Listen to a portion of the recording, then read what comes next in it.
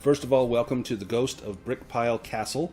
I am very excited to run you guys through this adventure. This is a Dunderdegar is the name of the company, Dunderdegar Adventure. I've run a bunch of their stuff, Iceberg of Horrors, the campaign Creeping Darkness. I'm getting the God Wolf from the Crooked Mountains ready.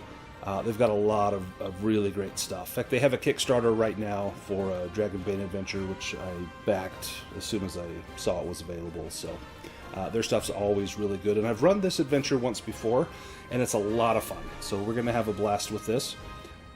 Let's get us started. So, let me pull up my notes. Do you back the physical copies, Brandon? I don't. I just do the PDFs. I've got so much role-playing crap in my house, I have no room for it. Now, I back the physical stuff that like Free League puts out, like Arcand and the Book of Magic. I absolutely back that physical as well as digital, as well as the Foundry stuff. So, yeah, I went all in 3 different ways on that stuff. But for these smaller products, I typically just do digital. I am 99% only going to run it digital, so that's easy for me. Plus, then I get it a little sooner. So let's. I was excited to play this one to kind of see how theirs go and maybe back all their. Yeah, so this will be a really good one to give you kind of a taste of what they do. So I think you'll like this one. Yes, go ahead. Sorry, I actually have a quick Foundry question. Yeah, absolutely. I was wondering if you knew how to change like the hotkeys or anything. I was wondering about if I could make it so I could bring up my character sheet by hitting one of my other like side mouse buttons. To be honest, I don't know. One thing that you can do, you can pull up your character sheet right now, and at the top there it'll say pop out, and you can pop that out. It'll go into like a separate, either like if you're in Chrome, a separate tab or a separate window. Oh yeah. And then it's real easy just to switch back and forth. That might be the easiest workaround. Just so you have it. So that's how I do my notes. I have them popped out, and then I can just jump from one screen. If you have 2 monitors set up, you could just put one on one side and one on the other. I know a lot of people do that. But yeah, it doesn't look like you've got Makander selected as your token or something. In the players in the bottom left, we've all got our names. Yeah, let me do that. User configuration. Let me get Makander. There we go. There we go. Perfect. Yeah, thank you. All right, let's get started. Let me get some more kind of peaceful. This is sort of kind of crazy music. Let's get some heroic music going here. Also, while he's doing that in combat, if you do the cross swords, it pulls up the cool HUD. The HUD. So that's what I forgot. So there's a HUD that you can use. You can, if you right click on your character, there should be some crossed swords on the left. It'll pull up this little HUD on the bottom left, and you can just like click on your weapons. It's got, if you have spells, your abilities, like everything is available as a button there. It makes it super easy rather than having to reference your character sheet. So definitely a cool way to do it. When I run enemies, I'm using the HUD. That's how I do it. Oh wait, how do I do that? So if you right-click on your character sheet, there should be 2 crossed swords on the. It should pull up some tools. If you don't see it there, on the left-hand toolbar of Foundry, there's going to be at the very top is the actor token or the actor token control, and then there's going to be just to the right coming down. There's going to be some crossed swords. That's going to toggle the Argon Combat HUD, and it should pull up a HUD. It'll show like your character artwork, your hit points, your willpower. It'll also show your movement. So this map we're on now, or this screen doesn't have a grid. If it had a grid, it will show your movement, like a number of squares that you have remaining. You can do your rests here. It's super cool. Yeah, I think I found it. Nice. Actually, yeah, I use that all the time. You can also open your character sheet from there as well. And you can open your skills. If you click on the little green bar above the picture, it'll pull up all of your skills and attributes, and it makes it easy to click on those. So that may even be easier than having your character sheet open. Yeah, that's pretty cool. Yeah. Nice. So it is There's something new every time. Every time I play, I find something on here, and that's the cool thing with Foundry. There's so many like add-on modules that people will add. I've got a couple of premium ones on here that we use, and a lot of them are just quality of life stuff. But there's a few on here that I absolutely love that I think just makes it great. Let's jump into the game. It is summer. You are on your way to your next adventure, wherever that might be, and just before dusk, you come to a beautiful, scenic lake and decide to rest for a while. In the middle of the lake, you see an island, upon which lies Brickpile Castle. The peaceful atmosphere is abruptly broken by the sound of a horse galloping along the road towards you. The next moment, you catch sight of the rider, an old man with a long gray beard and a strange hat. Let me send you a picture. He holds a staff made of knotted wood in one hand, and his clothes are gray. Everything about him suggests that he is a mage, and he brings his horse to a stop a little ways from you. He points his staff towards Brickpile Castle in a gesture that clearly indicates he wants you to go to the castle. And then something fantastic happens. The mage rides out onto the surface of the lake without sinking into the water. It is as if he is riding over solid ground, and he rides toward the castle at full speed without even turning to see if you're following him. You see him galloping across the water as though it were frozen or solid ground. When he reaches the far side, he brings his horse around, pulls back on the reins. It rises up on its back feet. It's so far you can't even hear the horse make its loud whinny, and then he stands there looking and waiting, and you can see he's rather impatient. If he had a watch, you'd see him looking at his watch and then looking at you. Sorsha, as the resident spellcaster among us, how do you respond to that?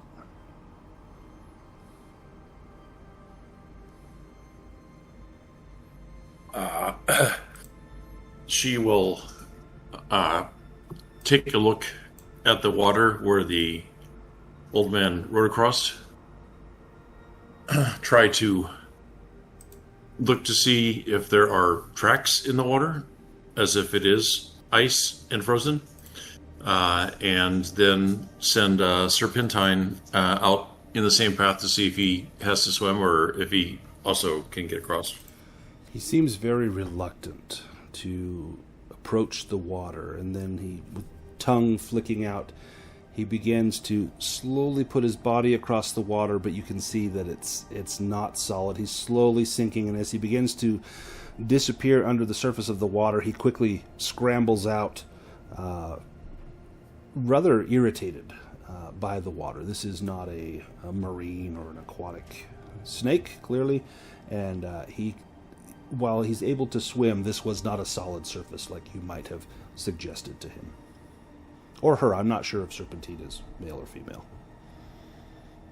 I'm not really either. Are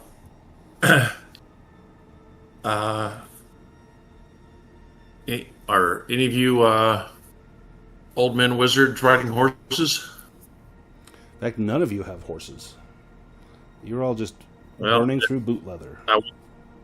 Well, then I wouldn't go that way. Perhaps there's another way across. Well, give me an awareness roll, Sorsha.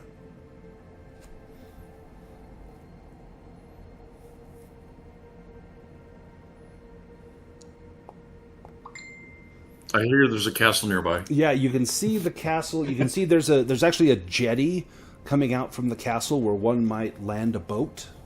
But that's as much as you see. You're so focused on how did he get across the water. Do you want to push that? No, I'm good. Makander. Now everyone knows how to swim. Makander's probably a little better than anyone. Of course, wearing heavy armor makes swimming difficult. You know that it's possible to swim across, but it's going to be really tough with all your gear. If you can't walk across or ride a horse across, there's got to be another way. Maybe swimming's your thing.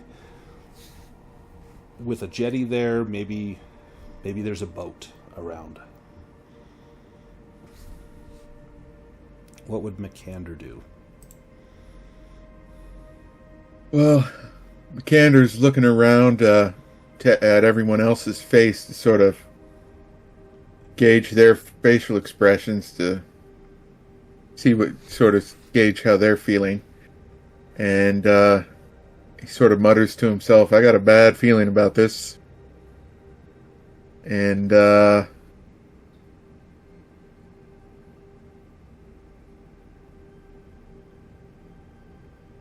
looks around. I guess he walks up to the edge, to the water, and dips his feet in to sort of test the water to see if there's anything unusual about the water. The water's very cool.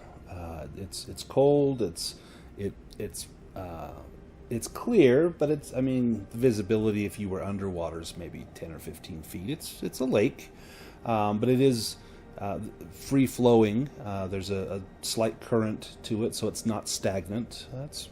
You could drink this water. It seems clean enough. Give me an awareness roll, McCander. Okay.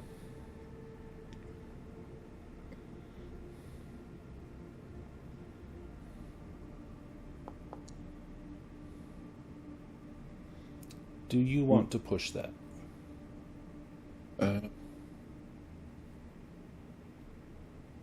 No. Yeah, it's pretty early to be pushing stuff. Yeah. You look around, and the wizard's clearly getting upset, and he begins to point kind of to the, to your left. I'm sorry, I interrupted someone. What was that? I was going to say, my cousin Scalp always used to hide his boats so nobody would take them. Maybe there's a boat around here hidden under some brush. Give me a spot hidden roll. Da-da-da.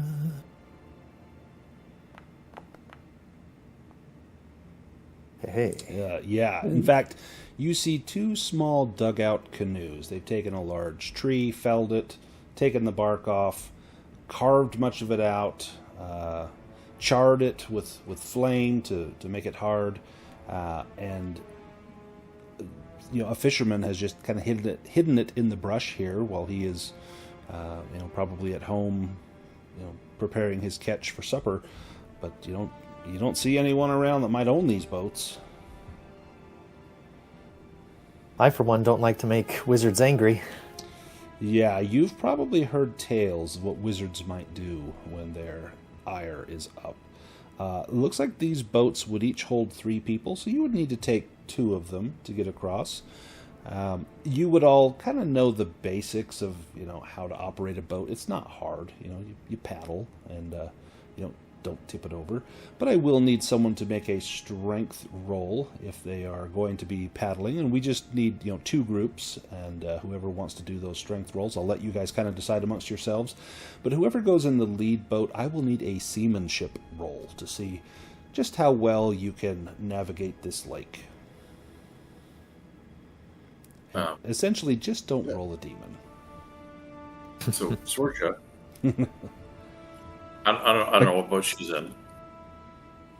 I'll have McCanner do a strength roll. Gaston kind of flexes his muscles, and he's ready to go to town on the canoe. So I think Baston and McCander are probably the 2 best to do the rowing. I think probably the 2 strongest.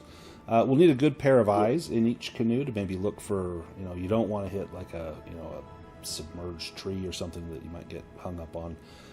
So I'll have one person will need to make a seamanship roll just to kind of get both canoes and keep them together, and then I'll have 2 people make awareness rolls, and then the McCander and Baston can make some strength rolls. So who wants to do the seamanship roll? And again, you don't need to honestly, you don't even need to pass. Just don't get a demon. So don't have Reese roll this. Yeah. Sorcia's got a knowing smile on her face as she watches this whole thing go forward. She gets no, not a portent at all. gets into one of the boats. In my experience, wizards are more fun when they're angry. Ooh. let's have... Cutter calls dibs on the mallard. I'll ride with the mallard. Perfect. Does Cutter want to be the... You want to do the seamanship roll? He was thinking awareness, but yeah, he You're like you said, his probably better at cousin Scalp. Yeah, His cousin Scalp knew some stuff, so he's thinking back, and he'll do some. You want me I'm to sure roll you've it? fished before. Yeah, give me that seamanship roll. Just like I said, don't get a demon. Oh, Wow. Okay. Oh my goodness. Trust me, guys. I know what I'm doing. My cousin was a fisherman. So, okay, let's do those awareness rolls. These will be with a Bane.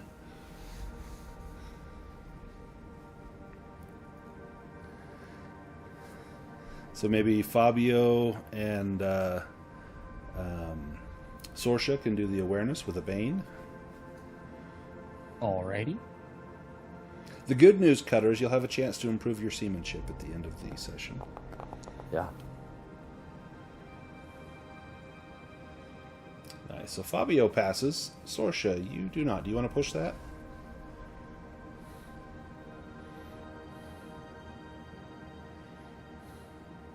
Nice. Okay. Let's do the 2 strength rolls. One from Makander and one from Baston. these have Banes? No, these ones will not have Banes. Okay. Excellent. So we got no problem with propulsion. Fabio can easily see, if there's any danger ahead, and he's kind of pointing it out. Which boat is Cutter riding in? You're with Makander.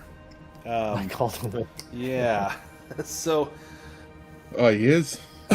So Makander, you're just paddling away, and you're comfortable on the water, and you trust the eyes of your scout Cutter, and in fact, I believe you two adventured together in the Hag's Hut. Is that correct?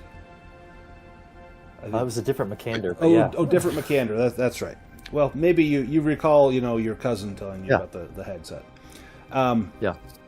You're busy paddling along, and Sorsha fails to notice that there is a large submerged rock, and it's just under the surface, and your canoe hits that. I need everyone to make an acrobatics roll, or you're going in the water. Everyone that's in that boat, so that's going to be Cutter and Makander.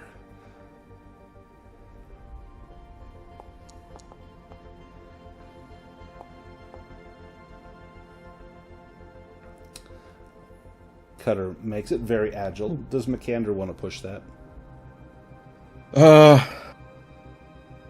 I don't think so. I can swim. Yeah, everyone knows how to swim. In fact, you're better at it because with your webbed feet than others.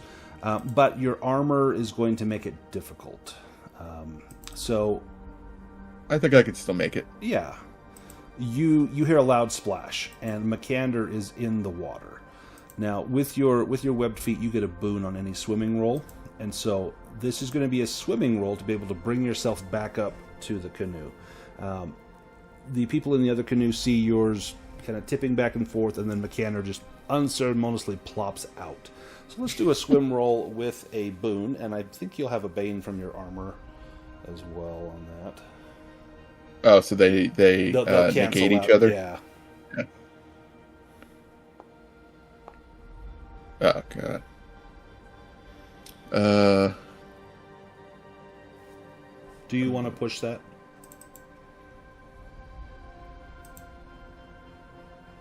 Yeah, maybe I do. If not, here's what's All right. what's gonna. Okay, perfect. Ooh, almost. So, All right. give me a Constitution roll. You swallow a little water.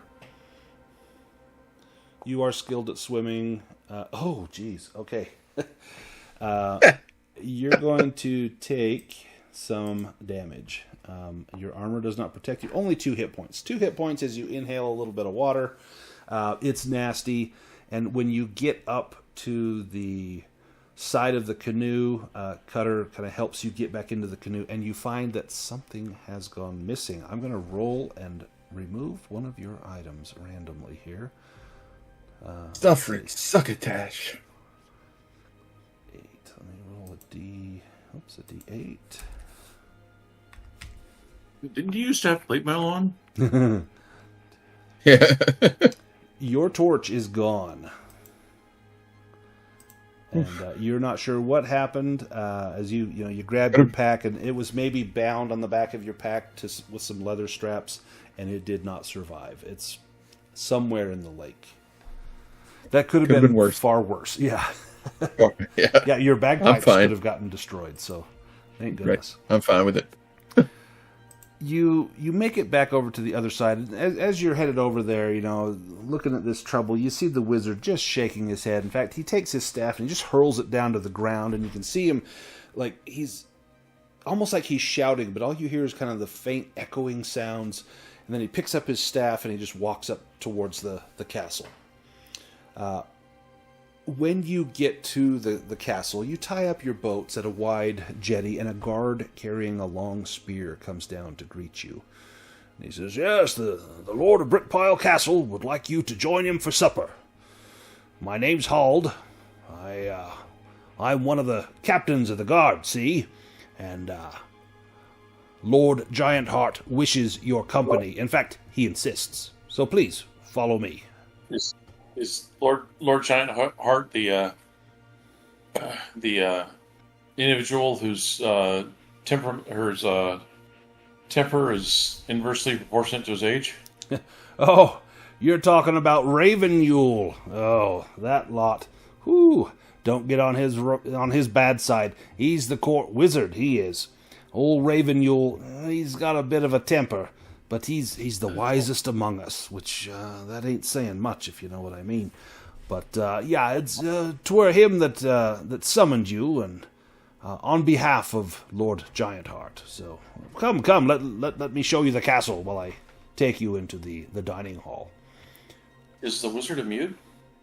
Mute? No, he's quite loud, but he tends to silence himself as he goes about his cussings, at least when he's out in public. If you catch him in his room, look out. His tongue is as fierce as a sword, and cuts just as deeply. Take your word for it. Now, this here castle, and he's pointing at bits and pieces of it, you see it's triangular in shape with a tall tower at each corner. The walls are roughly 6 meters high, and the towers are 10 meters tall. The whole thing is stone. He says, "This here castle was built long ago by a mad clan chief. He was terrified of being murdered for all the evil things that he'd done during his life. Ironically, the chief was in fact murdered in his castle by his beloved wife, who had been driven crazy by being forced to live in such an isolated place. But now those days are long gone. Now we know great peace, great prosperity. Come. Lord Giantheart awaits." And Hald takes you into a large dining room. So it worked. Oh, yeah, clearly it worked. He was afraid of it, and it came to pass. No, he was afraid of being murdered for the terrible things he's done. He was only murdered for one of the terrible things he's done. But not all of them. He got away with those. Seated at the head of the table, you see Gerald Giantheart. And he is a huge man. He is overweight, in his 60s. His hands and face are covered in ugly scars, and he could hardly be described as handsome.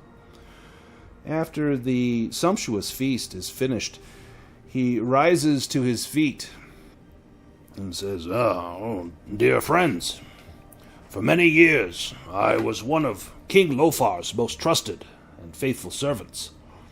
I was an ambitious young man. I rooted out numerous conspiracies against the king, and I dealt with troublemakers throughout the land. This made me many enemies. One of these enemies tried to poison me, but it was my dear wife, Mirja. She drank from my cup. Filled with grief, I asked the king's permission to leave his service, and as thanks for my many years of loyalty, King Lofar granted me Brickpile Castle. I grieved Mirja for many years, and I believed that I would never find love again, but then one day I met Runa, and we fell in love. I must have been old enough to be her father, but she washed the sorrow from my darkened mind, and we married. Then one fateful day, a messenger came to the castle on horseback. Because the rider, whose name was Valoran, had ridden far, I offered him food and a drink, and a bed for the night. Even at supper I could see it. Valoran casting lustful glances at Runa. But I suppressed my suspicion and thought no more of it. Later, in the middle of the night, I awoke filled with unease and found that I was alone in my bed. I made my way hurriedly through the castle, and to my horror, I discovered my Runa in bed with Valoran. Beside myself with despair, I had Runa walled up in one of the cellars, and I condemned Valoran to death.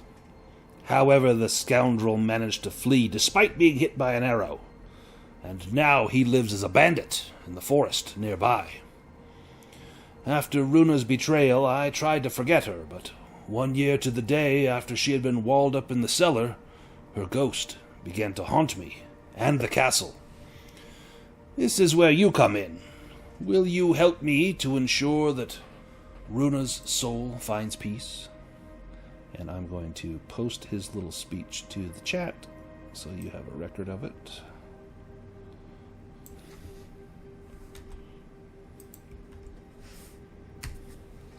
There we go.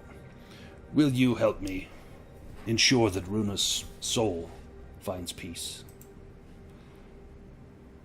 And he looks at you pleadingly with his eyes. I have asked our court mage, Ravenule, for his help, and he is currently working to brew an elixir that will allow him to banish Runa's ghost. It was Ravenule, indeed, that you saw riding over the water. However, he needs 2 more ingredients: manticore blood and spider-cap mushrooms. A manticore has recently been sighted in the woods north of the Troll Bridge, but I have no idea where you might find spider-caps, nor does Ravenule, although he won't say. I will pay you the princely sum of 200 silver coins for each ingredient that you might find. Will you take on this quest for me?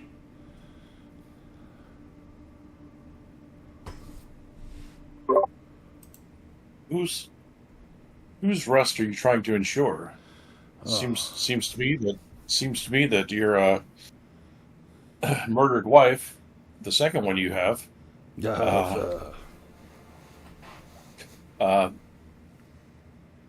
is haunting you because you deserve it. Deserving? She cheated on me. She was lawfully wed to me, and she stole out into the night with Valoran. Had you cheated on her, would the punishment have been commensurate? I don't think so. I'm sorry. Men are talking here, dear. Please be seated. And you see, he just instantly dismisses Sorsha because you're a woman. It's different with men, you know. Men, we can take the horse for a ride, you know, but the horse doesn't go and find a new rider. No, indeed. Yes. Noted. Yes. By the way, perhaps it would help you to know that I do seek to see Runa put to rest, which doing so will also help myself, but it's mostly for her. I could just stuff cotton in my ears, but no, being the grateful noble that I am, I would see that she is at rest and has no need to haunt these halls. When I come to a disagreement with others, I find the easiest way is often to talk it out instead of drawing my spear. It's what's kept me alive in all these years of guarding and fighting. Well, why haven't you tried this?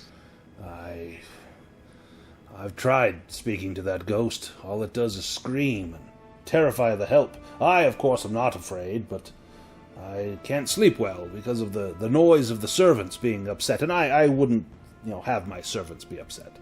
But Yes. I As all good leaders know, when you have problems with someone, build a fucking wall. exactly. Put them in a wall. Keep them on the other side, as it were. Nothing could ever go wrong with that.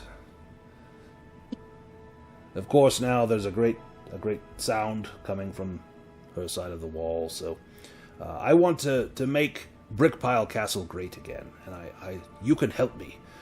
We just need to come up with manticore blood and spider cap mushrooms. Easy. A manticore is a very dangerous creature. 200 silver pieces seems a paltry sum to try to take on a manticore. You see, Hald, I told you, this lot wouldn't do it for cheap. The 200 was merely my beginning stages of negotiation, yes. I could go as high as 225. Showing how deeply you truly are invested in setting your murdered wife's ghost at ease. I'm thinking possibly make that gold and then double it. Gold pieces. 400 gold. Might as well buy a new castle for that much. 450. 450. Oh, it gets worse. Give me a bartering roll. Let's go. I'll let. In fact, I'll let one of the two of you roll, but with a boon because you're both kind of digging him here for his cheapness. So, who wants to make that roll? Who's better at it? I'm sitting on a 7. I've got a 6, so. Oh, 7 it is with a boon. 450 gold. Or we can leave. Oof. Ooh. There we go. And he looks over at Hald, and Hald just kind of shrugs his shoulders like, Sire, Ravenule seems to think that this lot can help. Fine. 450 gold. I'd not short you. If you can put my dear Runa to rest, then what is money? It's easy come, easy go, as they say. And if you're going to be greedy, I might as well tell you there's a reward for Valoran as well. If you find Valoran, bring him back to me, and I can make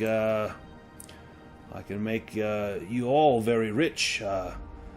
You might see some signs. I'm offering 100 silver. I suppose I could make that 100 gold, and I know that you are high rollers, so fine, 100 gold. Bring me Valoran. If you do both, let's just say 600. Let's make kings of us all, shall we not?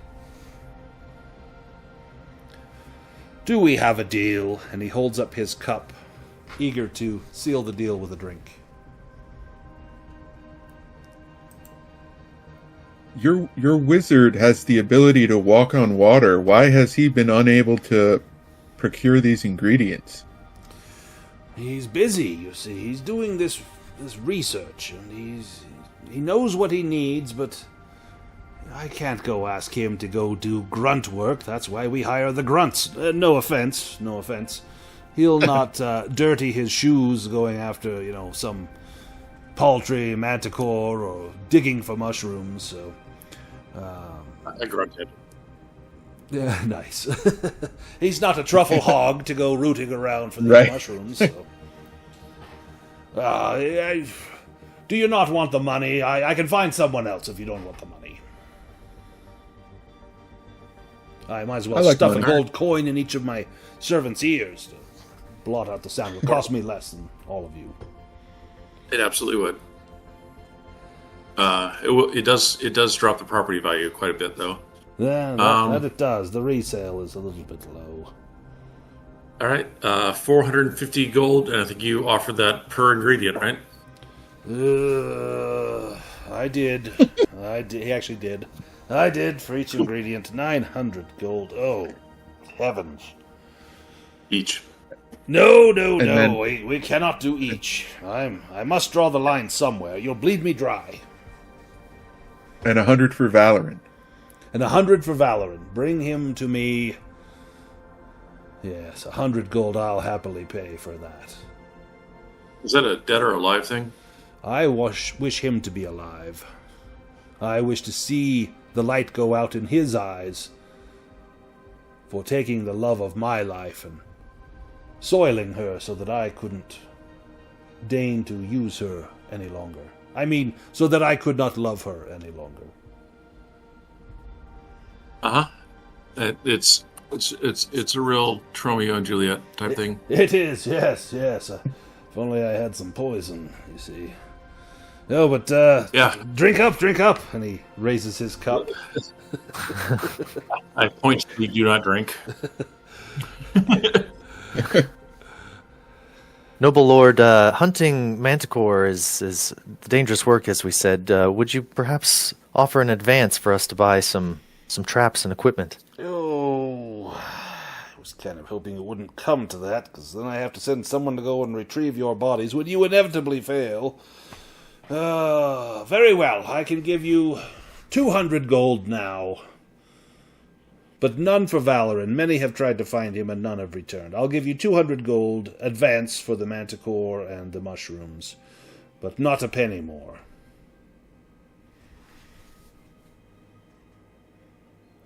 $400 total. Yes, 400 total. Was that each? No, it's not each. That's goes into the party's chest, and he snaps his fingers, and a small wooden chest is brought out, and it's filled with coins, and he reaches in and just scoops out a couple of handfuls, so it's about half full. There's about 400 gold in there. And he slides it forward. Take it. It's just money. It's plenty where that came from.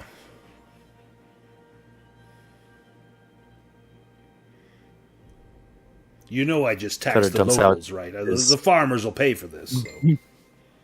Doesn't come from my personal funds. Cutter subtly dumps out his wine and makes a big show of pretending to down it. Oh, give me It's a lord. Give me a performance Giant roll heart. for that.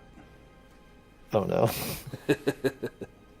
Or you can do sleight of hand. I'll let you choose. Sleight of hand or performance. Oh yeah. Definitely sleight of hand. Nice. Yeah, he doesn't notice at all. And you see him grinning as he sees you drink. And he raises his glass, and he takes a little sip and wipes his mouth with the back of his hand. Oh, this is good stuff. Good stuff indeed.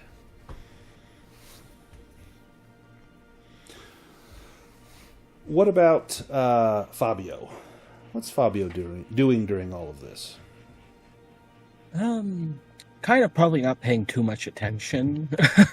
He likes the sound of this almost seems like a bit of a hunt, manticore. Yeah. That's worthy praise. So I don't think he'd be too hard to convince. He's not really worried about money.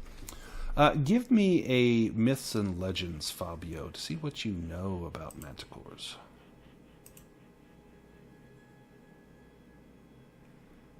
Ooh, close. Do you want to push that? You know a little, but not a great deal unless you push it. Yeah, I think I'll wait on the pushing. So the thing you know about manticores, well, in game terms, they're a monster, and monsters have specific actions in combat. They have a random table that they roll. The monsters always hit, so this is a difficult foe because it's always going to hit somebody unless you can evade or parry, and there's only certain attacks that can be parried. But you know that manticores are magical creatures, or at least scholars believe them to be magical creatures. And you know that they have human-like faces, but they don't seem capable of human speech, probably because their mouth is filled with sharp fangs. They have the body of a great cat or lion or some such, and their tail ends in a swollen lump covered in spikes and nasty growths. And if they swing their tail hard enough, some of those spikes can fly out like porcupine quills and strike from afar. They are formidable foes, indeed. Now, he did not say that you need a dead manticore. You just need some blood.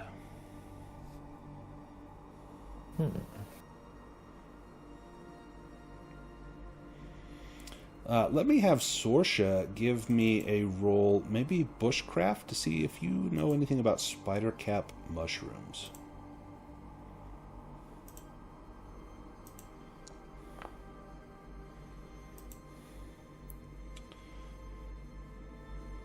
It sounds familiar, but just can't place it. Do you want to push it? Nah. So I'll let Vess on. you do know that they are often used in alchemical and magical rituals, but that's the only place you've heard of them is, oh yeah, these are used, in, like, these aren't just, ones that you would fry up, with breakfast. These have properties that alchemists and potion makers might want to use. But that's as much as you know about spidercap mushrooms. You believe that they're maybe brown or gray. You're not sure the color.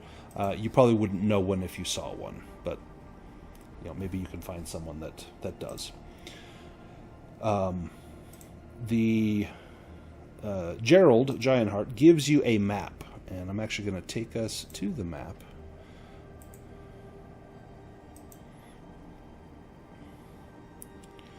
So on Foundry, if you need to zoom in or zoom out, your mouse wheel will do that, or page up, page down. If you need to drag the map, you can hold down the right mouse button and then drag, and it will move the map for you.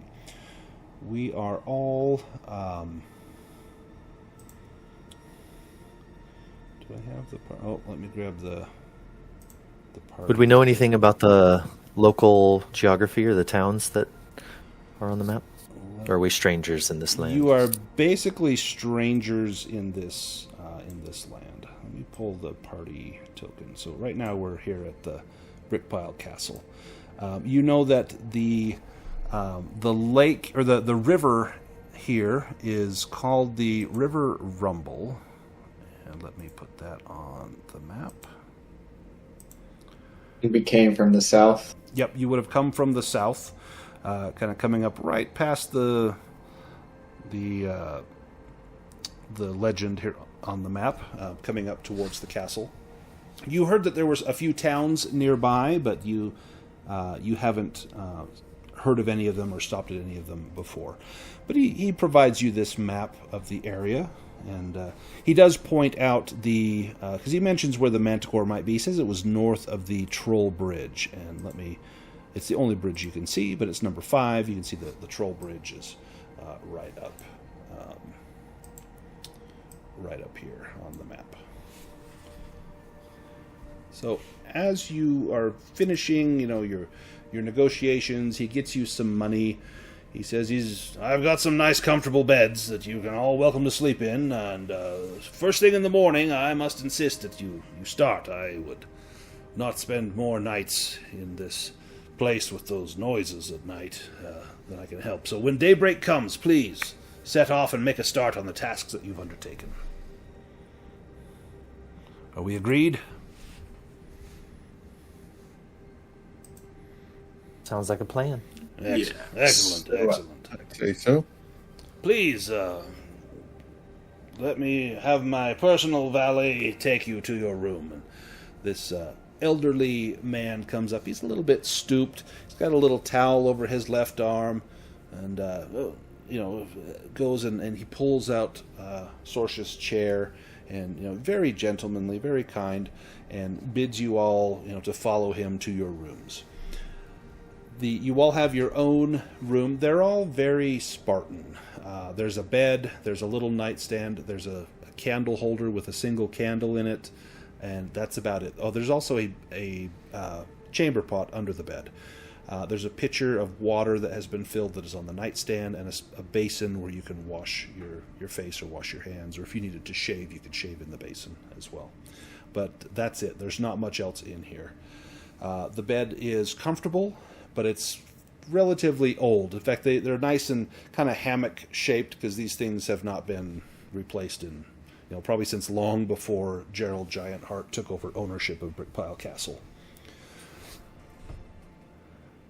Does everyone go to bed, or does anyone have any bits of business they want to do before bedtime?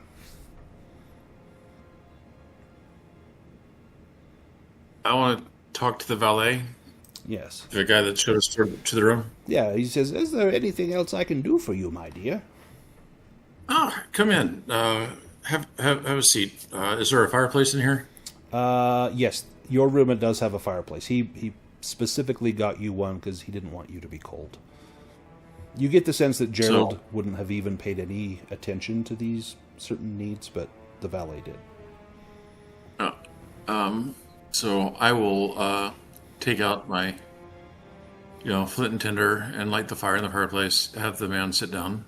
I don't have flint and tinder. I'll start a fire in the fireplace. Have the old man sit down. So, how long ago was it that the late Mrs. Stuffy Face died? Runa. The second. Oh, she was lovely, a beautiful young girl. She was all of 15, I'm afraid. Very young, very sweet. I'm afraid it's been just over a year. 1 year, 1 month, and 4 days since she passed. And starting with the anniversary of her death, that's when the noises started. Yes, in fact, tonight at the stroke of midnight, you may hear some sounds out in the hallway, and do not trouble yourself with those sounds. Just stay in your room. She will not bother you as long as you stay in your room. Do not tread the halls late at night. I'm afraid we learned that the hard way. And this is information that only you are privy to. No one else has heard this. And what was her cause of death? He had her walled up in the cellar. Poor thing. Yeah. Threw her in. Seems like there wasn't even a cask of Amontillado in there at all. She was just walled up with nothing. She died in the dark. Seems like a fairly even a female, a 15-year-old female, could easily have fought this lord and gotten around him, escaped, things like that. Well, Valoran tried to get her out, but he was struck by an arrow, and now he is a bandit and is one of the most wanted men in all of the kingdom. I'm saying she should have been able to free herself. She tried. She tried. You're not going to believe this, but women don't always need rescuing. Sometimes they can do it themselves. Well, she tried. She fought as well as one could expect, like a cornered cat. She gave everything she had. He bears the scars of that to this day, and he kind of holds his hand up to his face, and you recall scars on Gerald's face in that same position. She gave as much as she could, but in the end, he smashed her over the head with a goblet, threw her in the dark, manacled her hands to the wall, and chained her up, and bricked her up.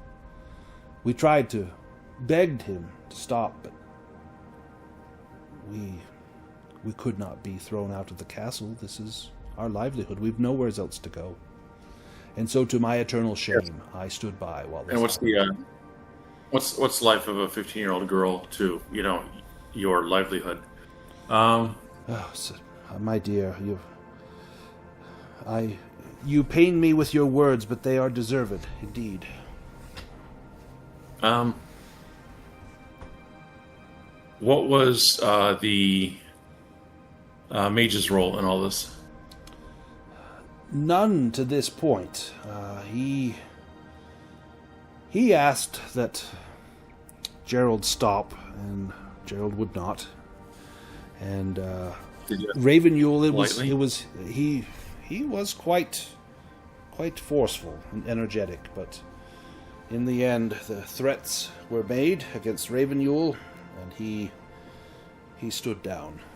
But once the haunting started, it was Ravenule who searched for a way to see her put to rest. And when he approached Gerald with this, he had to tell Gerald it was more to assuage his own discomfort at hearing the voice, because Gerald could care less for Runa. He said he loved her, but clearly he did not. So Ravenule, he's a hard fellow, but he's not evil. He seeks to bring this girl to peace, and I believe that what he's doing will do just such a thing. But I don't know. I don't know anything about potions and magic and things like that. Has the body been disinterred from the? No, but Raven said that once we have the manticore blood and the mushrooms, that we will remove her bones from the wall, place them on a raft, set them out upon the lake, where he will set it ablaze, and release her spirit from its torment, and then she will be at rest, and her body will nourish the lake which she loved, and help to feed the trees and the plants and the forests through which she walked and delighted.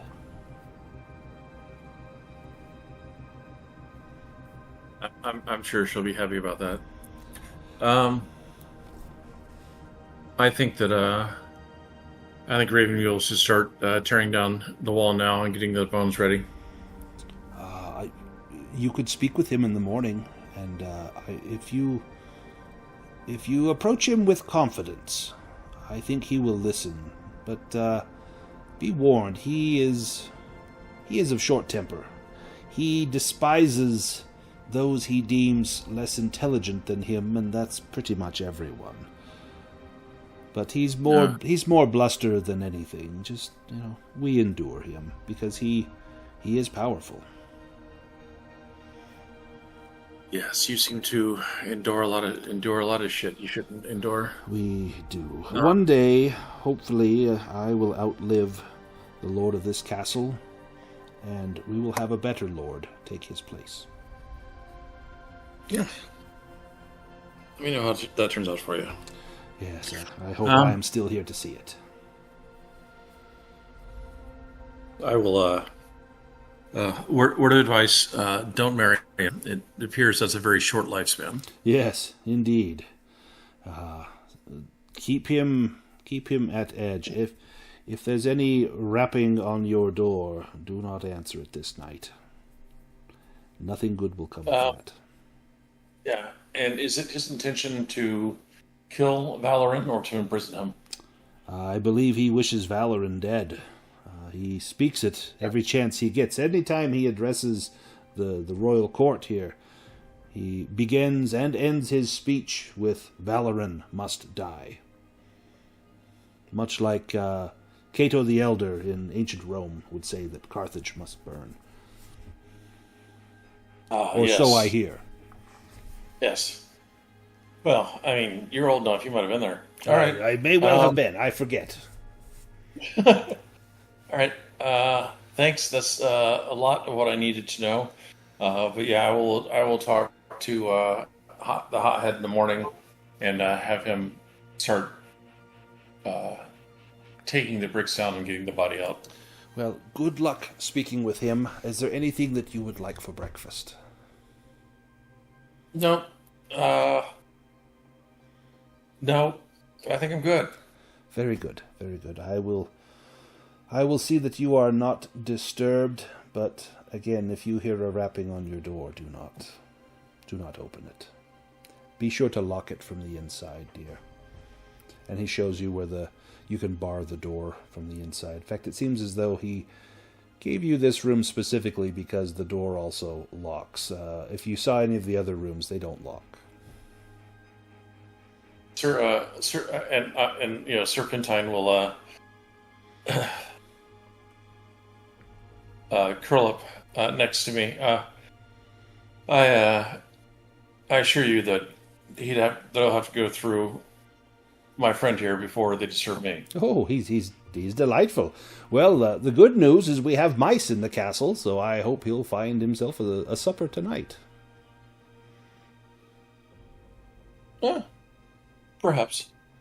Thank you. Very good, my dear. You do have a peaceful evening, and I shall see you on the morrow. And as he leaves, he turns and takes one last wistful look at you as though wanting to take a mental picture of you at this time. You see a look maybe of hope on his face, like maybe you'll be the one that will change things here at Brickpile Castle.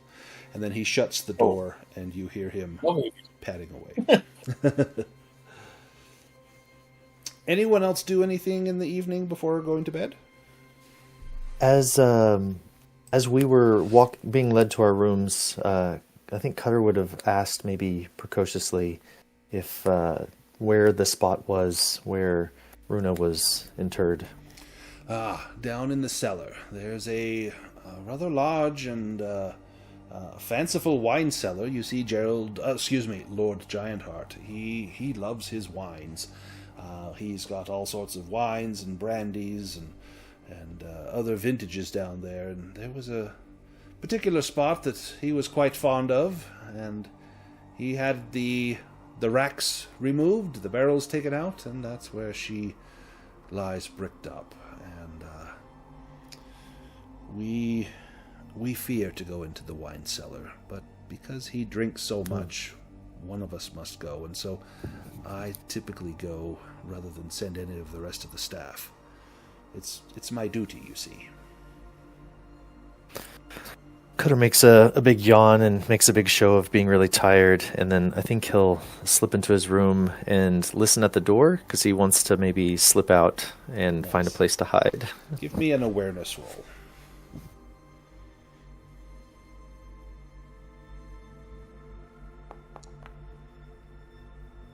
You hear everyone else kind of padding down the hall, going off to bed, and you wait maybe 5 minutes, and you don't hear any other sounds. You think the coast is clear. Do you want to push that?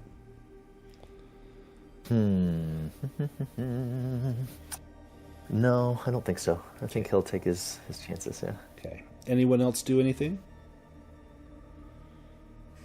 I think McCander, before settling down, is going to do a thorough inspection of his room and check it out, see if there's anything suspicious or any secret passages or anything like that in there. Give me a spot hidden roll. Okay.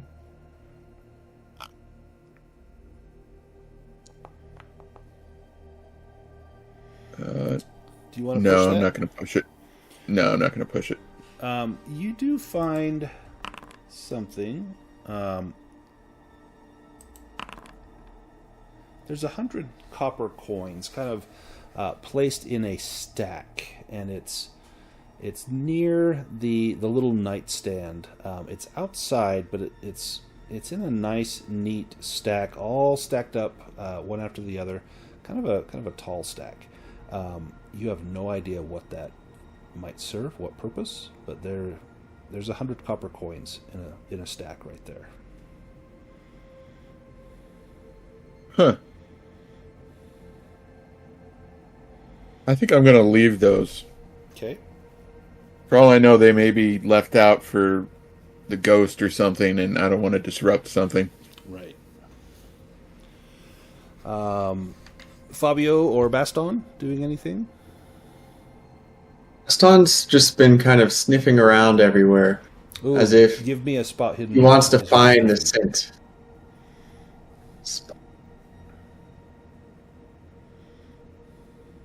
As if you can maybe find the scent of the ghost and pick it out from everyone else. Do you want to push that? No, I don't think you will. There's a lot of smells, and the main smell you get is that of Gerald Giantheart. It's a kind of a sour BO sort of smell, a little bit of flatulence mixed in, and a lot of wine. If they're like a homeless wino, that had gas, kind of what it smells like. And it's strong in the hallways. It's strong in this room. You could surmise that he's likely been in this room probably recently, if you can smell it this strongly. You smell Hald, that you've met. You can identify his smell. There's the smell of the valet, and it's kind of an old leather sort of smell, the smell of all your companions. There's a few other smells that you get, and one is very, very faint, and it's feminine, and it's floral.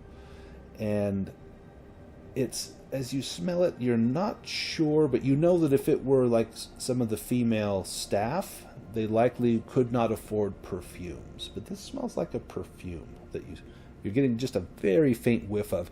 And it smells like, if you were to try to guess, it's below your feet.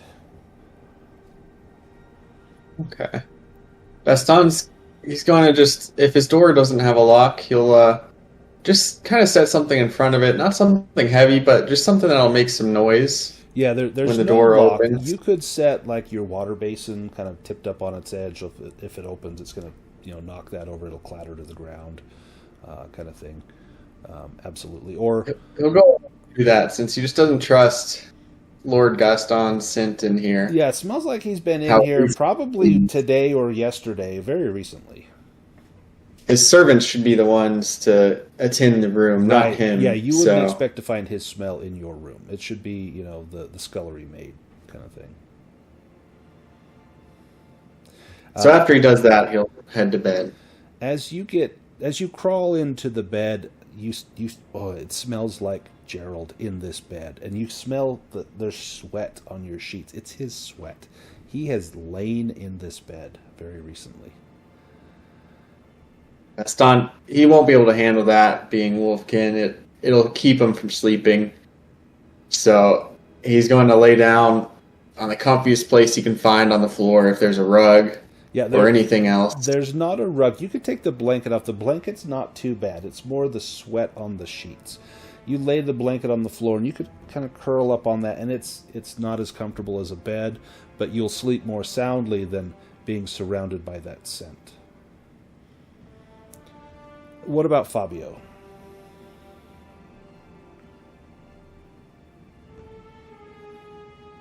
I mean, not really doing much of the anything. I don't want to say he wants to go hunting because that's a whole thing. But I mean, he would just be waiting. Well, do you go out of your room, or do you go to bed, or do you want to sneak out in the hall? You don't know it, but Cutter sounds like he's going to. Yeah, I mean, he's a cat. He'd be pretty curious. I think that's pretty normal for him. Give me a spot hidden roll.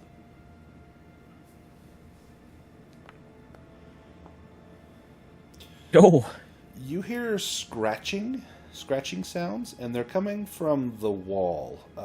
And you look, and there's areas where the mortar has been thinned out or knocked away, or you think chewed away. You think a mouse or a large mouse, small rat has probably chewed through some of this mortar, and you can hear that scratching, and it's going to drive you nuts. Like, there's a mouse, like, just probably in the room next door.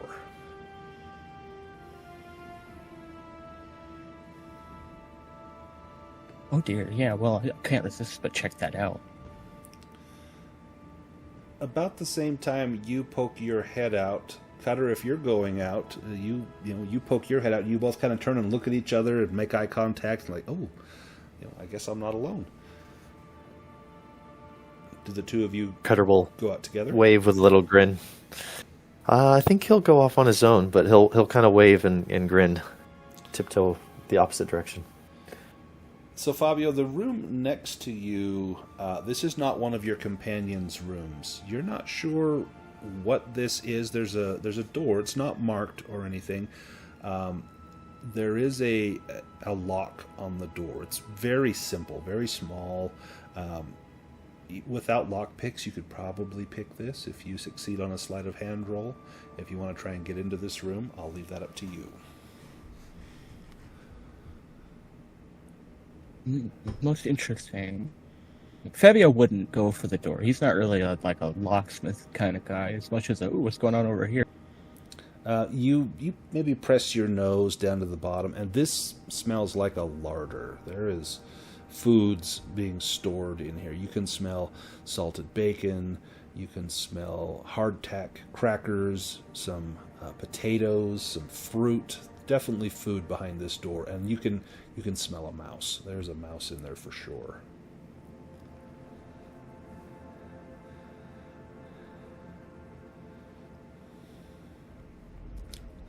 Do you do anything to try and catch that mouse? Absolutely. What do you do? Jeez. Now, your room Well, had a window in it. You could maybe go out that window and see if there's a ledge to get across. Maybe that's a way in here. That feels like it would be the fastest route. Yeah, definitely. Your window does open. It can be raised. It's very stubborn. It's not opened often, maybe just to air it out a few times during the year. But you get it up and you look, and there is a ledge. But it's not a flat ledge. It's sloped. And so it's going to be very precarious. It's going to be an acrobatics roll to maneuver on this ledge. And looking out, you're near a tower, but you can see it looks like there is a window to this room here, this little larder on this floor. You think you could probably sneak out and get into that, but it will necessitate a roll.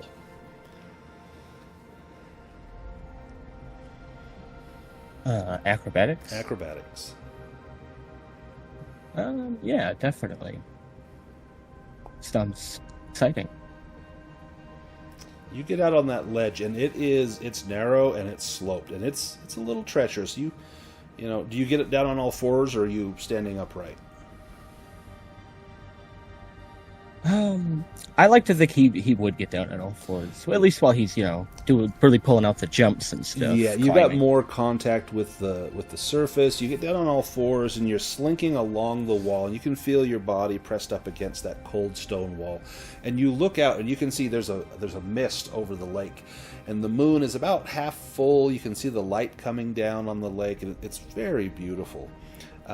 You see the sparkly reflection of the moon, and you pause for a minute just looking at this, wondering, this is idyllic, it's peaceful. What could ever go wrong here? And we're going to pause you right there.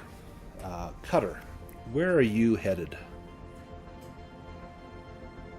Yeah, I guess I would slip off in the opposite direction. I'm looking for a spot to kind of post up in out of sight and just observe the halls at night.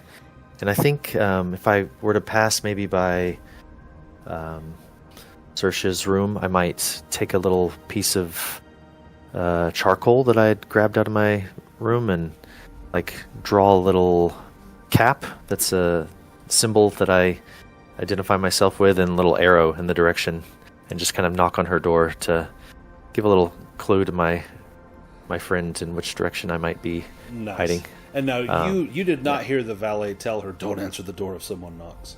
So Saoirse, yeah, you hear a faint knocking, a rapping on your door, and then a scratching sound, and that's Cutter writing in charcoal. Do you answer the door?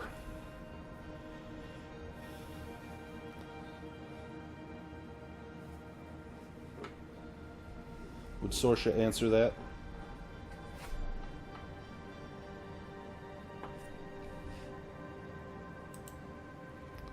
Oh, Reese is muted. Yeah. There. Say So Cutter has come up to your door, and he's knocked very faintly on your door. Would you answer that? I was told not to. So there's no reply, Cutter, from beyond there. Yeah, I just leave a little marking in case the door opens and someone needs to find me, maybe. Perfect. But yeah, I'll go try to find a corner, maybe in a thoroughfare that has some boxes or something, and try to hide. Give me a sneaking roll as you are moving down this passageway. Yeah. I like to think I grabbed an extra dinner roll, and I'll just kind of nibble on that and relax. Succeed. Nice. You make your way down the passageway, and you go past many, many different rooms, and you can hear snoring from McCander. It's kind of this weird, stifled little, duck, almost like a pig quacking sort of sound. Like, that must be McCander. He is deep in sleep. You go past another one, and you hear just kind of faint, soft sounds. And that must be Baston's room, you think. And you go a short ways, and there's no crates, but there's a suit of armor that you see. It's standing at the top of a stairs that lead down, and there's it's holding like a pole arm in one hand, and the top of these stairs. You can go past it, or you can head down those stairs. Yeah, I think I'll not be too brave and stay propped up, hidden there, keeping an eye on the stairs and my compatriots doors in the hallway here. Give me an awareness roll.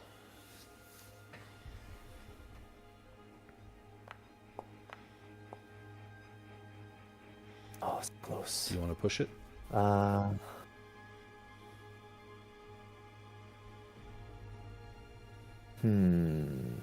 Yeah. I'm a little disheartened to not be sleeping, but I'm gonna push it. We'll see.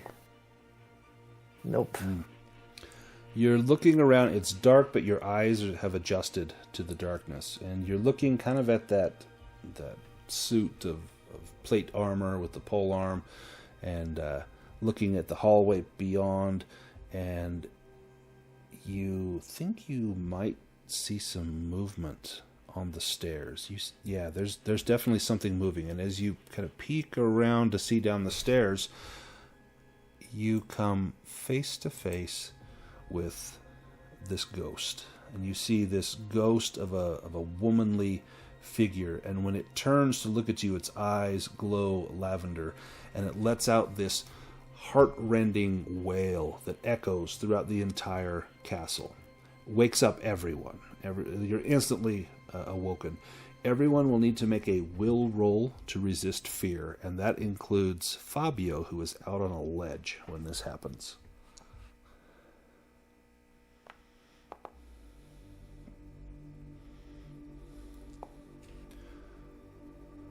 So Fabio succeeds. In fact, I think everybody succeeded. 1, 2, 3, 4. Yep, everyone succeeds. So you are startled by this sound, and Fabio, you maybe shuffle your feet a minute, like you knew that this was probably coming, and there it is. And that ghostly figure begins to glide across the floor directly at you, Cutter. And I'm going to pull you over here to the side, and I'm going to drop a token here.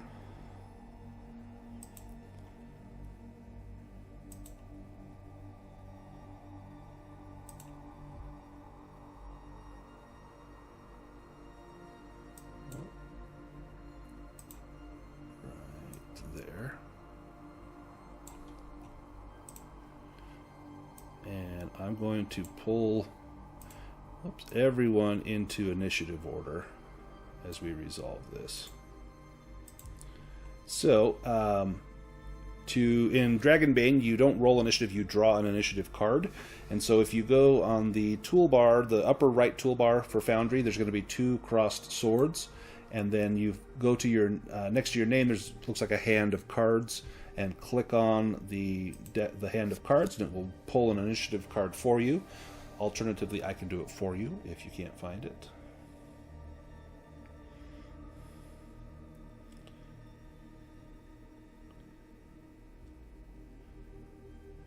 And I'll go ahead and draw for Fabio. There we go. So, Makander, you are the first to react. You hear this scream coming from outside your room and just down the hallway.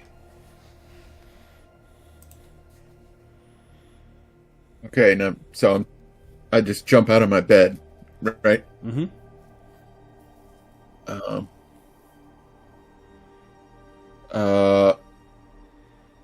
So I guess I'm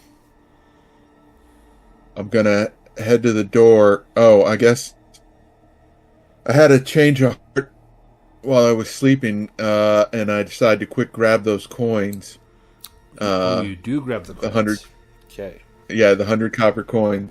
So I'm now taking them. So you scoop those up into your hand. Okay. Yeah. After my little sleep, I had a change of heart, and waste not, and then I go towards the door. Nice. That's right. So you've scooping up the coins will count as your action, so you won't be able to open the door this round, but you're right to the door. Okay. Sorsha. Okay. What do you do?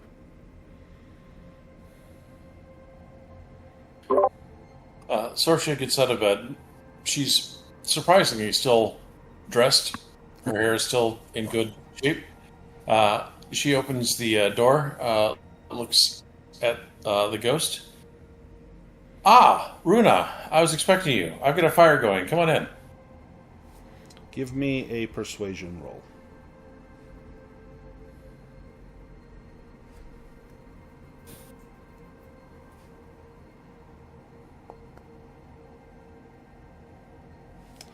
Excellent. Before I resolve that, Baston, you're on the floor on your blankets. You hear this scream, and then you hear Sorsha's voice calling to Runa.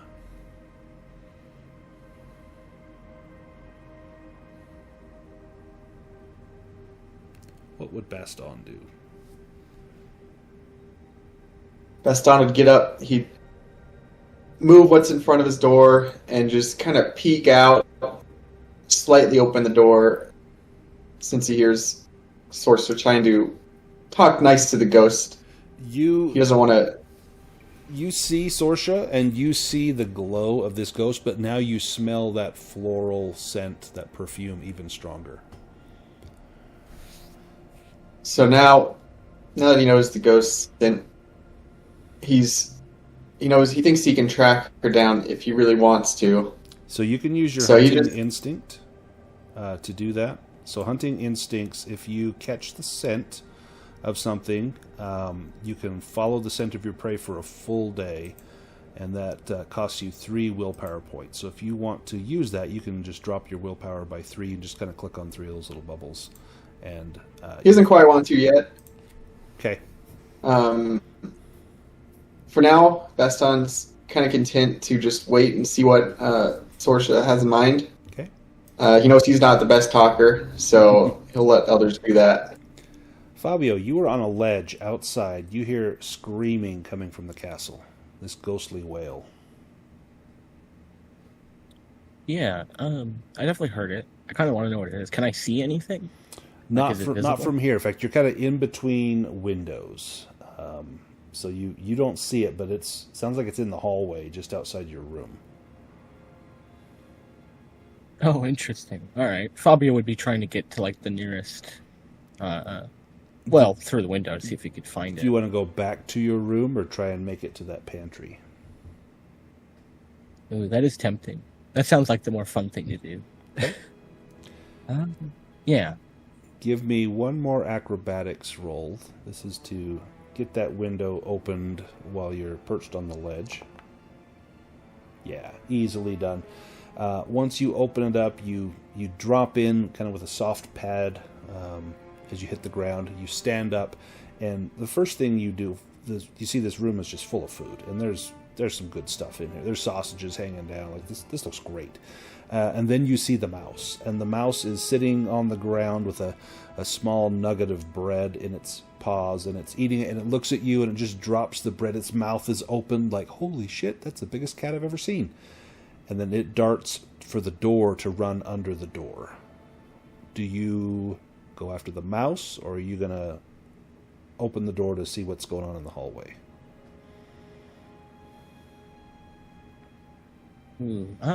Yeah, I would check on the hallway at this point. I mean, that wail is loud. Oh, yes. Like, you heard it outside, so it's very loud. Runa, being invited by Sorsha, Runa will pause and look at Sorsha, and you see a look of anger and hatred. And in this ghostly whisper, she says, "You are guests of that vile pig, Gerald. This I cannot abide. Of what would we speak? Of your treachery as well?"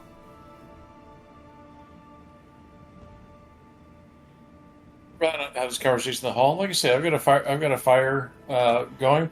Come on in. We will speak. We need not be enemies.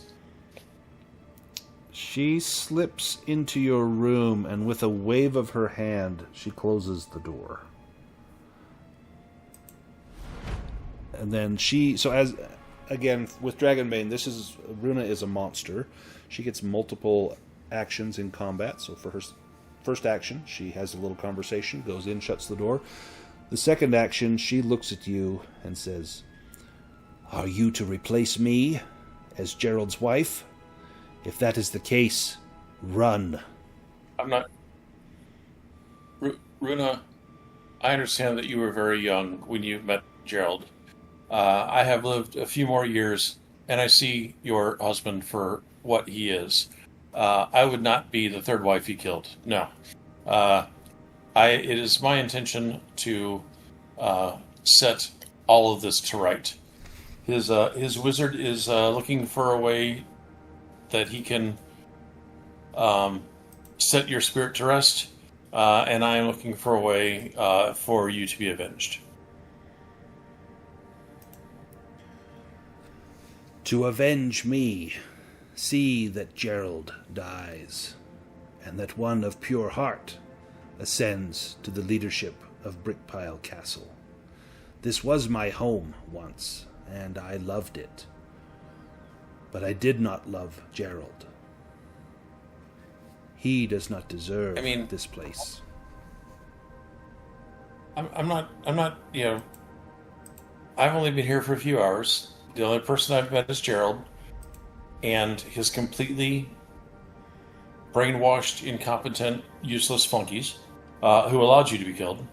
So I don't know that anyone that's currently in the castle deserves to be here. But my thoughts, I'm having the wizard tear down the wall to exhume your bones, and my plan is to put Gerald in your place.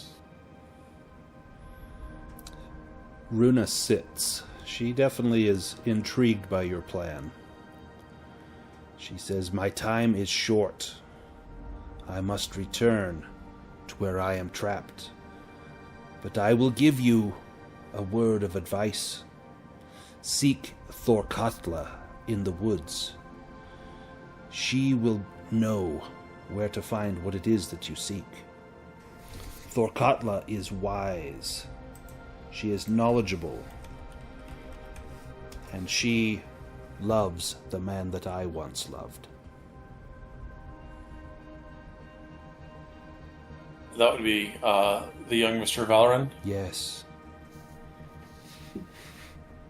I think that we have been tasked with seeking him. Is a task that none of us take to heart.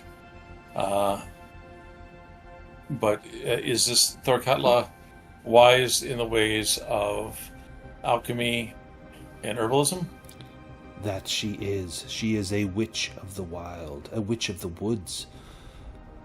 After your own heart, she is. My sister. Excellent. Yes, I think I would very much like to meet and talk to her. With this Thorkatla. There are 5 of us here that are strangers to this castle. We were led here under false pretense, and once we got here, we learned of your plight. We have extorted as much money as we can from your lord here, and each of us has a sense of justice that will not let your spirit wander much longer. There are those who are still loyal to the side of good. I would see some of that money given to them. They have suffered greatly at the hands of Gerald. If you would see compassion in your own heart, see that they are compensated, those who can assist you.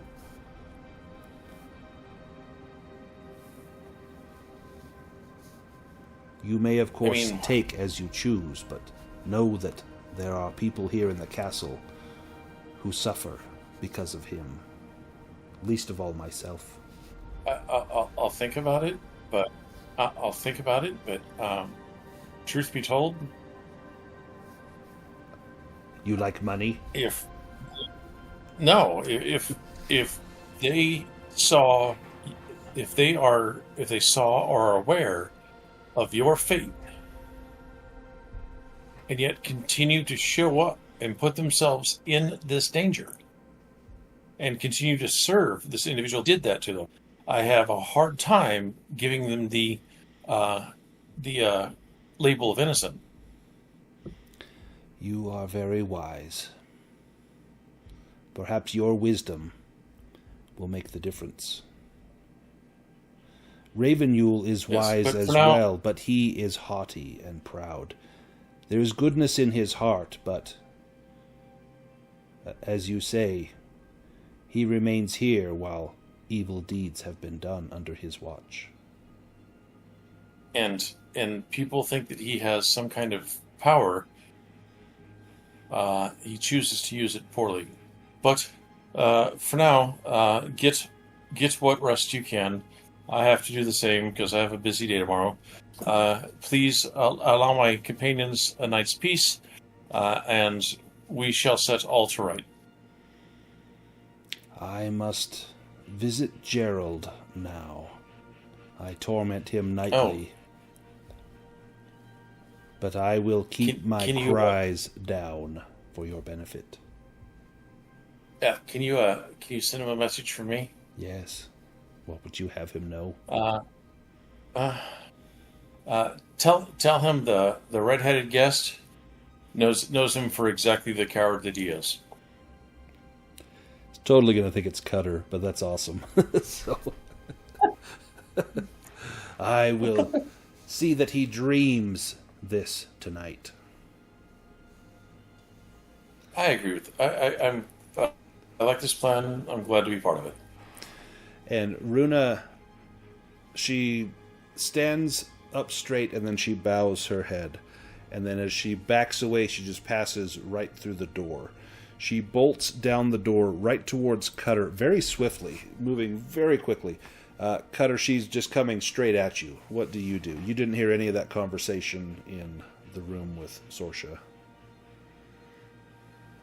Oh, I was going to say that as my action right after her, I was going to try to go up to the door and just listen in. So maybe as she's coming out, she passes through me. Give me an awareness roll, because you would have had time to get up there. We'll see if you hear that. Maybe. Do you want to push that? Nah. You don't hear the gist of the conversation, so you don't hear when she's backing out through the door, and you feel this wave of coldness just wash over you. Give me a willpower roll with a Bane as you make contact with I think the spiritual realm. He was half trying to listen, half trying to pick the lock, because he was not wanting the mage, or green mage. Oh no! He doesn't. Totally distracted. Let me roll on the fear table. So you will become exhausted, so you'll check the exhausted condition on your character sheet. It feels as though you have just been hit with a blast of icy wind, and you stagger backwards. In fact, you look and you've got frost on your skin that's quickly melting and frost on your clothes. And you find that you're breathing heavily as though you have just seen a ghost. You have done more than that. You have just felt the ghost as it passed through you. The castle grows very still and quiet, and then you hear a kind of a startled, stifled cry from the direction of Gerald's room, and he says, "No, no, no, no," and then he begins to fall back to sleep. The rest of the night will pass uneventfully for the rest of you. Fabio, give me a hunting and fishing roll to see if you catch that mouse.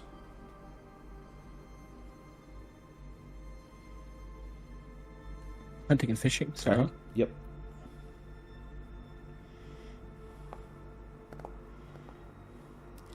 Yes. You maybe, in the pantry, maybe you grab a little bit of breadcrumbs or cheese, and you leave a little path from the hallway, kind of leading into your room, and then you stand by the side of the door. And you're there for a good 45 minutes before you hear the little scrabbling sounds, and your eyes get really big, and your tail is twitching rapidly, and you see this mouse slide out from under your door and begins to eat the cheese.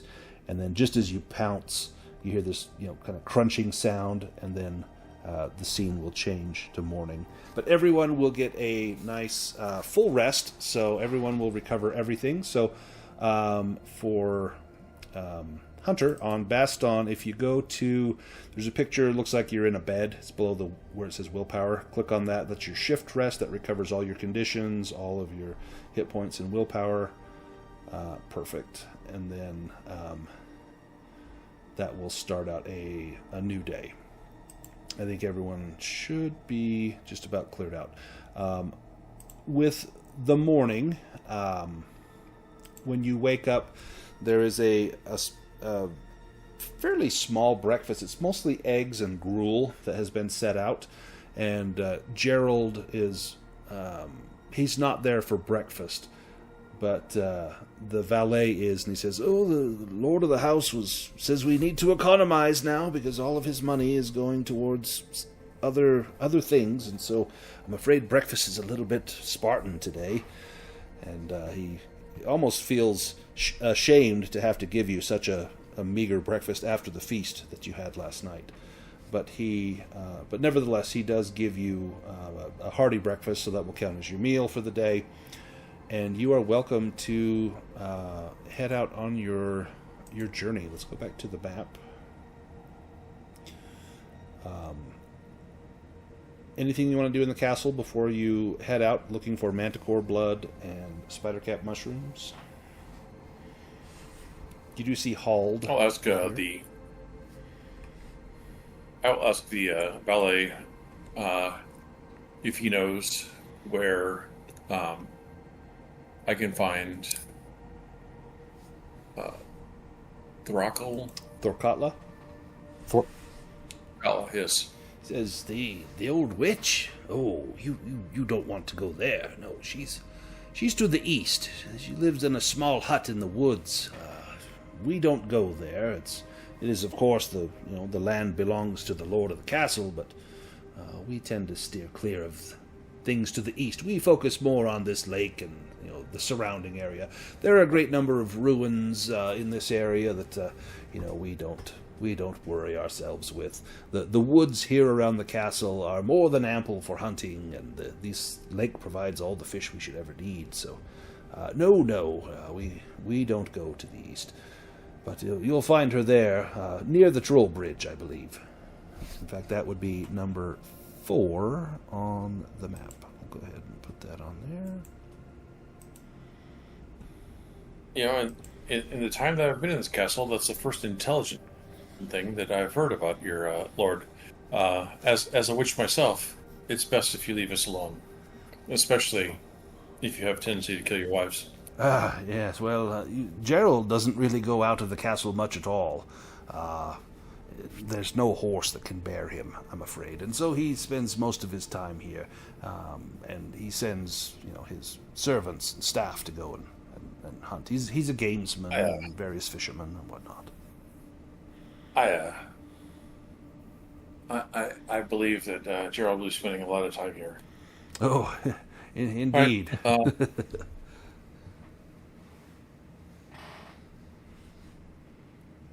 Where to from Cutter will ask, Hald, are you from one of the nearby towns? I've heard there's a town nearby. Oh, I'm from Axmus. Just over near the Greater Lake. And he looks at your map. Oh, let me see. Oh, yes, Axmus. It's over here. It's number 2. There's another town, Waysted. It's a bit of a smaller settlement. Not much action there. No, Axmus. That's where the fine folk of the kingdom come from.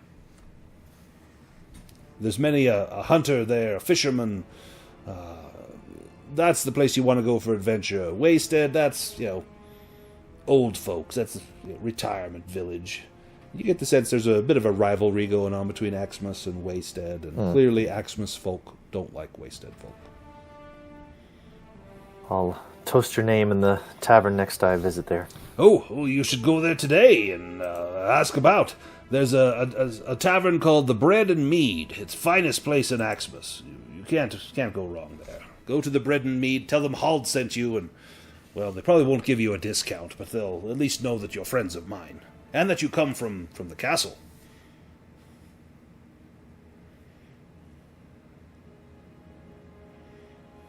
Thank you. Yes, of course.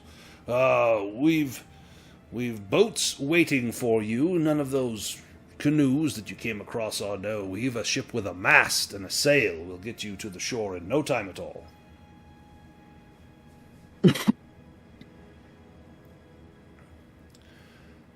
where would you like to head? With maybe once we're on the boat, teeth still chattering a little bit from the memory, Cutter will ask Saoirse what she learned from the ghost and where we might go to enact our mission. Well, the witch to the east of here knows where we can find that which we seek. And if anyone in this area knows how to find these spider-cap mushrooms, she would be the one that can do so. Additionally,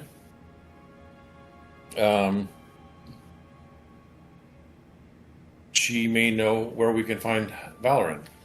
I have cleared our position, and the fact that we were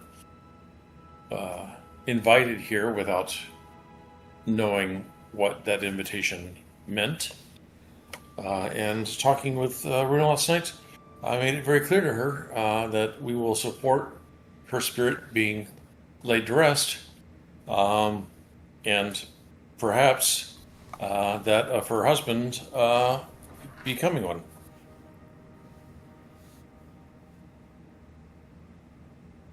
Sounds like a plan to me. Oh, Harrow? Harrow? Hald? Hald, that one. Can you get a couple of laborers from your town and have them tear down the wall in which the late princess was, or lady was interred? We're going to need those bones. Oh, yeah, we've several masons here at the castle. We can get them on that today. I can have the wall down within a day, I'm sure. Do you want Lord Giantheart to know about this? I don't give a fuck. It's part of the ritual. He knows that we're going to remove her bones and set them alight in the lake, right? Yes. I don't know that he was ready for that to happen now, but it has to happen. So, why not? If he wants to delay it, then that's just more sleepless nights on his part. Ooh. I slept well last night. I don't know about you. I did not. But yes. Well. How many masons do you have on staff here? Well, we've got 3. One of them, old Reggie One Arm. He's not as good as he once was.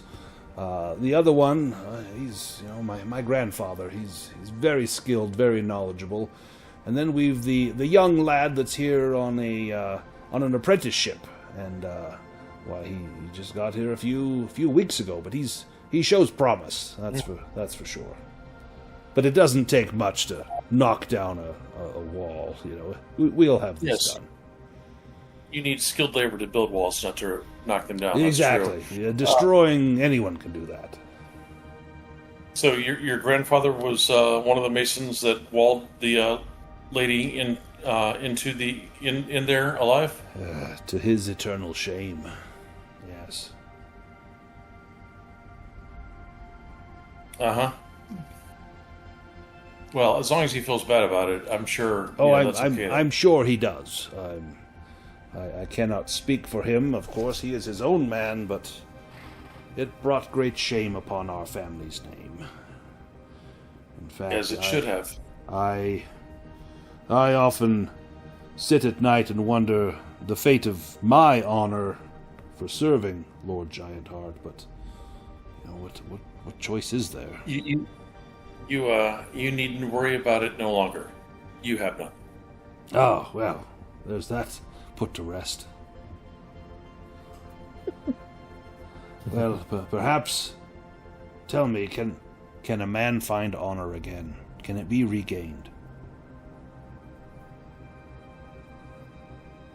The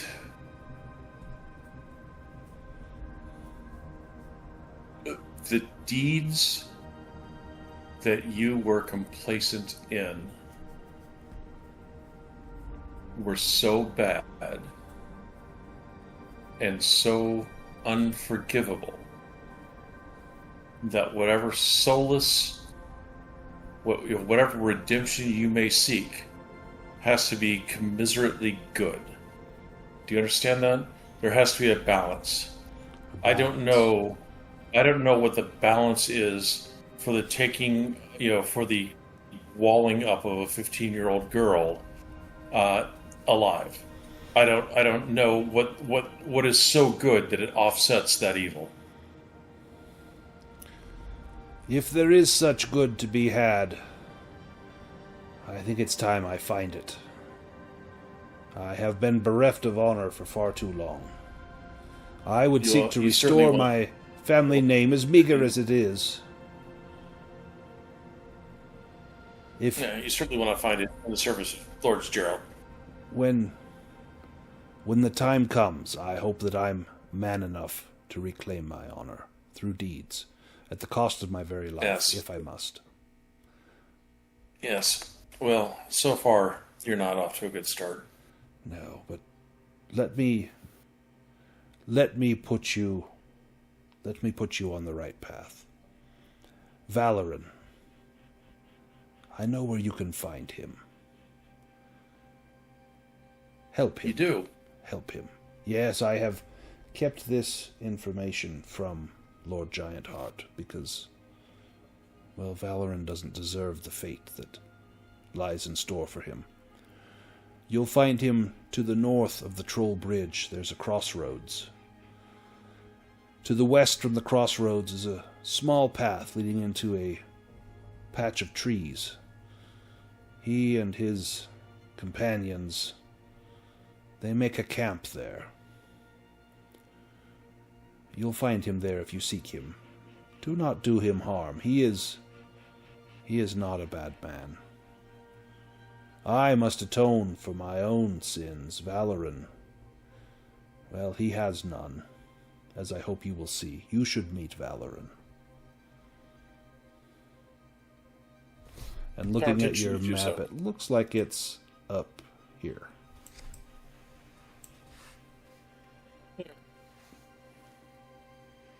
So, I'm all for east of 4 and then north to the Troll Bridge, and and then Valoran, and then 8 would be the Manticore? Yes, it has been sighted up there near the Orc Stone, they call it. It's a great rock that, well, it looks like an orc, so whoever named it, they weren't exactly creative that day, but that's just what we call it, the Orc Stone. Oh, there's something to be said for them not being creative, but there's also something to be said for how many other stones could you call that? Right, well, there's one next to it that we call the Goblin Stone. It's much the same, only smaller, but who's to say? Well, let me get you on your boat, and let me get you on your way. And if you need to purchase anything, any provisions, Axmus would be the place to buy. Tell them Hald sent you. You'll get a good deal there, I hope. How will the 2 canoes that we borrowed from the fishermen get back across the shore? We'll see that they are returned. We'll probably end up fining the fishermen for, loitering, leaving their canoes here at the castle. They should be confiscated and fined, but I'm sure just a small tax will be fine. You understand that that's digging the hole deeper for when it comes to getting your honor back, right? Oh, so that's what you mean. Oh, right. Well, let's put them on this boat and we'll just take them back right now. See? What a better idea. I'm already on the path to redemption, you see. Yeah, I have total faith in you. I'm almost there. I'll be there by lunch. And he loads the 2 canoes onto this boat, and you see him walking with a little bounce in his step, and he looks at the sun and puts his hands, makes fists and puts them on his waist, kind of a Superman pose, like, yes, today's the day. Today's the day that Hald becomes Hald the Honorable again. don't have the Not the heart to greatest of break it faith. to 'em.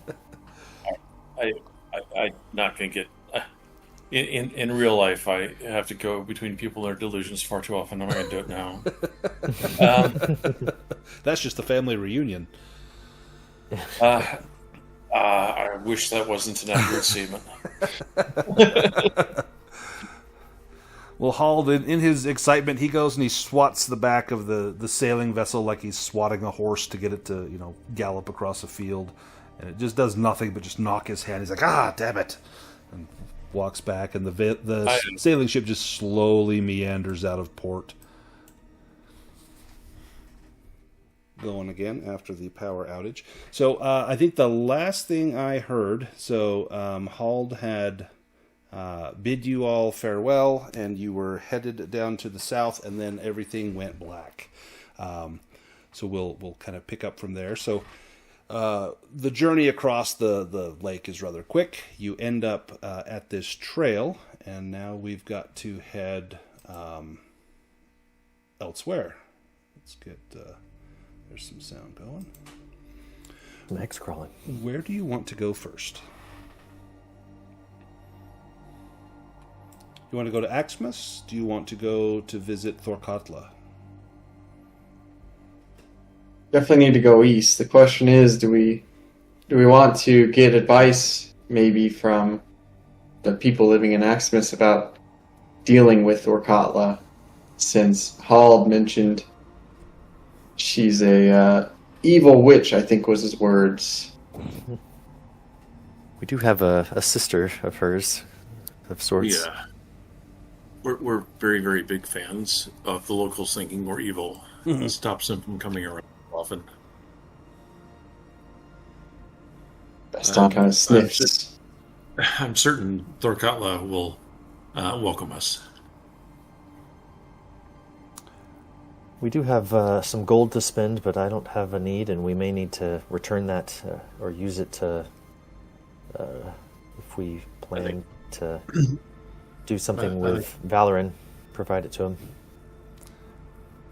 I think if we were to spend some of that gold in town, that would be returning it to the people, right? Yep, that gold is their taxes given back to them. It's their stimulus check. To Axmus?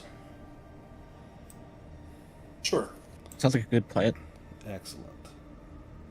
Oh, this closed down my notes. Let me grab my notes.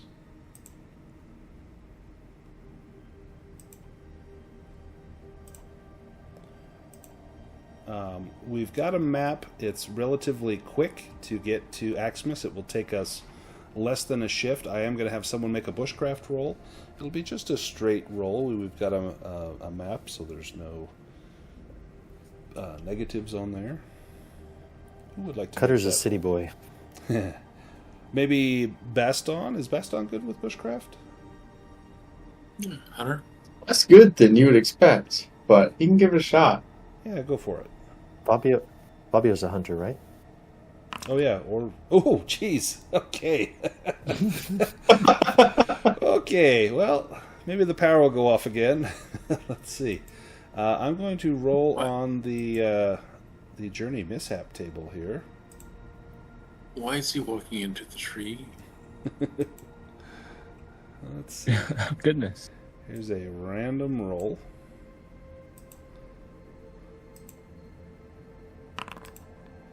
A downpour, a massive rainfall, not a blizzard, catches you unawares. Anyone without a cloak must roll bushcraft to resist the cold. You must also seek shelter until the storm passes. You'll be able to make progress to town, but let's do that bushcraft roll to resist cold. Unless you have a cloak, and I don't know if any of you have cloaks. Cutter's fine. Sorsha is fine. Baston, not so much. Baston can push that if he likes. Ooh, Fabio is not okay. Fabio is cold, for sure. Very cold. Yeah, his poor fur. Yeah, in fact, and when it dries, you're going to be all like fluffy. You're going to be like, oh, I got to lick myself a hell of a lot to get this thing to settle down. I need a Equal mechanic. push. Oh, and that was a fail. How about McCander? Oof. For what? Bushcraft. You probably don't mind the water; just kind of goes right off your back. But Yeah, I'm bad at bushcraft though. do you want to push that? All right. So the way that cold works is you lose 1d6 hit points and 1d6 willpower points. Now, Fabio got a demon. You're going to lose 6 hit points and 6 willpower. And you can no longer heal these except through magic. But you're going to get to town, so you'll no longer be cold once you're there. But you're gonna lose 1d, or everyone will lose. Let me roll. This is going to be everyone that failed will lose 2 hit points, except for Fabio will lose 6. Everyone that failed will lose 5 willpower, except for Fabio will lose 6. And so failed was McCander, Baston, just McCander and Baston. And then Fabio loses 6 and 6. But you make it to Axmus, wet and cold, and you head into town, and not far from Brickpile Castle, you find this village. This village is mostly fishermen and hunters, but there's a few artisans and a few farmers. But you see the natural gathering place is the tavern, the Bread and Mead, where even here from the street you can hear the song and laughter that is heard there. And as you approach the tavern, seeking the hearth fire to dry off and get warm, you see a notice nailed to the door of the tavern. It says that it's a wanted poster, and that Lord Gerald Giantheart has promised a reward of 100 silver to anyone who captures the bandit Valoran. Inside of the Bread and Mead, when you walk in, you were greeted warmly. They don't seem to mind strangers here. They treat you as their own. In fact, they see the cold and wet state of you all, and Fabio just looks miserable. Probably has the sniffles and a little bit of a stuffy nose. And they bring you a nice saucer of warm milk.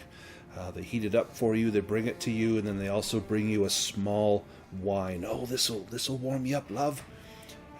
They bring stew for anyone that wants it. They don't even ask about money. Just, oh, you're cold, you're wet, come eat and get warm.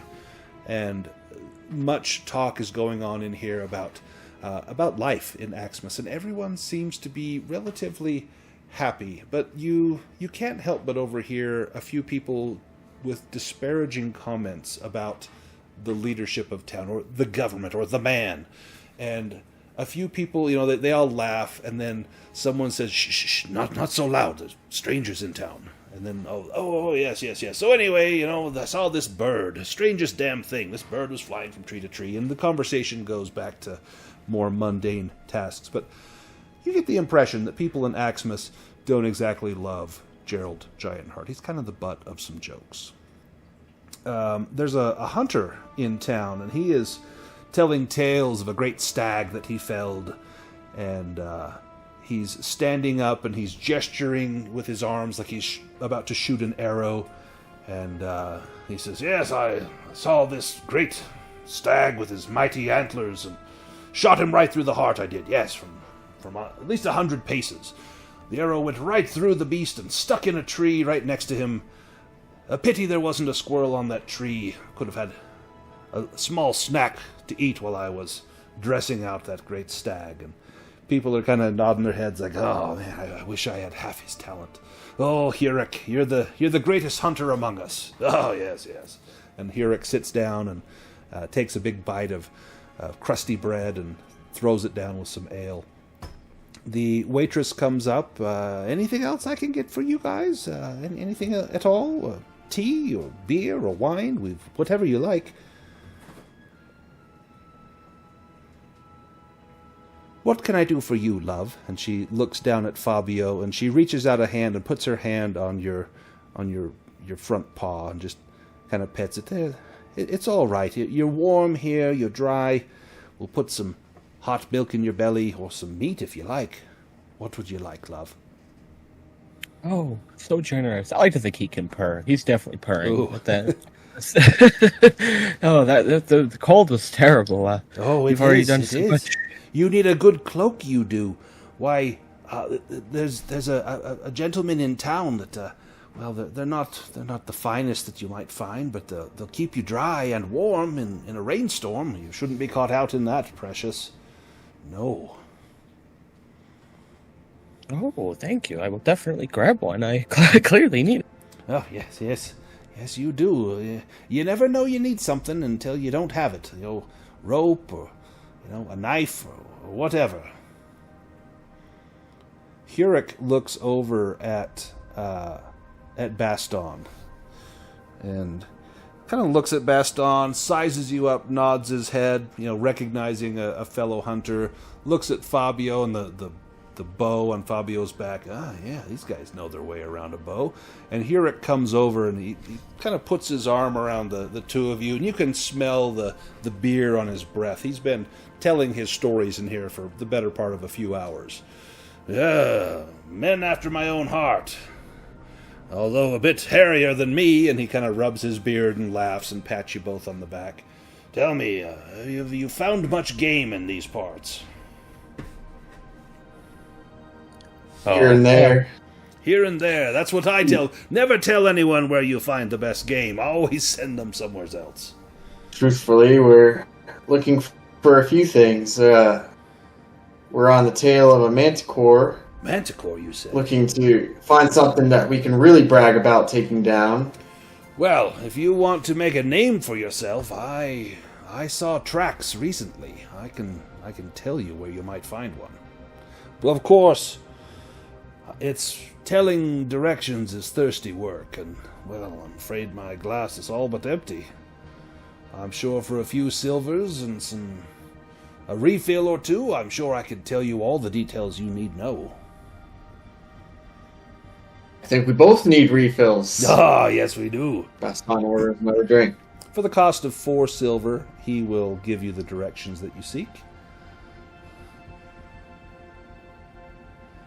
And we've also been looking for a certain mushroom. We've been hired to find one. It's called a spider cat mushroom. Well, you can't shoot a mushroom with a bow or stab it with a spear, so I wouldn't know much about that. Although, spiders, you say? Well, the only spiders I know of are over at the ruins, the Dalsock ruins. Terrible place. If it's mushrooms you seek, don't go there. But if it's spiders you're after, that's where you'll find them. Now, let me tell you about this. But I try to avoid them. Yes, avoid them at all costs. Do not go to the northwest. That's all I will say. But you've paid me for information on the Manticore, so I saw these tracks. If you follow the path north of the Troll Bridge and begin to head northeast slightly, you'll see this place called the Orc Stone. The stone's impossible to miss. That Manticore, I believe, has a lair there. Now, you have to be careful with Manticore. You see, they can fly. And oh, don't they like to hover up in the clouds and watch a poor, helpless hunter down on the ground. And they'll swoop down and they'll rip at you with their claws or bite you with their teeth, or worse yet, they'll bash you with their tail. Many a hunter has never returned from a manticore hunt. So, be on your guard. They're sneaky, they're clever, they're very dangerous. Why do you seek this manticore? Just for the bragging rights? Or is this some sort of passage into manhood? Maybe when they ran into Manticore, it was really nice and they invited them for tea, and they didn't come back because the tea was so good. No, well, that's possible, I suppose. I mean, they've the face of a person, you see, although I've never heard one speak. One day I'll return to my people, and taking down a manticore will be a great thing to boast about. What you've got to do, then, you've got to take a trophy. Take a tooth or a claw. That's how you prove that you slew a manticore, or you stumbled across the bones of one and raided it. But, every story gets grows with the every telling. A little embellishment here, a few bold-faced lies there. I mean, you've got to take some artistic liberty. I could just say, I shot an old deer that looked like it had mange in its fur, but no one wants to hear that story. No, make it something grand. The king stag in the woods, 14 points on each antler. Well, that's a story, you see. So, when you get this manticore, come back to Axmus. Tell old Hurek how it went. I would love to listen, but make sure you make it a good story. Half of the want in a story is the details. Just like when you smell that stew cooking over there, it's the smell that you first draws your attention.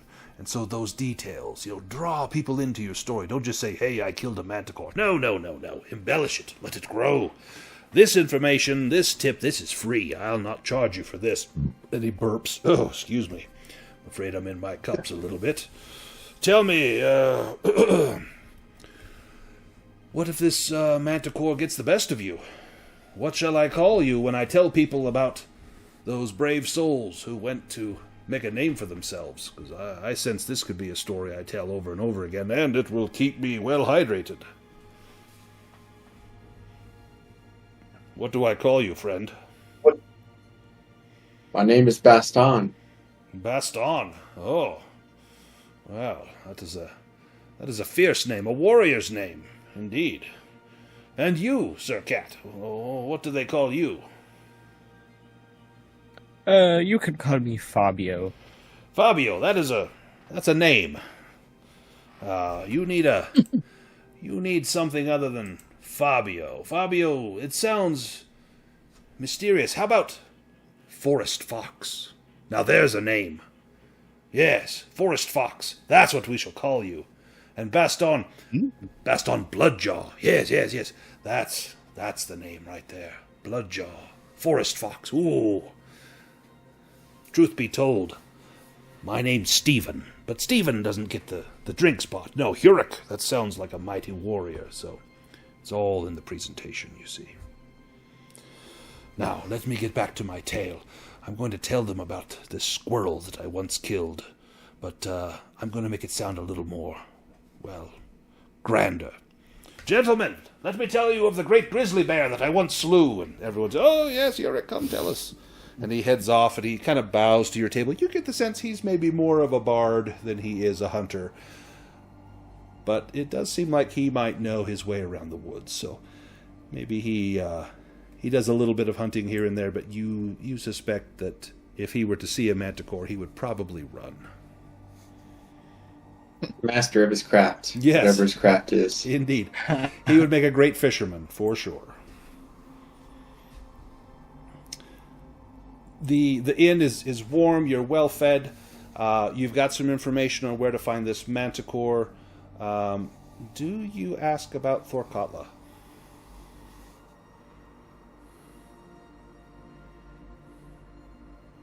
Is there an herbalist or an alchemy shop in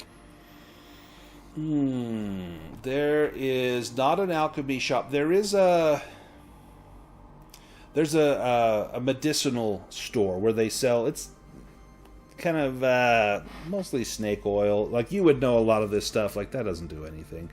But it's cures and tinctures and ointments and things like that. That's probably going to be as close as you get. So I'm looking for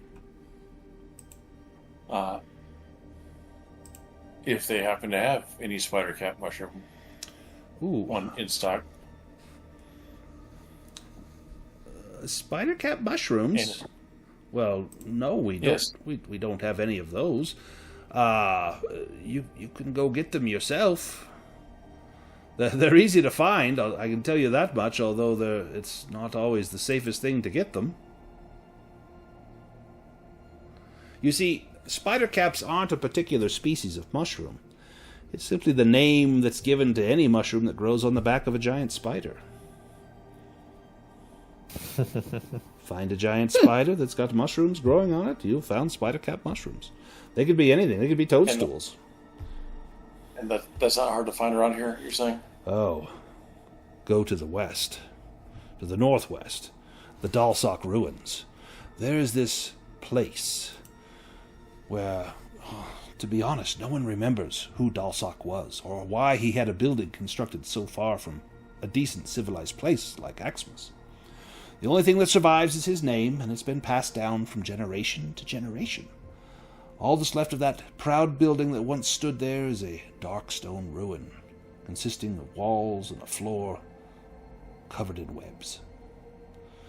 This place once had a paved courtyard. It was probably once very impressive. There's even a statue of a tall warrior. Perhaps that was Dalsock. No one knows.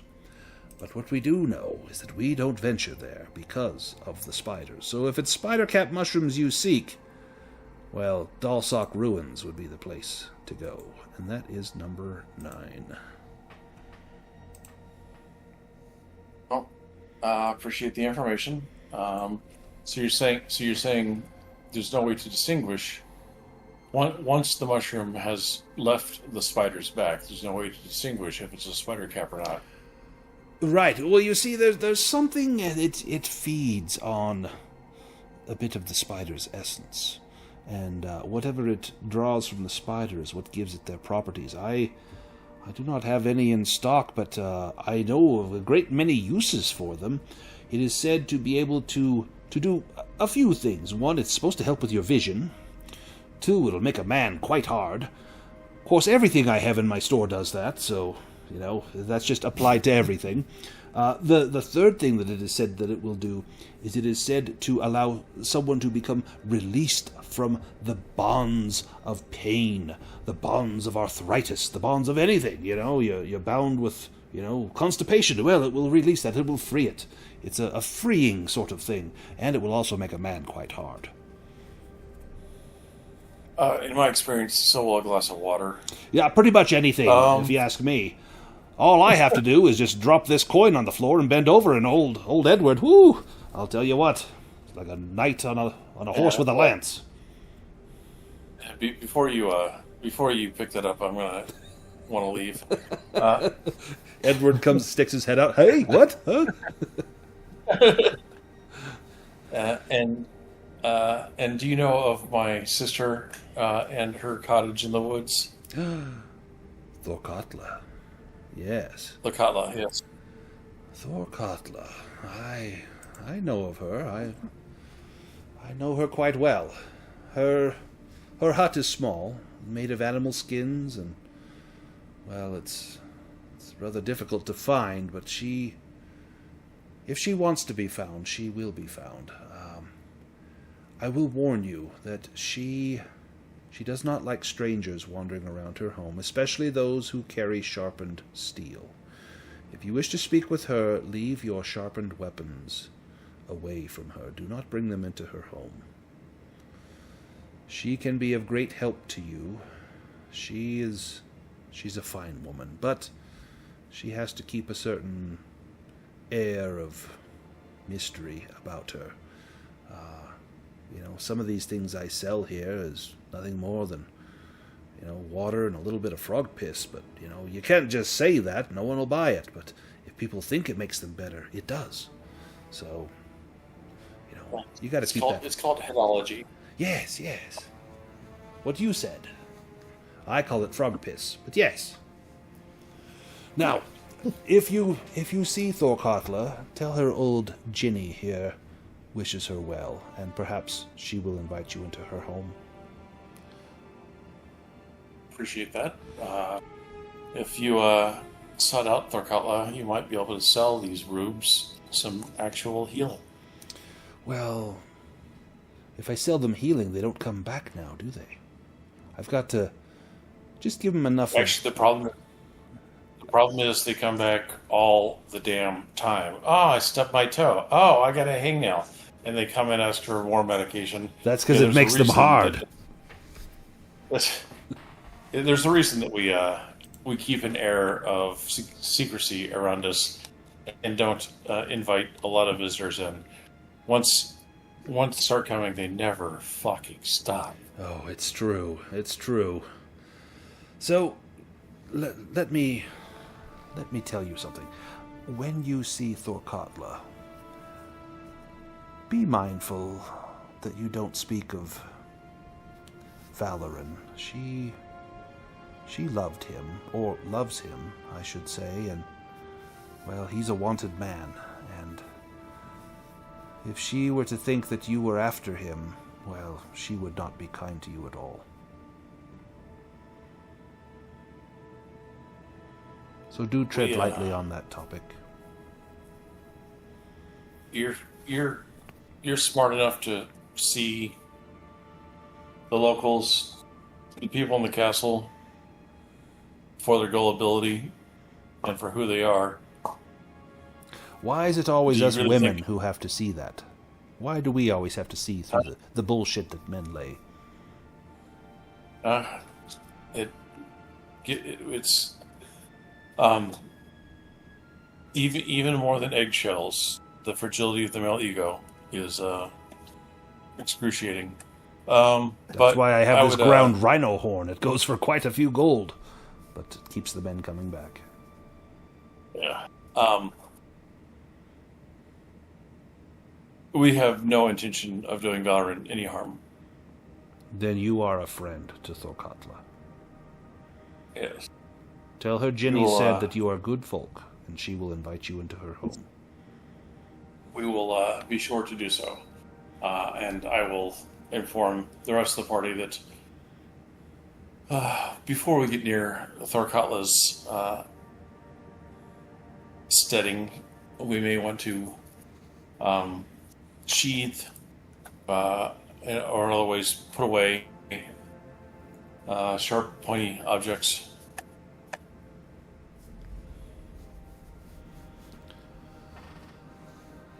Do you head Miss Ginny, east to the woods? I was going to say, Miss Ginny, could I perhaps buy some bandages? And do you know where I could find a good cloak?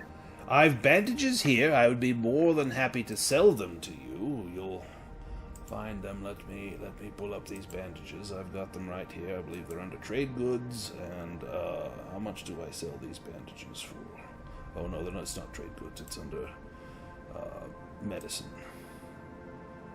Be careful. There's liable to be a side effect. Yes. I won't tell you what it is, but you'll know it when you see it. What is that? That is weird. Cutter will overpay Miss Ginny, since he's got heavy pockets here. Nice.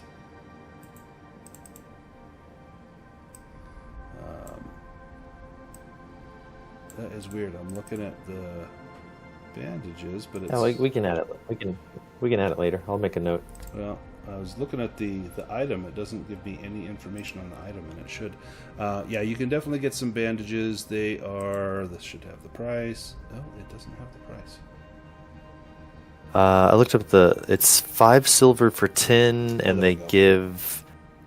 It's required to avoid a bane, so it avoids the bane on healing rolls, I guess. Oh, perfect.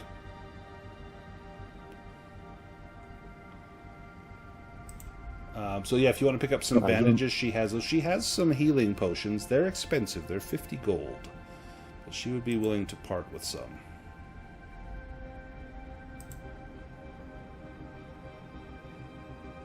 The party's shared gold, I guess. Well, we got 200 between the 5 of us, maybe? It's 400, right? Oh, was it 4? Oh, okay. Between the 5, so 80 apiece if we cut it even. Mm-hmm. Cutter won't buy any healing potion, but he will kind of ask about poisons, purely for research purposes. Poisons. Well, Does she have any? She does. She has some paralyzing poison. This is just for the ladies, though, for when the men are, when they're too hard, you see. This is to make them softer. Could I perhaps pay double for a dose? Give me a bartering roll. Right. What Not you- that great, but we'll see. What are you going to do with this?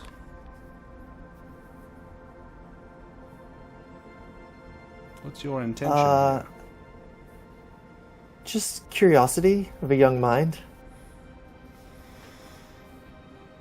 Well, you do seem rather puckish and innocent. What harm can it do? Of course I'll sell it to you. Cutter smiles, a very innocent-looking smile. Sorsha has gold from before, so she'll buy 2 healing potions, and while we're in town, I'm also going to buy a backpack. Okay. I think Cutter's going to get a cloak as well. Perfect.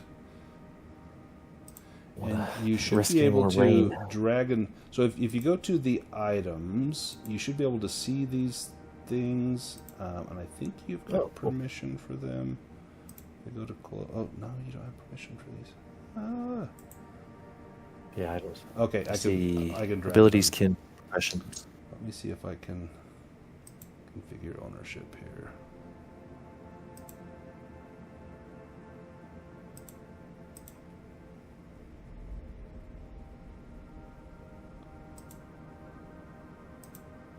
Oh, shoot.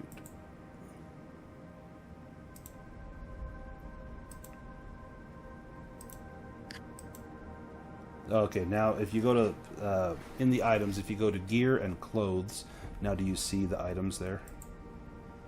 Yeah. Okay, so then you should be able to drag that onto your character sheet.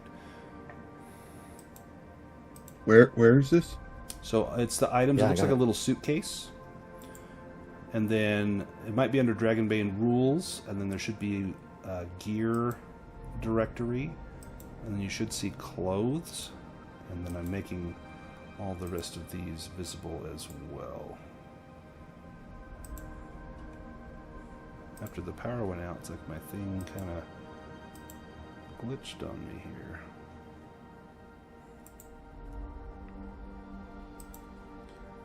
Get this fixed.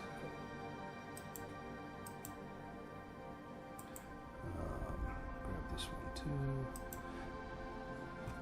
Were you able to drag that onto your character sheet? Yeah. Okay, perfect. I can't find them. So in the upper right toolbar, that looks like a little suitcase. That's going to be the items. And then I think it'll probably be a red okay. directory that will say like Dragonbane rules, and then there should be a gear. And then you click on that, and you should see some other directories that will have different items in there. I believe you can then click on that and just drag Yeah. them onto your character sheet.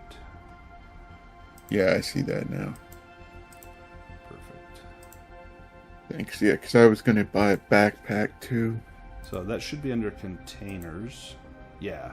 So then you should be able to grab that. See, yeah, and so the backpack's 3 gold. Okay. And then, I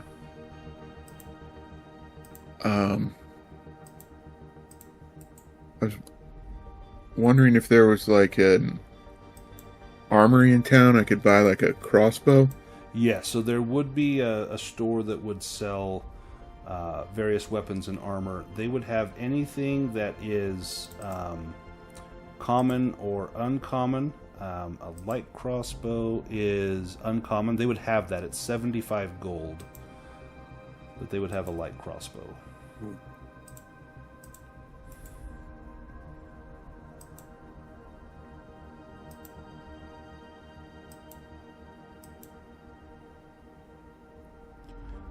Anything anyone else wanted to purchase? Baston might also purchase a cloak. Yeah. So that would Yeah, be under yeah. clothes. And a cloak is 8 silver. And then you can just drag and drop that onto Baston's sheet. And then it should show up in his inventory. Perfect. Now, with the crossbow, do I need to put bolts in there too? Yeah, so under trade goods, there should be quiver. Quiver of arrows, iron head. That's the one that you would want. Okay. Thanks. And am I allowed to use a like that paralyzing poison with the crossbow bolts? Absolutely, because I think it sounds awesome. Okay. I was gonna buy one of those. Oh no, I'm at max encumbrance, so I guess that's all I can get. If you get a backpack, it'll open up. You'll be able to fit 2 more items on there. No, that's what gave me the extra 2. Oh, I had that 8 was- encumbrance before. Now I have 10. Oh, got it. Yeah. Well, you can always drop something if you have to. Would anybody be selling maybe like a simple lockpick set? That's a little tougher to get to.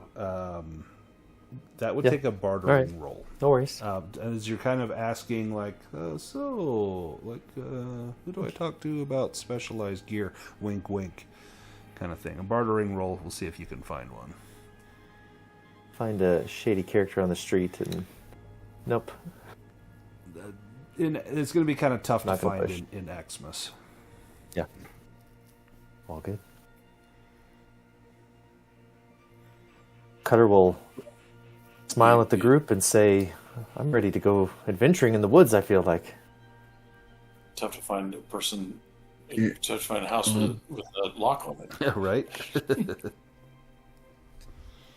Can we sell items too? Yes, and they will not give you full price. They'll pay about half of what the full price value is for your used goods. Okay, because I was gonna then sell my longbow.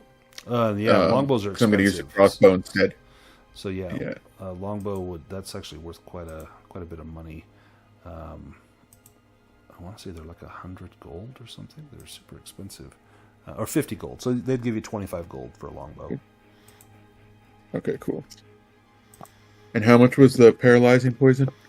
That was, let's see, that's under medicine, and it was paralyzing poison. That's going to be, let's see, if you want a potency 12, would be 144 gold. Or sorry, silver, which is like 14 gold. That'd be one dose, like one crossbow bolt, or one stab Right, with okay. a sword. So Okay. 14 gold. Thanks. Mm-hmm.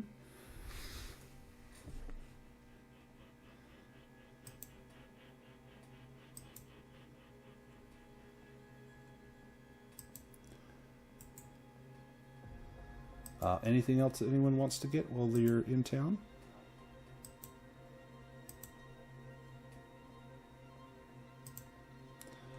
All right. Are we going to Thorkatla? Sounds good. I will need another bushcraft roll to make the journey over to Thorkatla's. Most of it's on a trail, but there is a stretch through the woods. Who wants to make that bushcraft roll?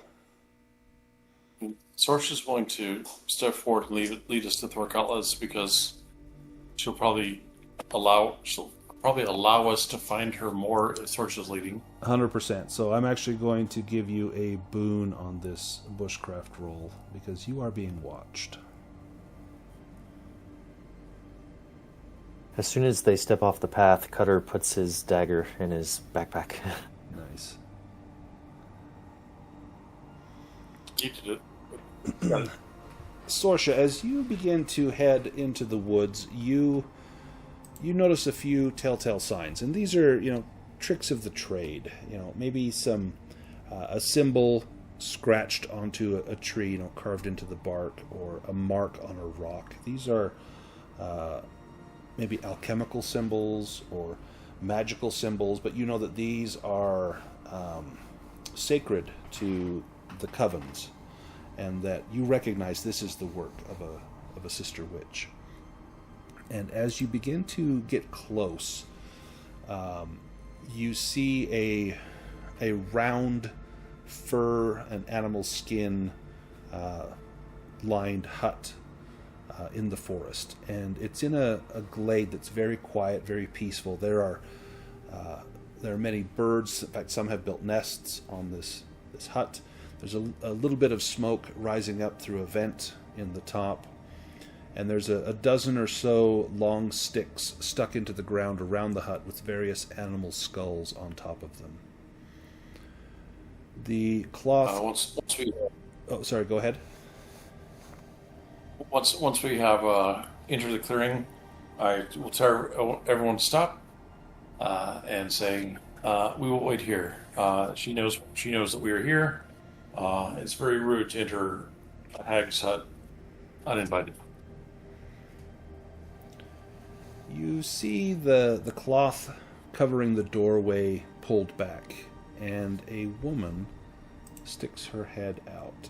I've got a picture of Thorkapa. I do.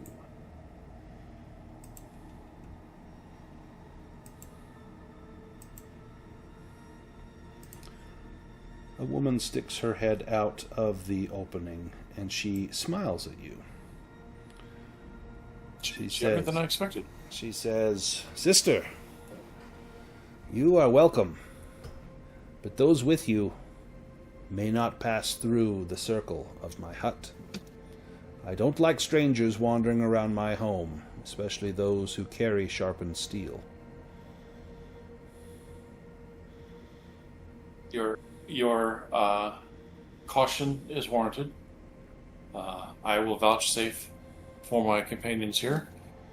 We only wish to speak with you. Perhaps we can talk here in the open. "Tell me, do you know the first degree of witchcraft?" And she's asking you to cast a spell. "Prove to me that you are one of us." And you will see Sorce's hair go from shoulder-length red hair, and it suddenly becomes like a spiky blue mohawk. She claps her hand. "Delightful, delightful. Come. You may all enter. You're among friends." And she opens up the hut and allows you in. The inside is significantly larger than it would seem from the outside. And inside you see the air's a little bit stuffy. There's some smoke here from the fire, but the inside is filled with drums, pots, pans, bottles, handmade wooden statues, stones with runes carved into them, and essentially taxidermied animals, animal skins that have been stuffed to look like living animals. She sits down on a blanket and she gestures around her fire where she already has 5 other blankets laid out. "I have been watching you from afar, waiting for you to come and find me. My little birds tell me that you were seeking me. Is this true?" You already know it to be true. "That I do. Spoken like a true witch. Tell me, how can I assist you?"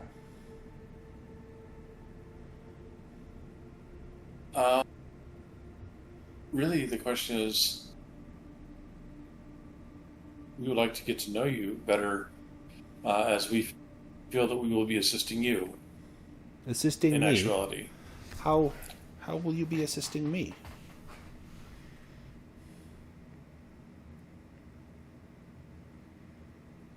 It is known to us, as is known to all of the common folk here, a number of things. It is known to us the way in which the former lady of the castle met her untimely doom. Runa. It is known to us the buffoonery of the lord of the castle. She grits her teeth and grinds them. It is known to us of the young man that caught the young lady's eyes, much as he has caught yours. You see her blush and a is deep known to- red. And it is known to us that this particular state of affairs cannot continue for much longer. I have, as you should have, already counseled and berated those that allowed for this to happen and continued to serve the buffoon. But we seek to put an end to his reign, and we seek to put a kinder, more enlightened monarch in his place, and that person will certainly need the wisdom of our kind. Your visit has been foretold to me in the stones. I have cast them for several weeks, and always the message is the same. And she pulls out a series of cards. Now, modern times we would call these tarot cards, but these were cards with different icons, pictures, hand-painted. This would be, invaluable, of inestimable worth to a witch. And she sets down a series of cards, and one is a mighty tower that has been struck by lightning, and pieces are breaking off, and people are falling from the tower.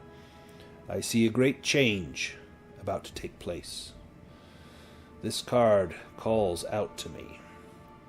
I see a storm falling upon Brickpile Castle. And then she turns another card, and it is the Hanged Man, a man hanging upside down. While this image here is quite thin, it should be much stouter. I see Gerald Giantheart paying for his crimes, and it will be an ignominious death that he will suffer. And then she draws the next card, and it shows angelic beings in the clouds playing trumpets while the sun shines down upon an idyllic glade in a forest. This card represents judgment.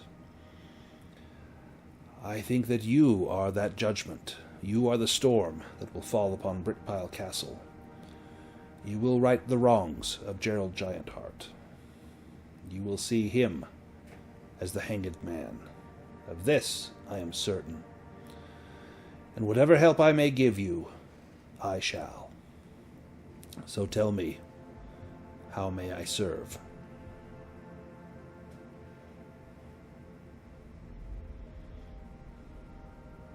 We seek, in order to put the lady to rest, there are two ingredients that the haughty wizard needs. One is the blood of a manticore. What I have no wish to kill such a noble beast in the service you of needn't kill it. You needn't kill it. this buffoon. The amount of blood that is needed is quite small. And It may be that you strike Yes, it. It will heal from its wounds. But if you are to draw blood from an edged blade, that would be enough. 3 strikes that draw blood would provide you with the amount you would need. I fear that if we were to strike him 3 times, that the beast may not then allow us to leave with our lives. Well, then strike it hard, if you must. The manticore is a being of the wild, but it is twisted. It And again, brings such a chaos noble and beast. disorder. The second thing that we seek is something known as a spider cap mushroom, which is a local delicacy, it would appear. Your spiders apparently are very, very lazy to have mushrooms growing on their back, indeed.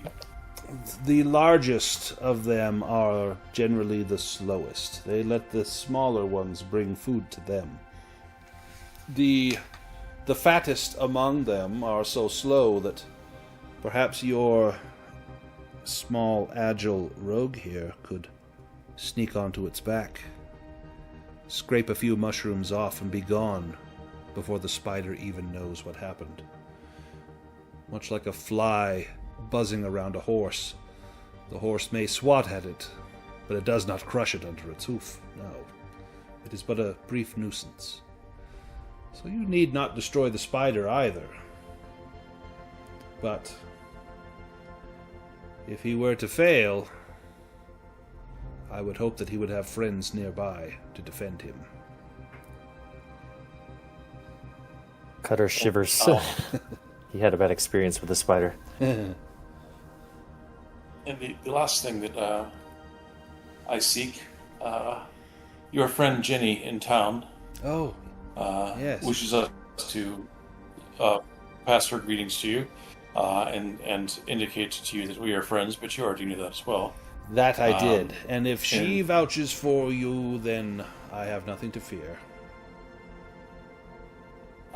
But she sold a friend of mine here some very good poison that will serve to paralyze an individual. Oh, a little bit of Edward's Bane, was it? Ha! She gives that to her husband from time to time, whenever he grows amorous, and it seems to put him at ease. Perhaps if you were to do the same to a manticore.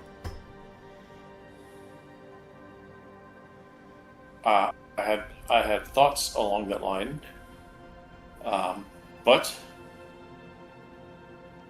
I would like an even stronger paralytic.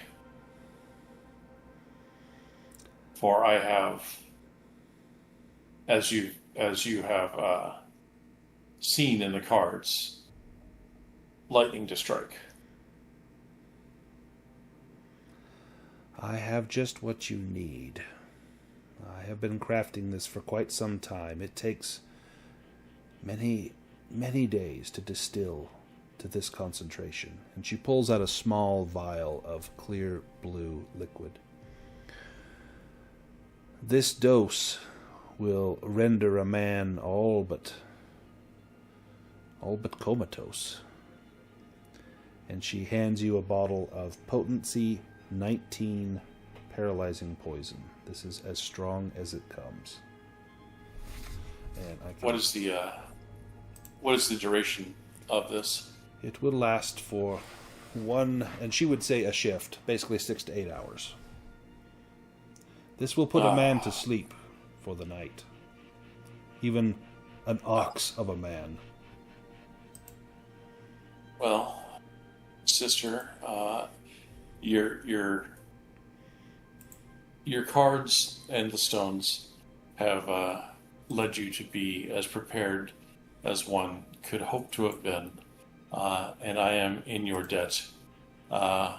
Should we succeed, which I'm sure that we will, now that your cards have shown us this, in setting the poor young, setting the spirit of the young lady to rest, and perhaps installing Valoran in the stead of the buffoon, think on what I said about his need for wise counsel. Duly noted, sister. We will speak again, surely. And she hands you this bottle of paralyzing poison potency 19. Brandon, what did you say? We'll learn sorry, spells from her. What did you say the paralyzing poison potency we got from Ginny was? That was 12. Potency 12. 12. Okay, gotcha. I'll put that in there. Return to me when your journeys are at an end, and we will speak more. There is much I could teach you. And one or two things I could teach you as well. And I would learn from you, sister. Thank you. Thank you for your hospitality, sister. Now, I'm going to switch back into something slightly less conspicuous, and I will reset my hair back to what you think is its natural color and length. What we think is, but perhaps not. You're probably totally gray. Yeah. Good witch. Cutter will open up and unroll the map and kind of point to a large tree in the river and say, "Can you tell us what this noble plant is. Oh, well, the plant is an old, aged tree that has been there since the river forked around its small island. We call that place the Brightwater. It is now home to Alwea, and Alwea, well, she is dangerous. If you go that way... Dangerous how?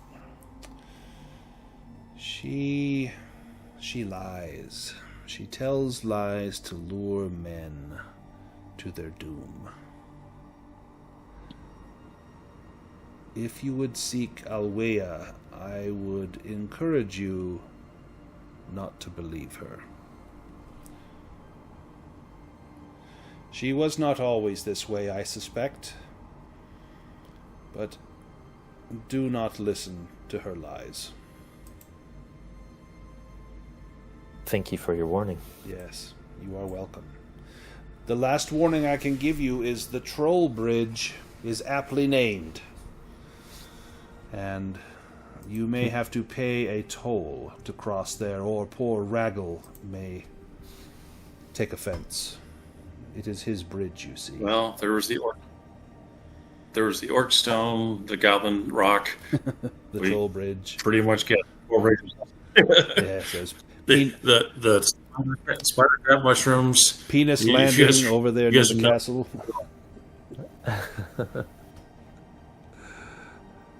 Yes, everything here is quite literal, you see. Now, The better for strangers. it is. It's easy to know your way around. You know, if we say that orc stone, well, it looks like an orc. It's easy to find, rather than calling it, Jim's Place or something. Although Dalsock's Ruins, we should come up with a better name for that. Like pile of rubble. Though, of course, that's like Brickpile Castle, so that won't work.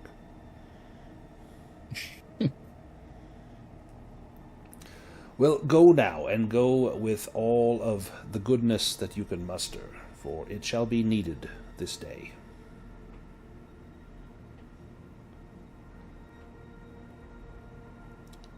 Where do you head? Cutter will make his thanks and back out. As you leave the tent, you look back, and again you see it looks so small from the outside, yet so large from the inside, that you know that there must be magic that abounds in there.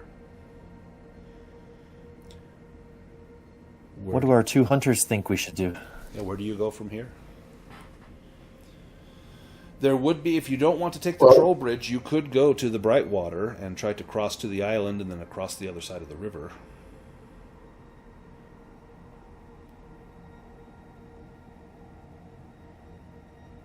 Baston's not much of a swimmer, but we could look for some convenient fisherman canoes again.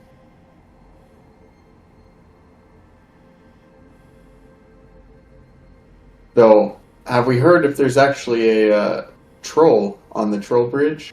The first you've heard of it was just now when Thorkatla seemed to make mention that someone named Raggle maintained the bridge, and it was aptly named the Troll Bridge. So you deduce that Raggle is probably a troll. Maybe they just meant toll bridge. He's maybe a nice, kindly bridge keeper who just needs a toll for up. Could be an old grandpa that just, a few coppers to cross the bridge.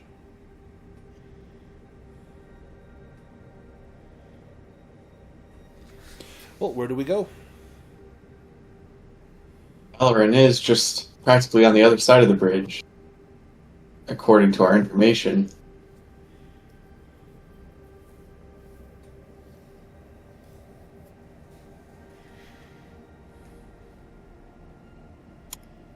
Well, we could at least go to the bridge and see what's there. Let's do a bushcraft roll to get out of the forest and back on the road.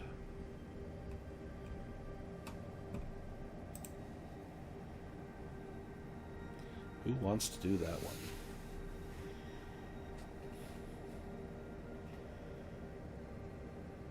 Not the city boy. Nikander's That's not terrible willing, at but the last one didn't go too well. No, we've had a demon. Does McAnder want to give it a shot? McCander has a 5 in Ooh. bushcraft, so Maybe not McCander. yeah. Maybe one of the hunters. Maybe Fabio.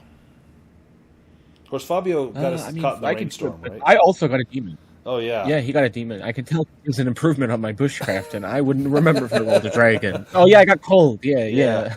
Maybe, how about Baston?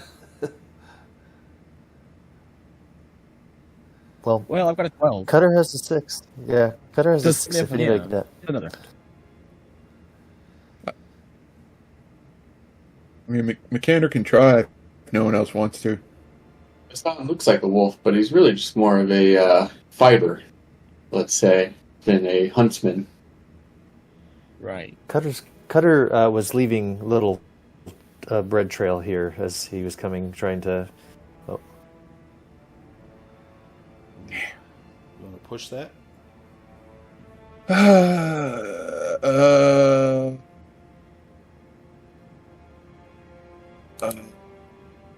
All right. Oh, that's even worse. Oh, That is random table Yeah. time. sorry. Let's see what we get. Maybe it'll be a rainstorm, and those of us that bought cloaks will be just fine. Lost. Oh, you're walking in circles. Got Don't lost. make any progress on the map. So that'll be another bushcraft roll from someone to try and find the way again. And actually, it's going to be from McCander. So another bushcraft roll to see if you can find your way out of here. Sorry.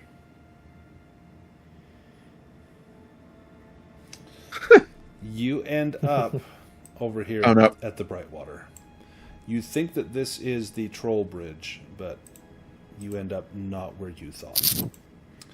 And a long way up the river Rumble, in the depths of the forest, far from any settlement, lies the Brightwater. About 50 meters from the southern shore, there's a small island with a black holly tree growing on it. The water of the lake is cold and dark here.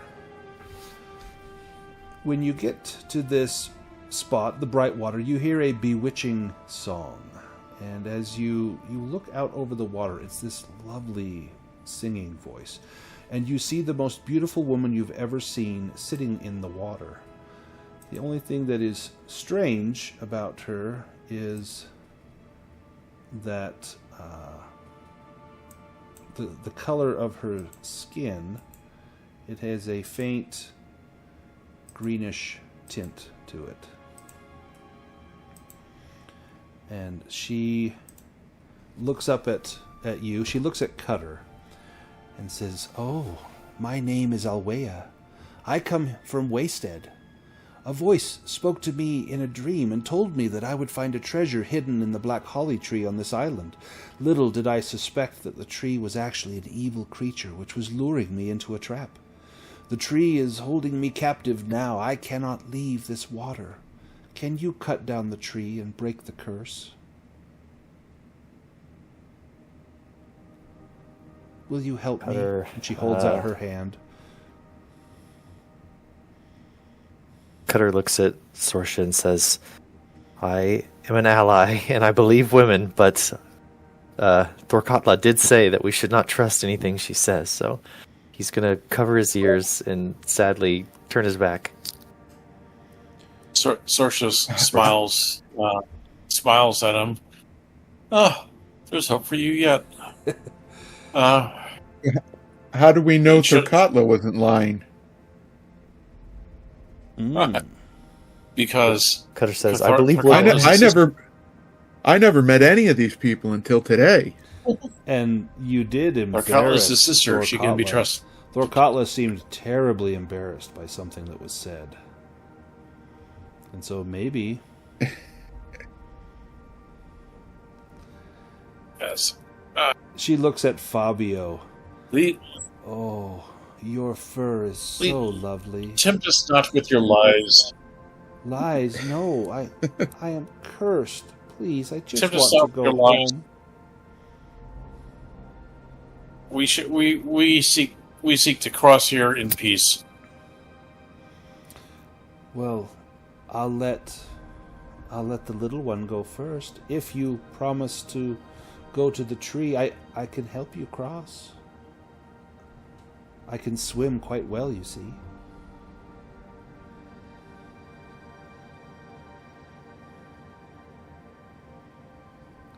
And she'll hold out her hands to cut her. Appreciate. He's too busy with his fingers in his ears right now. Trying to, yeah. I don't know if you need a will roll. Give me a will roll with a boon. Okay. Where'd that go? Boon. Oh, barely. Yeah, you look, and she is just so lovely, so pretty, and she needs your help, and she's just imploring you, like, oh, please. And then she notices that she's naked, and she kind of covers herself up. Oh, I'm so sorry, but my clothes they've worn right off of me, and I can't leave the water. I need your help. And she looks at Fabio. Please, won't you help me?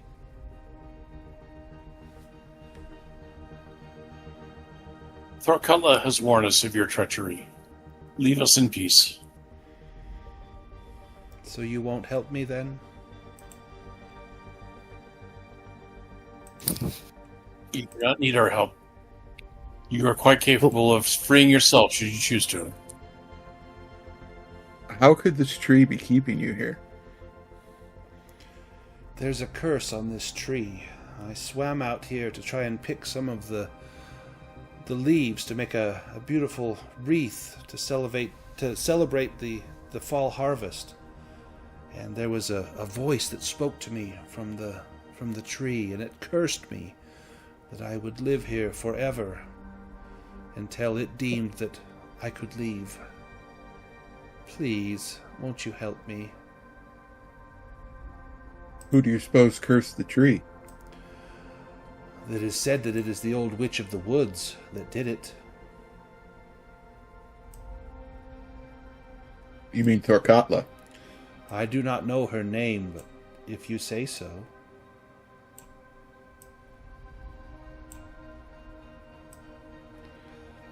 I'm going to bring us to a map. It's not exactly looking like this area, but it's at least in the water.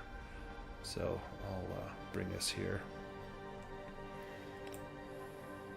Imagine a river. Yeah, imagine a river and a lot more water and a little deeper and a big black holly tree. Won't you help me, please? She looks at Fabio. I choose you to be my champion.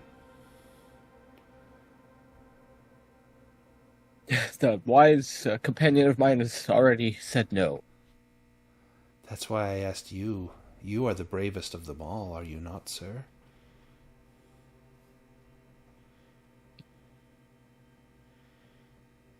I am very brave.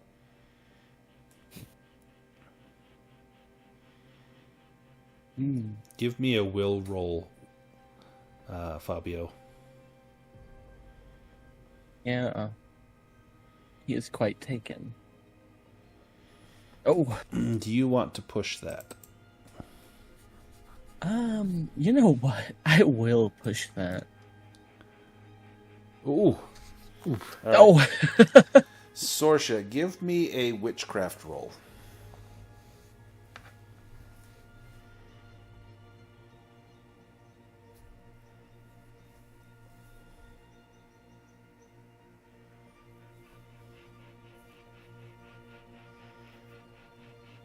Do you want to push that?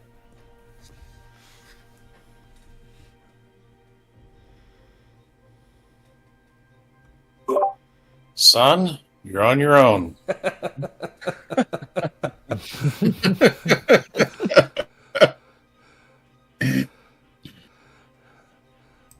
Remember this good book and pay heed. That's what that line is. Yeah, Blazing Saddles. I had to think for a second. Which Mel Brooks movie is that from? I know it. Alwea scoots a little closer to Fabio and holds out her hand, and you find your hand, your paw, reaching out for her.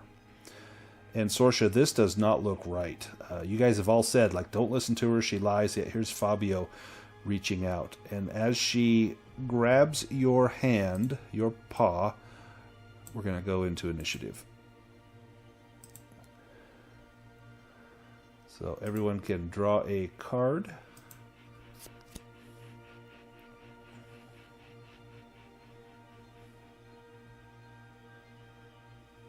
Trying to. Oh, there it goes. Perfect. McAnder, you get the jump. You see what's going on. What do? You see that she has now reached out and grabbed Fabio's paw. Okay, I guess it's on. So I'm going to raise my crossbow and take a shot. Oh, all right. So if you want to target Alwea, you can hover over her token and push the letter T, and it will target her. You'll probably see a little crosshair, or we see the little dot up above her. Excuse me. Then you can make the attack with your crossbow, and we'll take it from there. That is a miss. Do you want to push that?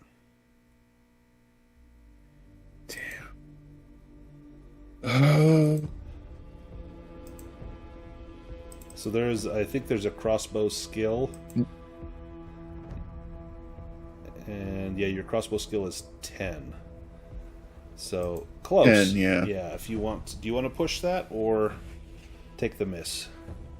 No. Yeah, I'll take the miss. Now you can move. You got movement if you want to. You can move 4 squares. Yeah, I was thinking maybe maybe I should move up You've got here guardian, if I have to. Yeah, your guardian ability is going to be super useful, I think. Yeah, I was thinking I might have to tank some hits for them up there. So now, did you get into the water? oh, I guess maybe I shouldn't do that. If you're that's probably be a better spot right there. You're not in the water right there. Yeah. Okay. That doesn't help Cutter as much, but that will help Baston and Fabio. Cutter, your turn.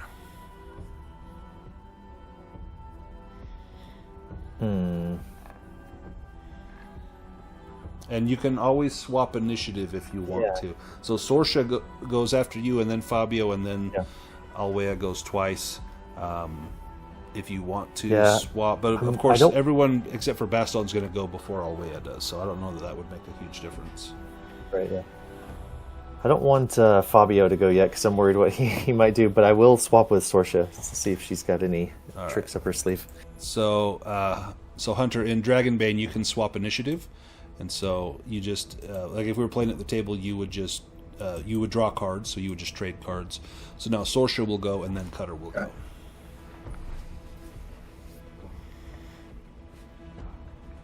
Sorsha will reach out to Fabio, grab him by the scruff of the neck, and pull him back 5 feet or 2 meters. Now he is being grabbed. That's going Curiosities. to be a strength roll, and I'm going to do an opposed strength roll with Alwea. Sure. So Alwea has an 11 strength. She passes. Can you roll? Ooh. She's stronger than I am. Yeah, you pull, and you can't budge Fabio. It's like he is in a death grip. Alright. Some curiosities are not worth exploring. Some fish are not worth eating. That is all I've got. Cutter, you're up. All right. Yeah, Cutter, I don't know if you think he would have enough times for this, but could he try maybe a sleight of hand or some sort of agility skill to tie off some rope onto Fabio? Yeah, that would probably take your dragged. whole action. You can give me a roll. Yeah. So normally, like to tie ropes, you could do seamanship, but I think sleight of hand would work as well. Okay, I'm going to try that. Here we go. Got it. Excellent. Oh, yeah. So you get a rope tied around Fabio.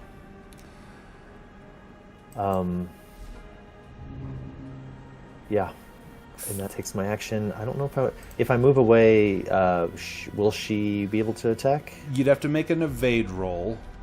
So for Hunter in Dragonbane, the enemy or you control all the squares around you. It's like old style war games, and so kind of like in Dungeons and Dragons, if someone moves away, there's a chance for an attack of opportunity. In this case, if you're moving away, if you succeed on an evade roll, then you can move and there's no attack. If you fail, then the enemy will attack. Now, this enemy is a monster, and so when monsters attack, sometimes it attacks everybody, and so it could hit everybody. So that's the risk, trying to get away from a monster. So, Cutter, do you want to try and get away? With this rope... Yeah, with the rope tied, he's going to back up towards Sorsha and just try to hold steady to prevent Fabio from doing... Do you want me to make an evade? Yes, please. I'm going to use Hard to Catch. Perfect. That'll give you a boon. That will cost you some willpower, and you succeed. So you're able to move back. Fabio, your turn. Now, I will tell you that you are currently enchanted by Alwea. And so anyone who falls under this power follows whatever this person says until the spell is broken. You can attempt a new... you can make a new attempt at each sunrise. So you are essentially under this person's spell. And she is looking at you saying, "Come with me," and trying to pull you into the water. But you've got this rope tied around you, and they're holding this rope. Yeah, Fabio's vain. I think all she had to do was be like, "You're pretty cool, come with me," and he's like, "Oh, hell yeah, I'm in." I like your stripes, cat. So, do you cut the rope? Or do you untie it? Yeah, I mean, he is... I feel like he... I don't think he's capable. It sounds like he's under her control. Yeah, so do you want to cut it or try and untie it? You may fail at what you're trying to do, but I think you're going to try and do one of those two things. I'll give you a little bit of choice here. Yeah, well, I mean, cats don't like being constrained, but... Yeah, I think Fabio the first in thing a you do is just try to cut that rope. Yeah. So if you, if you want to cut it, you can use your knife and just make a knife attack roll. And if you succeed, you cut that rope. This is the one time you really want to fail. Yeah, he's pretty fucking good with a knife, too. Oh, I got 2 for some reason? Look at that. You don't have to push it. So. Oh, I'm dazed. Yep, you're dazed. Wow. So lucky. So you Nice. don't have to push that's that. incredible. Yeah. So you see Nice. Fabio pull out Cutter. this knife, and there's a little flourish, and he's trying to cut it, but he's missing because he keeps looking at Alwea. And his eyes are on her as he's just swiping. Every time he swipes, Cutter tugs a little bit. Nice, kind of pulls the rope out of his grasp. Alwea makes an attack. Yeah. So there's a random attack table. Tidal wave. The Naiad, that's what Alwea is a Naiad. The Naiad summons a great wave from a water source within 10 meters. The area of effect is a 10-meter-long cone emanating from the source. All untethered objects and creatures affected suffer 2d6 bludgeoning damage and are pushed an equal amount of meters away from the source. So this is going to push everyone away, except for she's got her grip on Fabio. And we've got Cutter holding the rope. So you'll have to make a strength roll. So, Baston, you have not acted yet. You can take this damage. Well, let's see. 10 meters. Actually, it's only going to... Never mind. It's going to get Fabio, Sorsha, and Cutter is all it's going to get. So, I take that back. Fabio, she's going to hold on tight to you. You may take some bludgeoning damage, though. Let me roll for Fabio, Sorsha, and Cutter. You'll each take 4 points of bludgeoning damage. And so if you have armor, it will reduce it. And then you'll be pushed 4 meters away. So Sorsha will be pushed 4 meters away. Cutter, give me a strength roll. See if you can hold on to the rope. Yeah. It is 10 meters, so I might let some of it slip. Ooh, nice. If I do well enough here, let's strength. Oh, that was a dragon, but that's still a 7, success. Do you want to let it slip through your hands and slide back, or just stay where you are? Yeah, I'll slide back a little bit because I'm wanting to Maybe get out of the range find of some something. stuff. Yeah. Yep, Alwea's and attach next. it maybe to a tree trunk. Alwea's next action is she touches Fabio, and she says, "Here, love, now you and I can live underwater forever." She touches you with a spell to let you breathe underwater, and she begins to pull you with her into the water. Now, as she pulls, she needs to make an evade roll, or Baston will get a free attack. And she makes it. And Fabio, you're going to get pulled with her. This is going to be an opposed strength roll to see if she can pull Fabio. So she needs to beat an 11 and cut her. This is going to be you rolling strength. So she Can succeeded. Saoirse help me? Yes. Can Saoirse help me out? Yep, that'll give you a boon. You need to roll lower than a 9. Okay.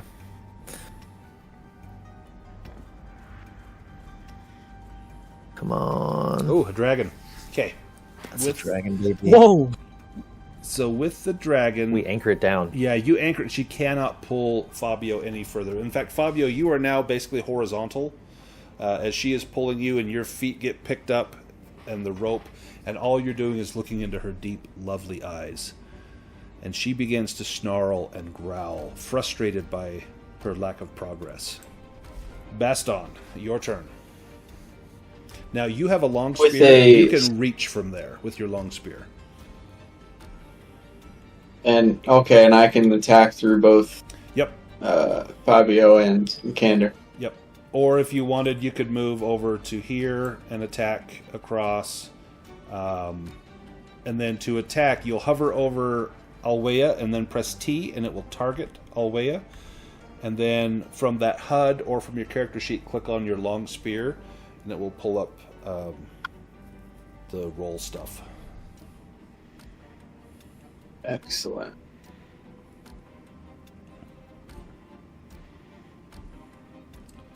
Nice. That's a hit. So then you can click on roll damage, and it will auto roll your damage.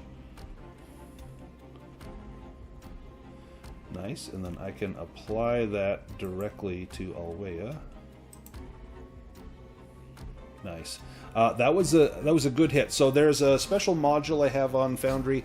If you take someone down to half of their hit points, you'll see blood will splatter. So she didn't splatter, so she's not at half of her life, but she's close. That was a good hit. So then we go to the next round. Does anyone, I think Veteran, I think that's just Baston. Do you want to use Veteran to keep the 10th spot? It's not a great spot unless you want to be able to have reactions. I think he'll try to re-roll that. Improve that? Okay, let's Yeah. redraw. Ooh, Alwea goes first. She's going to pull Fabio. So this is going to be another strength roll. I'm going to say because of that dragon that you got, she will have disadvantage or a bane on her roll here. So she'll keep the high. She needs to beat an 11. And she does. So Almost a demon. So Cutter, you need to beat an 8 with a strength roll. And you do still have a boon. We've got Saoirse kind of helping you hold the rope. Okay. Come on, hold. No, just not. It was a success, but you didn't beat her 8. So she will pull, and now she needs to make a roll, an evade roll, or McCander will get a free hit. So let me give her an evade roll.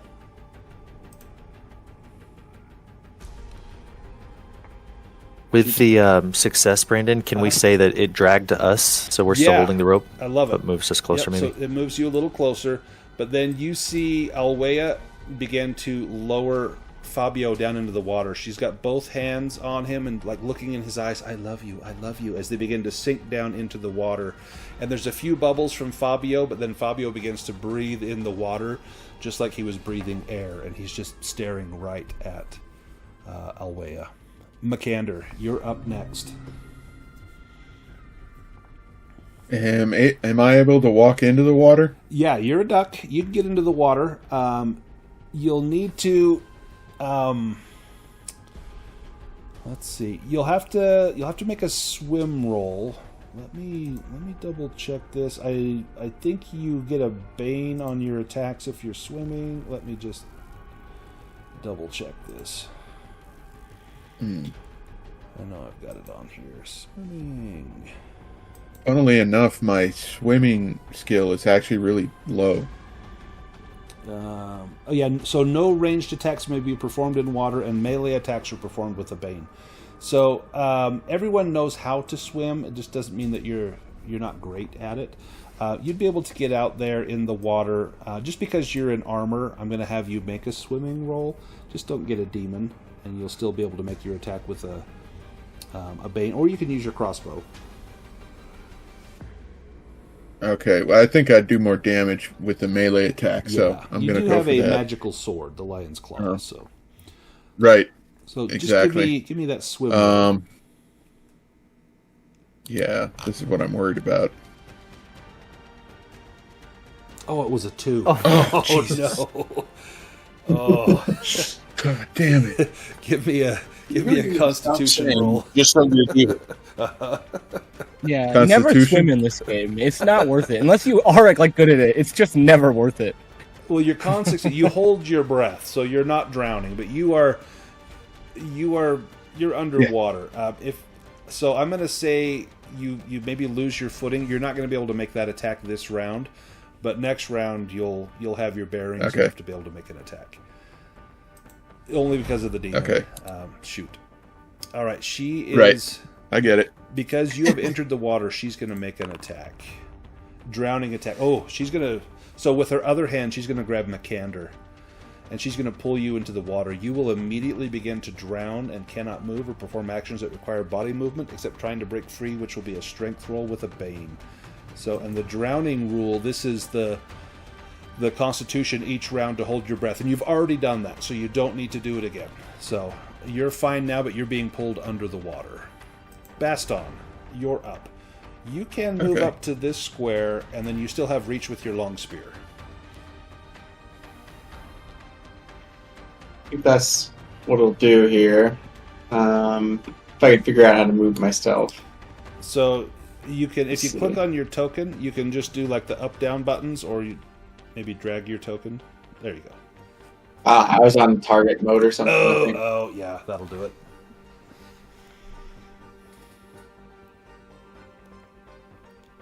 Seeing that she's a little occupied with both hands, he figures it should be a pretty clean-cut hit. You know what? Yeah, I was going to say, give yourself a boon. So re-roll that, and we'll take the higher of the two, because she's got both hands occupied.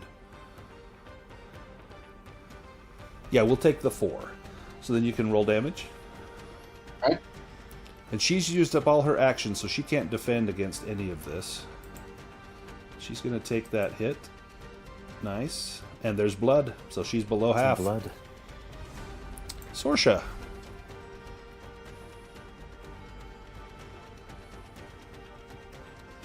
Swear to God. You go, you read all these books, about all these men, saving these damsels in distress. Not a damn one of them's true. It's the women that gotta save the men. Yeah. Sarsha will walk up to the edge of the water.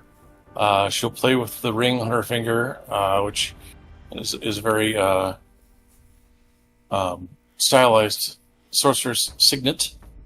That will give her a boon on her witchcraft roll, and her hat will fly into the water to stab Alwea. Nice.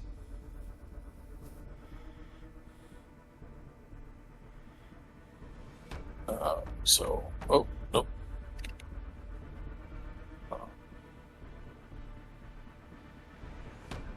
No. No, spells. That's what I'm looking for.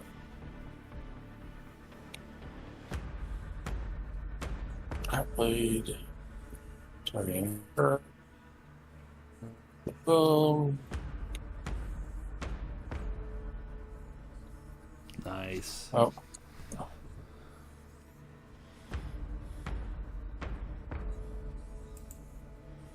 So, just 5 damage.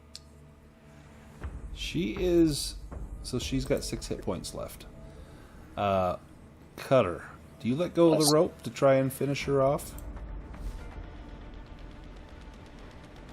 I think he's gonna maybe try to hang on with one hand, but not really pull. He's looking around frantically and doesn't see anything, so he'll kind of move in an arc. Okay. How can I? So he's gonna come over to like here, maybe. Nice. Just to get a little better shot in with his. Yeah, to keep the tension. Maybe he's able to get to this tree back here at a future turn if she's still around, but he's going to swing with his left hand here. Sweet. His special sling. Just So the I spider need to sling. go see T target. Yeah.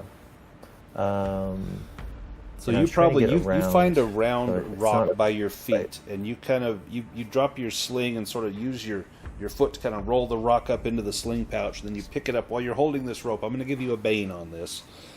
It's awesome, but you are holding the rope. It's a little harder to load. Yeah. All right, and I will roll to attack with this. Oh, do you want to push it? No, I'm not gonna. Not with a bane. I don't think so. I miss. Your Swings wide and stone- skips across the water. Yeah, skips across the water. Fabio. She's looking at you saying, "We can live down in my home. There's a cave down below. It'll be safe. No one will disturb us. Just get rid of that rope. Cut the bond that holds you to the surface. It's so much safer down here." Fabio, you need to try and Don't cut do that. it. It'll be with a bane again, because you are being pulled and she's holding you, and you're not looking at the rope, you're just looking in her eyes. I was going to say it's also melee attack underwater. Underwater, yeah. So double bane. Ooh, I love trying to do that. It always works sometimes. Yep. Wow. Those are, I mean, We'll take on it. the whole, it was 2 fails, 2 successes, I And suppose. one was a dragon, Ooh, so... yeah. And you don't have to push that, so you still can't quite cut that knife. You know that if you cut that rope, you're gone. There's no recovery for Fabio. Baston, you're up first. And you're in range. You can spear. Still in range. He's gonna go for it. He sees his chance.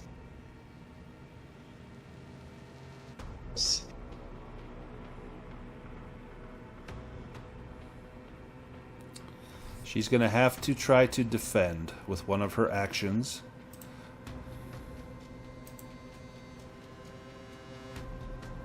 So she does. So she is able to dodge this. Although she should have a bane on that. So let me re-roll. Oh, no. Okay. With the bane. No. She does not dodge. Roll damage. And you do 6. Oh, yep. Baston, how do you kill Alwea?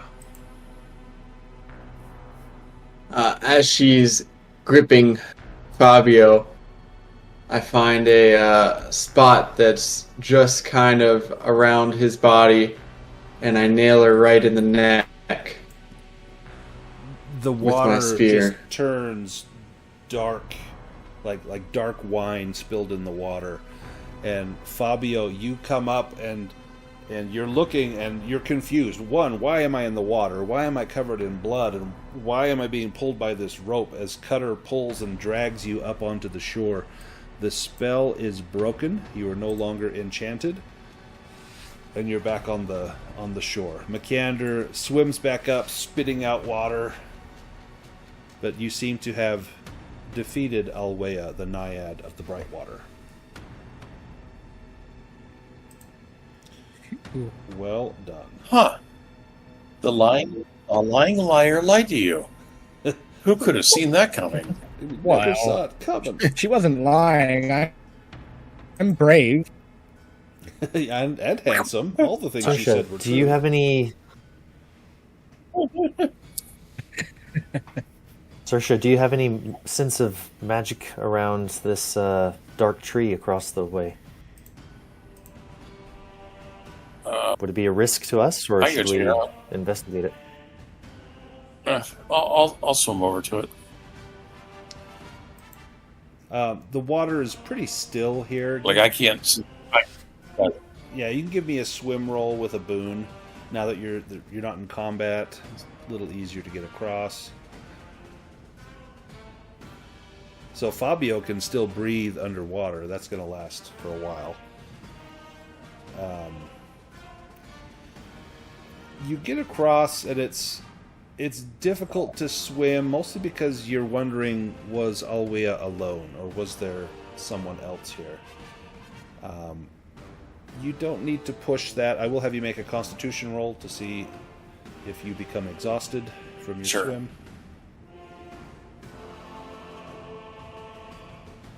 Nope, you're good. You make it to the other side. The black holly tree is indeed there, but this is just a normal black holly tree. There's no evil spirit whispering. There's no great treasure.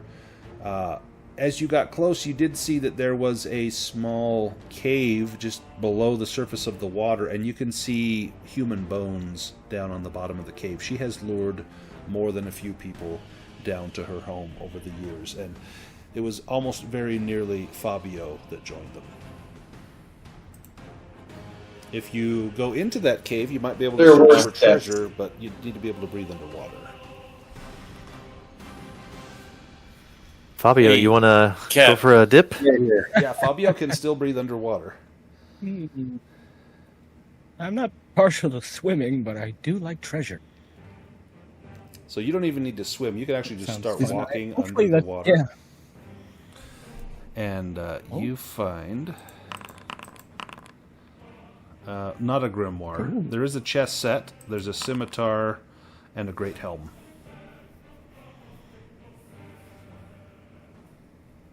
She caught some warrior here, clearly. Alright. Happily bring that back up. It doesn't seem like too much. Chess set, that's interesting. I wonder if she forces her victims to play. Until the spell wears off and they drown. You're welcome. Yeah. Someone want the great helm or the scimitar? You're welcome to take that, or if someone wants Did you the find chest set. all? Did you find all 32 pieces? No. There's a pawn missing. Go- Yeah, one pawn is missing. Go back in. Go back under. Shit. The good news is Cutter that will take the chess set. this does seem like a safe way across the Rumble River. You wouldn't need to go to the Troll Bridge at this point. Yeah. Let's say we cross and go deal with the Manticore. Let me Did anybody want that great helm or no? Best Go for it. would No, not check me. it out if McCander doesn't want it. You can have it if you want it, but if you don't, I'll take it. If you need it, I you do should already. take it. I do already have a helmet. If you don't have one, you can take it. But if you know, Oh, I can look at it. I'll look at it real quick. So I think Yeah, a it's great an armor helm rating, gives you too. 2 armor points, but it gives you a bane on awareness and I think ranged weapon attacks.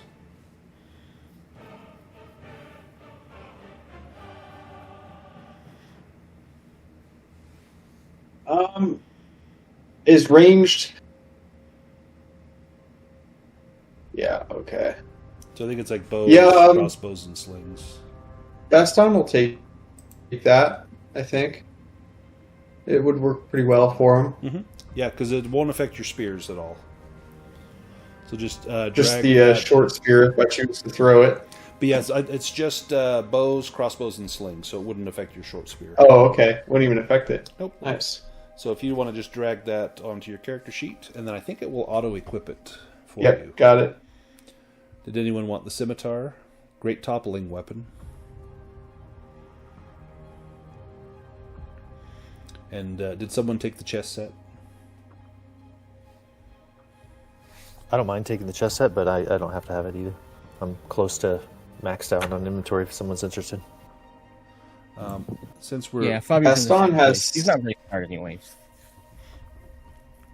we're getting a little short on time, so I'm gonna maybe forego some journey, some bushcraft rolls, especially because they've all been disastrous. So we'll just assume you find the trail and it's clearly marked. When you get to the crossroads, you know that you can head to the northeast to the Orkstone, or you can head due west to the Dulsox ruins. You can also Valoran is supposed to be over into here. Where do you choose to go?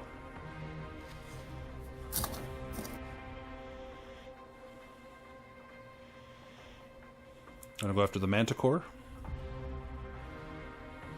We have the Sure. paralysis for the Manticore. It could go pretty smoothly. Mm-hmm. Famous last words. Right. Yeah. Let's go to the Manticore. Yeah, sounds good.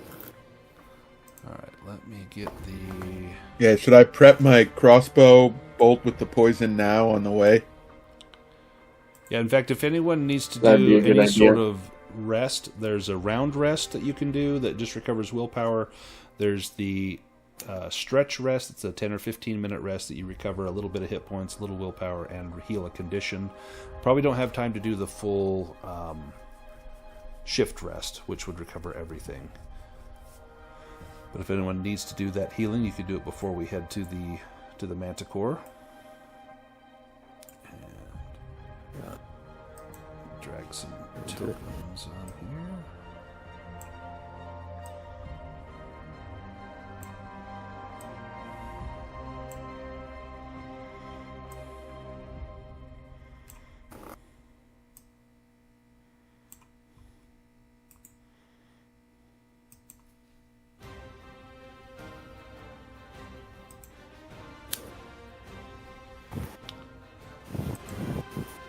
Alright, let's go to the Orkstone.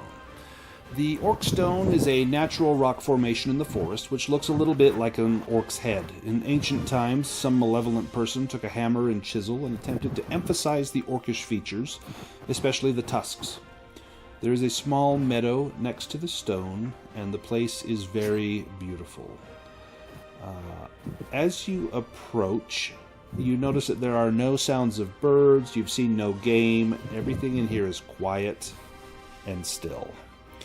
You can see the meadow up ahead of you, and then up to the northwest you see this orc stone, huge rock that kind of looks like an orc up here. What's the plan? Cutter would like to try to be as stealthy as possible. Yeah, give me a sneaking roll. And he'd ask, I guess, Sorsha, as she was not wanting to do too much harm to this thing that might easily kill us. Are we As just trying to take a little bit of its blood? as Thrakta mentioned, this is not a natural beast. This is a chaotic thing. And if you can put it out of its misery, it's probably best for everyone. Yeah, this goes Although- against the natural order. That's a big gift. Shoot to kill. Got it, boss. As a green Cutter would witch, sneak away. as a green witch, nature does not like these things. Cutter succeeds on the sneaking roll. You can go ahead and take some movements. There's not much I'm hiding under the cover if you're trying to hide. Yeah, there's a few trees you could hide in. If you cut straight across the meadow, you're kind of wide out in the open. You can sort of skirt along the edge of the forest if you like, but I'll let you choose. Cutter, as you are sneaking, give me an awareness roll.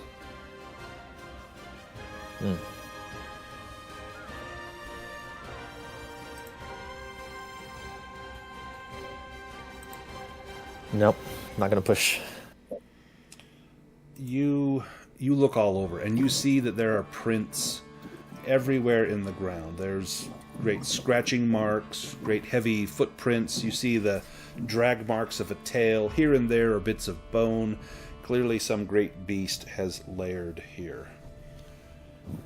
I'll let you guys proceed however you like.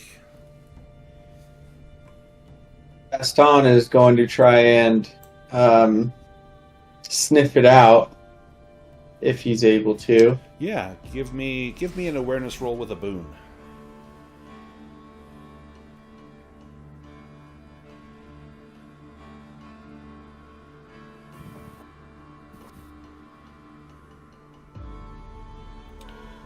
The strongest smell seems to come from the orc stone, and it smells like urine.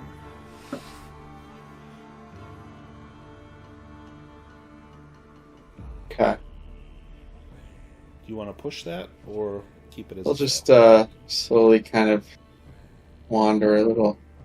Okay. Probably keep it as a fail. Okay. What's Makander and Fabio doing? McCander's just starting to work his way up along the side. Are you trying to be stealthy at all? Fabio would be. Yeah, as much as I can. Give me a sneaking roll. Likewise, Fabio, if you're trying to be sneaky. Yeah. Ooh. Makander's just clanking and clacking. Yeah. Yeah, I'm not going to push it, though. Rested, I guess. He took Ooh, the time. Oh. ooh. Fabio. Yeah, what's Fabio Wow, doing? nice. Nice. Trying to get like a good vantage point, I guess. If like, you get, want to the get best up eagle eye to view this you can. tree, you think you could get up there quite stealthily with a dragon. So I just see like a gray screen. Like it's like a grid. We're all on it, but that's all I see. Let me take a look here. You don't see... Use light, or maybe light. Yeah, I see light on here. Does anyone else see... Like, Does everyone else just see gray? Or do you see the picture of the clearing? I see everything. Yeah, I see I it. see the Maybe trees. refresh your browser. Refresher, try dragging do that, 'cause- the image a ways. That could be the problem. Let me see if this fixes it. Sometimes it's like up in a corner, so like right click and drag and see if the image shows up, or just try and enlarge it. Sometimes you'll see it. Like, do you see your token? yeah. Although if you look, like it shows us all on this weird colorless grid. Yeah, no, I refreshed it now. I can see it all. It was Oh, just now a you can weird see it. glitch. Okay. Oh, cool. So yeah, if Yeah, you so where want can to I go go to? to this This tree? this kind of lone tree, yeah, you can go right up to there. Okay, definitely. And from that tree, I'm going to let you make an awareness roll as well. Make that with a boon, since you got that dragon.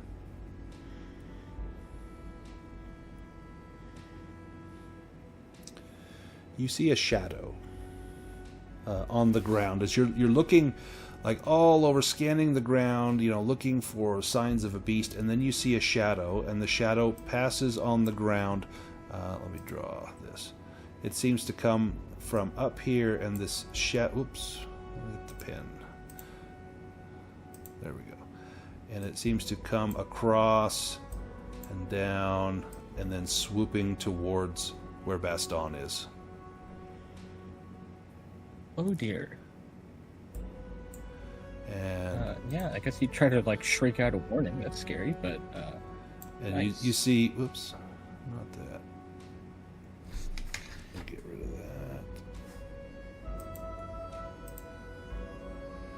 You look up for this shadow, and you see this manticore streaking across the sky, swooping down towards Baston. And I'm going to drag us all into initiative right there. It has spotted you. It is well aware of you. It is coming to eat you.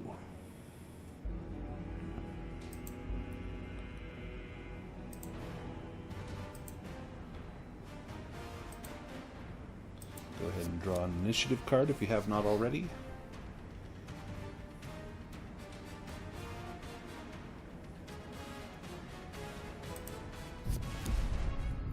So it gets surprise as it swoops in It's coming straight for good old Baston. Let's get a monster attack here. Razor Sharp Bite. It bites Baston for 3d8 slashing damage. Now, Baston, you have not acted yet. So monsters always hit. So this is going to happen unless you can prevent it. So to prevent it, you can make an evade roll to try and dodge out of the way.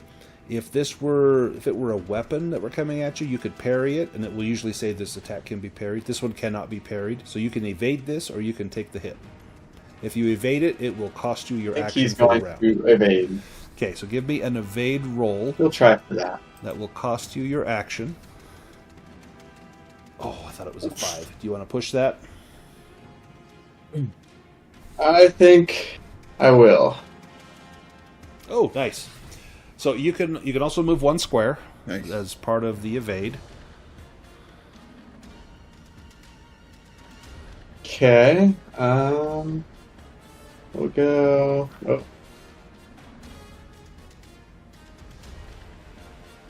And there. And then it is Macander's turn.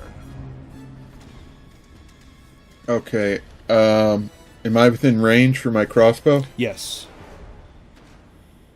So your crossbow's range is 40 meters or 20 squares. Okay. Then I'm going to try to hit it with that with my bolt that's been freshly dipped in the paralysis poison. Excellent. Is this the potency 12 poison? Yeah, though I bought from the shop. Perfect. Go ahead and make that attack roll. So you can target the Manticore and then click on your crossbow. Oh, yeah. Perfect. Oh, nice. It's not going to evade. Okay, so 9 damage. Let me deal that damage, and then we'll do the poison. So the poison is potency 12. So this is the roll for the poison. So the poison succeeded with an 8. So the Manticore needs to beat an 8. And it got a 9. So no. So it will take the full effect. So paralyzing poison, what it does is, if it were on a person,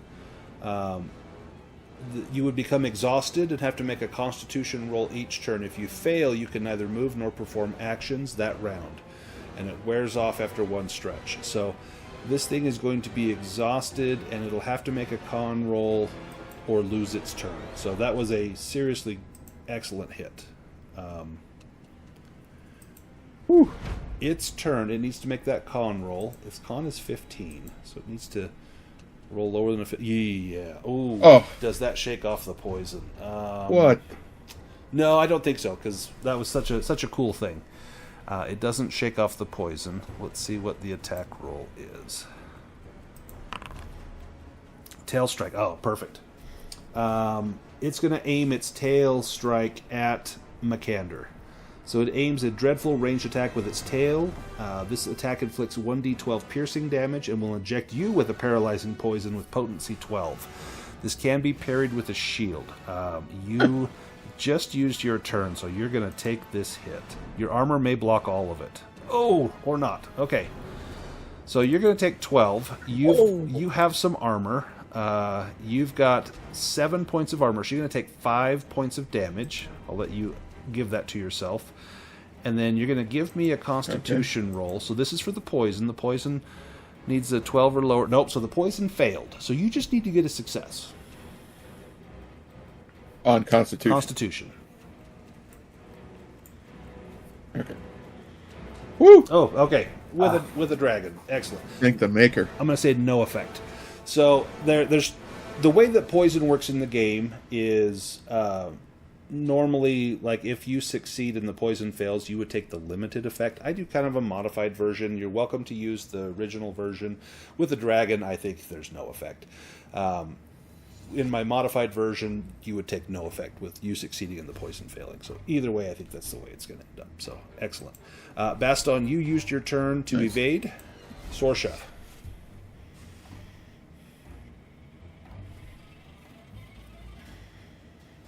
Well, I don't know if Fabio or Cutter is going to get close enough to do anything.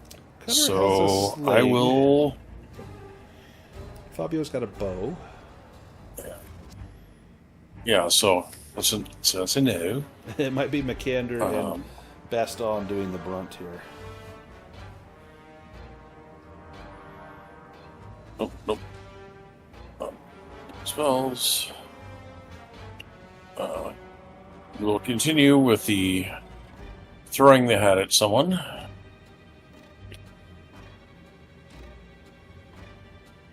I'll get angry at that miss. Power level 3, you want to hit this one. Got it. Nice. Ooh. Excellent hit.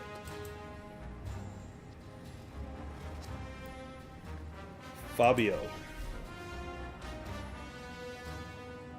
Alrighty. This thing's a pretty mighty foe.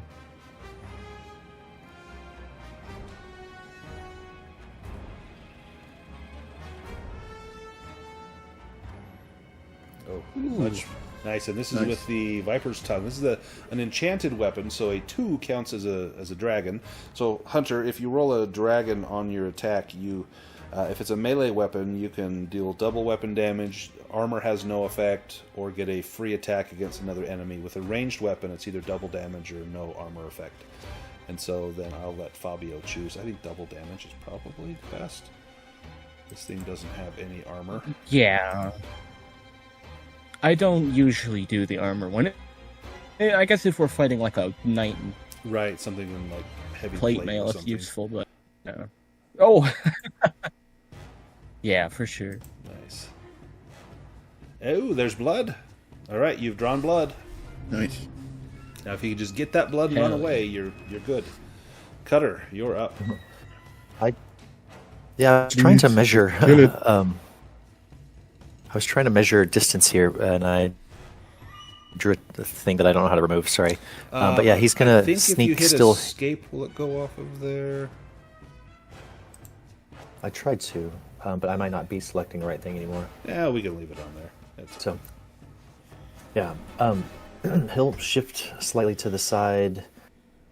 I don't guess. Is there any sort of benefit to making a ranged attack while hidden, or is it just no, it's straight up here? Yeah, it's less probably not going to target you.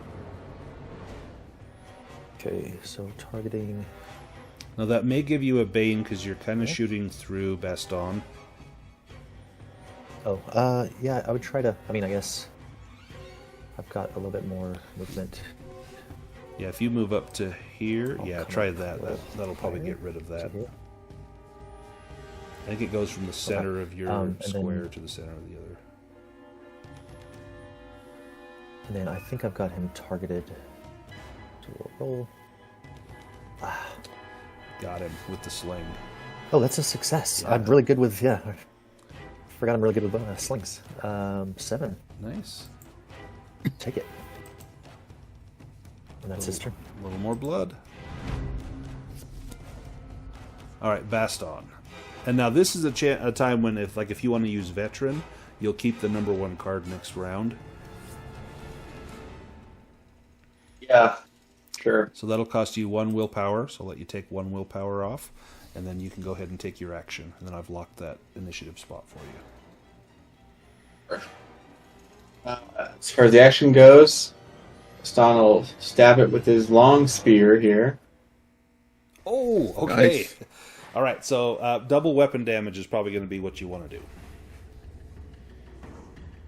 Yeah. Wow, lots of dice. Ooh. Nice. Oh man, it's got 7 hit points. Fabio, can you finish it off? That would be an Did we honor. bring anything to hold the blood? Nope.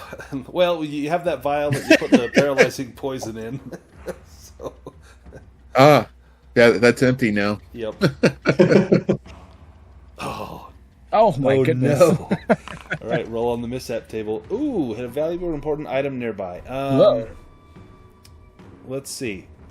I'm going to roll a 2-sided die. 1 is going to be something on Baston. 2 is going to be something on Sorsha.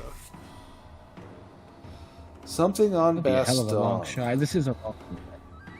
Let's see. Let me look at your inventory. Okay, I know what it hits. You suddenly smell this very fragrant perfume. It just broke open your memento, your blue bottle of perfume. I use that every morning. Yep, you've destroyed Baston's memento. Sorsha.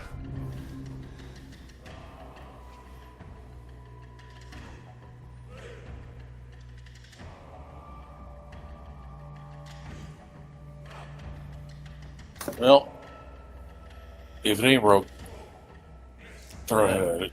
That worked last time. Throw the head. Yep, we'll go at 2 this time. Sheesh. It's like I don't want to hit it with a hat. This is exhausting. There we go. I'm going to give it a chance to evade. It's got to make a Nice. Constitution roll Nice roll. first. So it needs to beat a 15. No, it does not. Okay, so it can't evade. So how does Sorsha finish it off? Excuse me. So you see this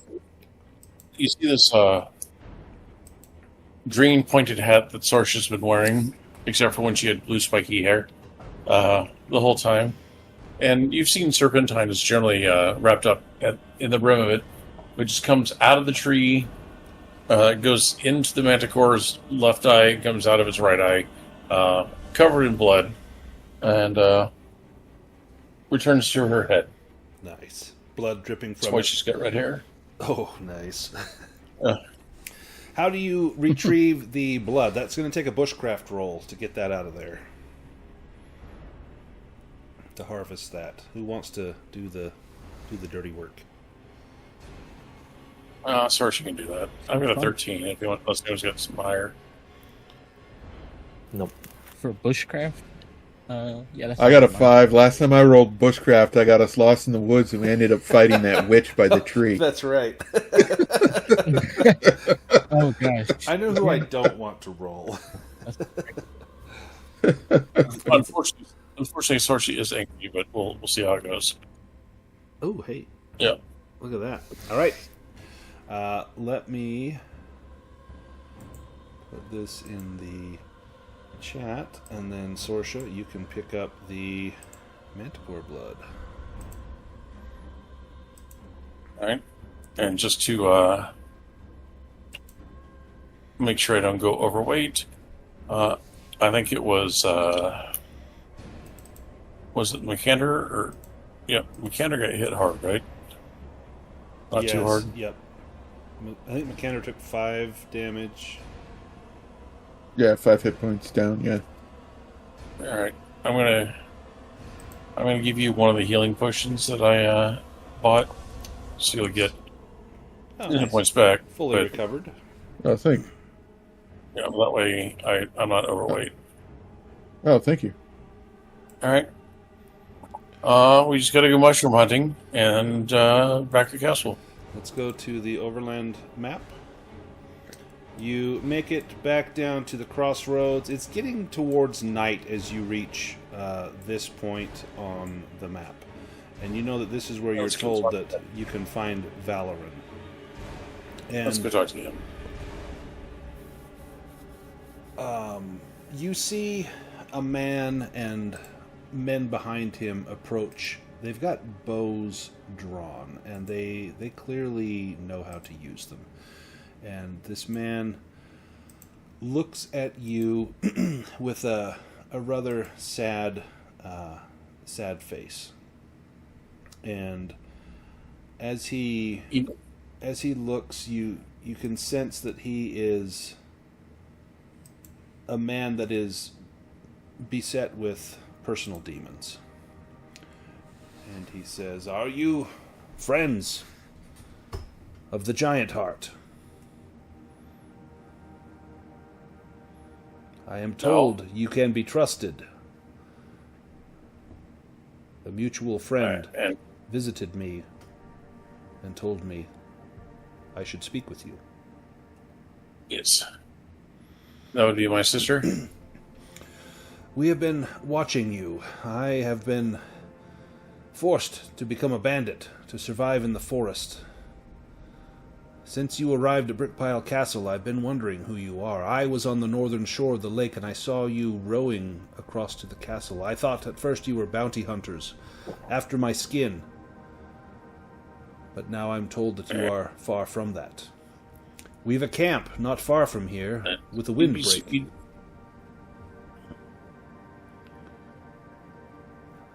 You wish to speak? You'd be amazed how very little human skin is worth in alchemical trade. There's not much to it, not like pigskin or oxhide. Yeah. Come, we have I spiced have wine no- and a fire. Fine, that good. sounds good. You'll have a chance to rest here as well. But first he begins to speak, and he tells you his tale, which is a little different from what you've heard from Gerald Giantheart. Runa and I were engaged, and we lived happily in Axmus, until the day Gerald Giantheart became the Lord of Brickpile Castle.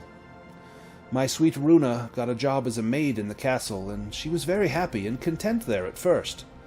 However, it wasn't long before Gerald made unwelcome advances towards her. Together, we decided that she should stop working at Brickpile Castle and apply for a job at the Mead and Bread Tavern instead, so that's what she did. Well, one day I was unexpectedly summoned to Brickpile Castle, and Lord Gerald said that he had an important message that he needed delivered to a relative as quickly as possible. I was immediately suspicious, but when I saw how much silver he was offering, I couldn't say no. After a brief but fond farewell to my Runa, I rode off. I was uneasy about leaving Runa alone, and during the night my unease turned into certainty. There was something fishy about Gerald's message, so I broke the seal, and with horror I read what he had written. It said, "The person who delivers this message is an enemy of our clan. Kill him, and throw his body into a bog, so that it is never found." Well, when I realized I had been deceived, I rode back to Axmus at full strength. But I was too late. Gerald had forced Runa to marry him, and was holding her prisoner at Brickpile Castle.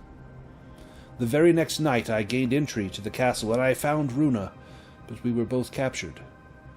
Runa began to insult Gerald, saying that he had a weak limb that was no use for anything. This made him so furious that he had her walled up in the cellar. I was to be beheaded the following day in the town square in Axmus, as a warning to anyone else who might think of defying Gerald. I managed to find a way to escape the guards and fled, although I took an arrow to the shoulder. With the very last of my strength, I made my way to the hut belonging to Thorkatla, and she took care of me. By the time I had recovered, it was too late. Runa had starved to death, and I had been declared an outlaw, with a price on my head. I swore that day to avenge Runa's death. Will you help me to set this injustice right?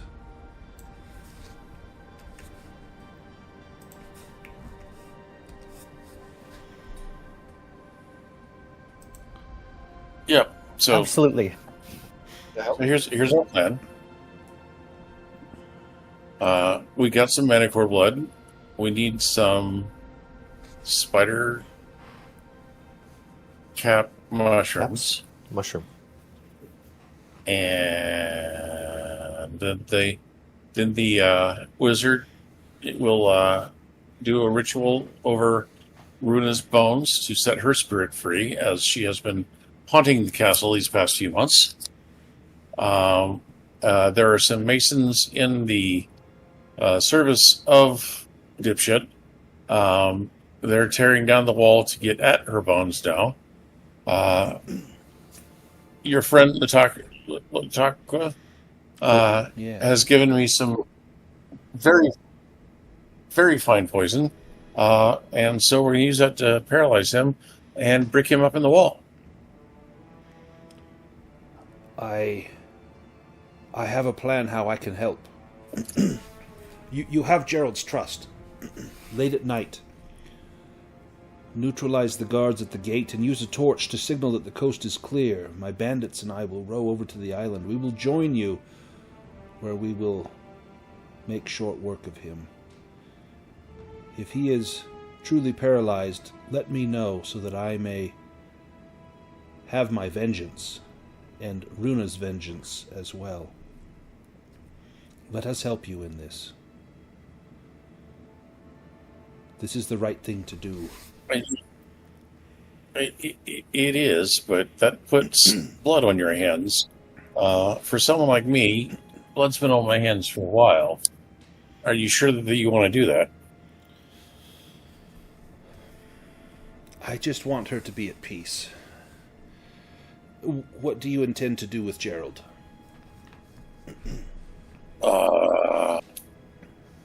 Well, I intend to paralyze him. And then what? Put him in the same wall that Runa's corpse is coming out of, her bones are coming out of, and then start breaking him into it. But I intend on having him finish the job himself, actually.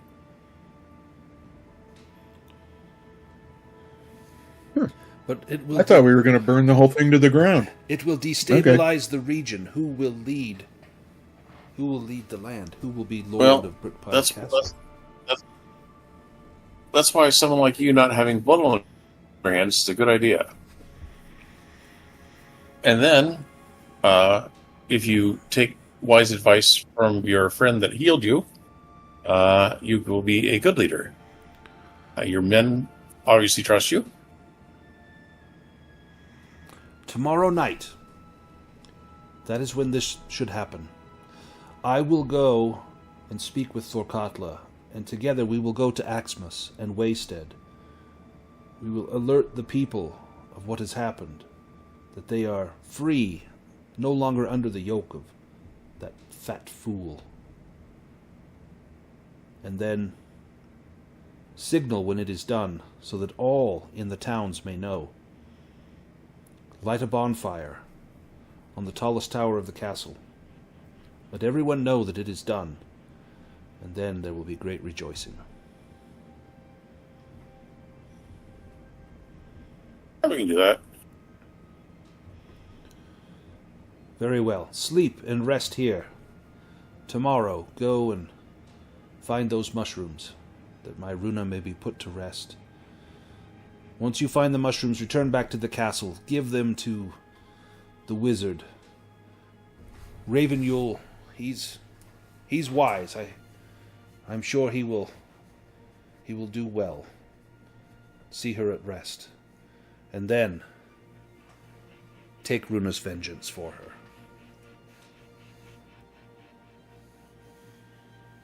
And he clasps arms with you. Everyone kind of nods. They're excited that, the day has finally come. That perhaps you will bring peace and order back to this land that has been beset with treachery and dictatorship. You can all rest, recover all your hit points, all your willpower points, all of your conditions, and we can head to the Dalsock Ruins.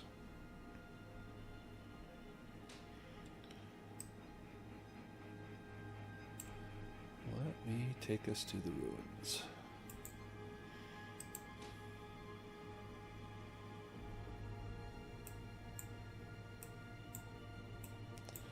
Alright, let me drag some tokens on here.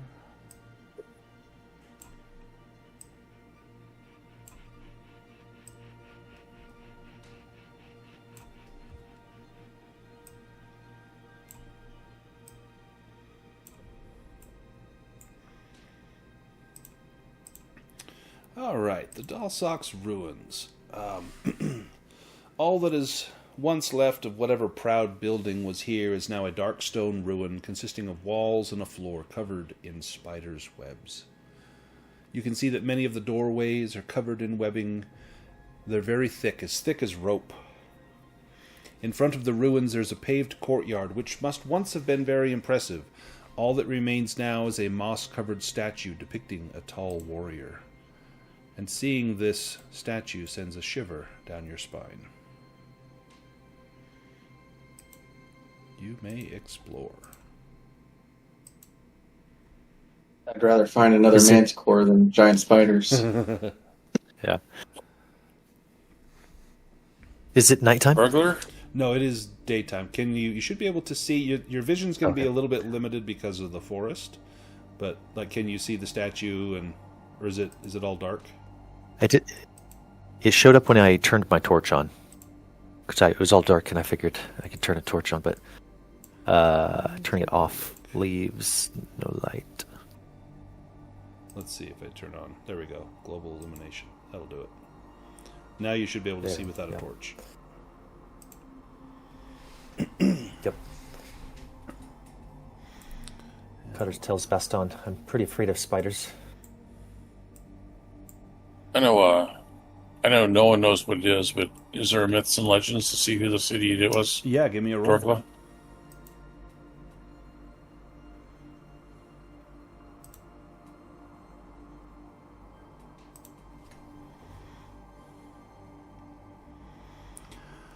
You have heard the name, but you can't recall much other than he was a warrior, and it was said that he was a good king, and he was a pious king. Perhaps this was a temple or a church that he had founded. But now it just seems to be rubble filled with spiders' webs. And these webs look incredibly sticky. So sticky that if you are to touch them, which means I've got these as active tiles, that you will become stuck. Nice. Cutter would like to look around for any movement or gleaming eyes in the shadows. Give me an awareness roll.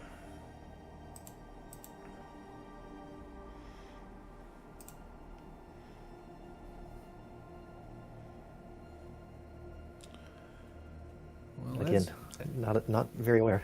As you look, you see this entrance hall. This is where guests would once have been welcomed, but today it's anything other than welcoming. There's 6 pillars that once supported the roof. The pillars are still standing, but the roof is long gone. There's piles of rubble and spiders' webs everywhere, and you must navigate carefully to avoid getting stuck in the webbing.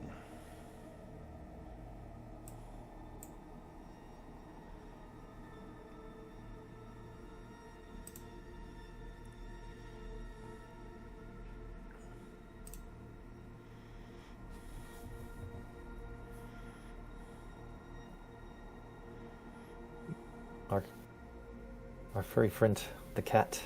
He had to bury something in the woods momentarily. He's over there digging a little hole, looking around. They won't find that one. Not unless he changes his boots. Do I see anything in this? Do I see anything in this alcove? So yeah, these smaller rooms, they contain some remnants of rotting, damaged furniture, individual table legs, half a headboard, a few shelves hanging at angles, and so forth. You could go in and maybe search around, but again, those webs look like it might make it a little treacherous to get in there, unless you can find an alternative way in. Now, Fabio, McAnder, Baston, you're coming into the largest area. This grand hall suggests that this building was once a temple. There's an intricate symbol carved into the floor and inlaid with a darker kind of stone.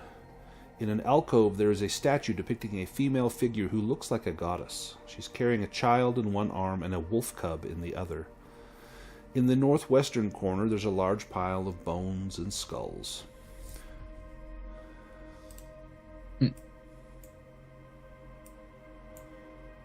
Is she feeding the child to the wolf cub? No. Unfortunately. Now, McAnder, if you want to make a spot hidden roll, you may find something in there. All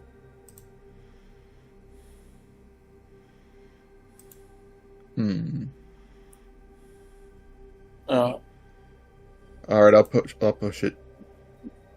Oh man. Cutter, they said that you might be able to sneak in, grab the shrooms, get out, right? Is that what they said? His knees are knocking a little bit. Baston, give me an awareness roll. Now, McCander, right there, you see this large pile of bones and skulls. McCander, give me a spot hidden roll. And Baston, give me an awareness roll.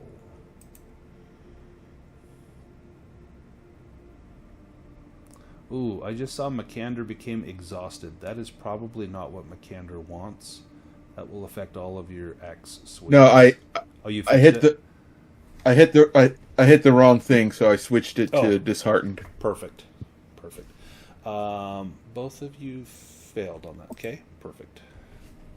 I'm not saying you're gonna need this, but you might need this, and I will hand you my staff.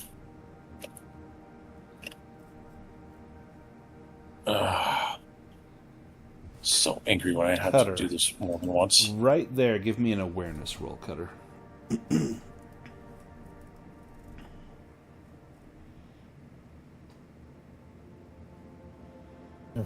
Nope. So I'm going to hand Cutter my staff, which I've cast Flight on. At level 3, it has a movement of 24. Wow. Am I riding this thing like a broom? You see Baston spotted many spider. small swarms of spiders beginning to mill about over here near you, Cutter. They haven't seemed to notice you yet. There also seems to be another swarm to the south. Many small spiderlings. And they're dragging some wrapped bundles about the size of like a raccoon.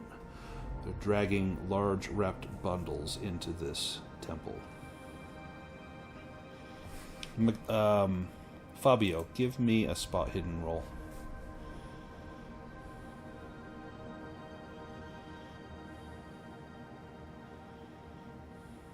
Righty. There we are. Oh, that was almost a beaver. Almost. That looks good. In the skulls and bones, you see the outline of a huge spider. It is lying with its legs curled. This spider lays there basically motionless. In fact, you're not all convinced that it's even alive.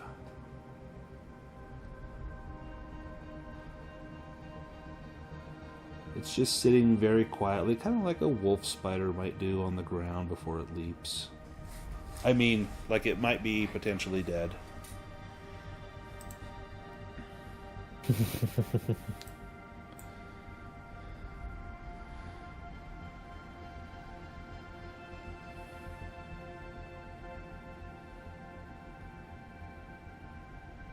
Go in. What is your plan, McCander? I was gonna slowly approach it and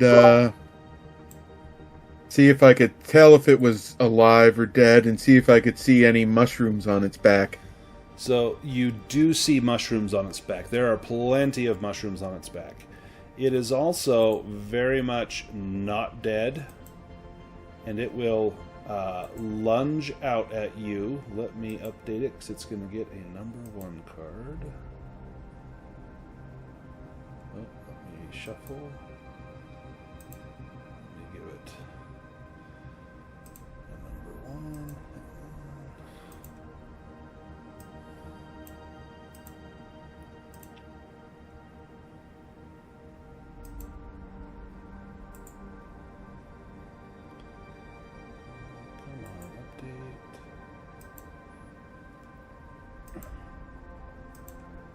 There we go.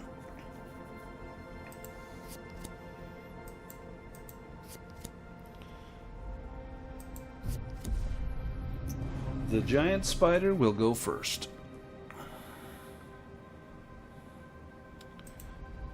It's been lying Sounds in wait. about right. Sorry, what was that? Oh, no, I just said that sounds right. Yeah.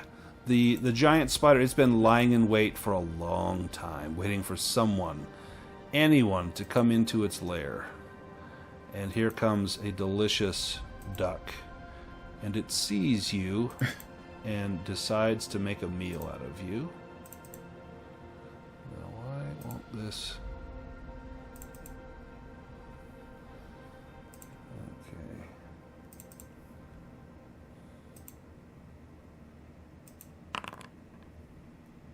There we go.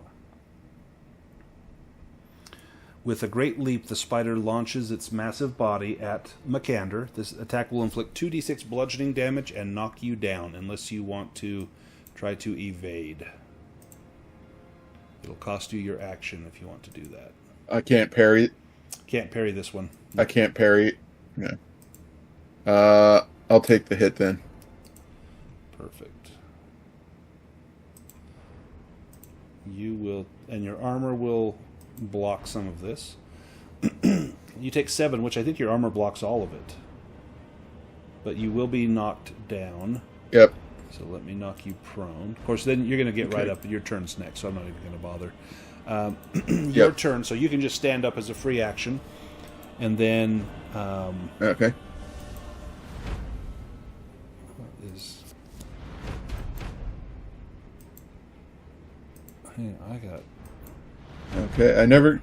Hang on, I'm having issues. Let me redo this combat.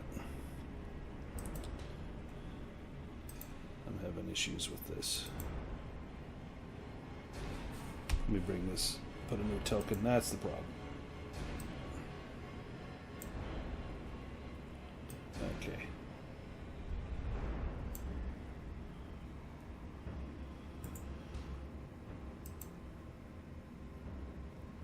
Sorry, one second. Let me give... there we go. I'll just draw for everybody here. Alright, giant spider went. Makander, your turn. Okay. Yeah, I never actually got to do ill-tempered before, so I was gonna Perfect time. So you will use become... that you with become my angry. lion's claw. So you'll take the angry Yeah, condition. so that does and then you'll add a does boon. intelligence. Yeah. Yep, Yeah. which you're not going to use Okay. that anyway. Right. So then add a boon to your So I- attack when you go to roll. You can target the spider. Okay. Oh, that's right. And Ooh, take the come 3. on, yeah. Roll damage. Nice.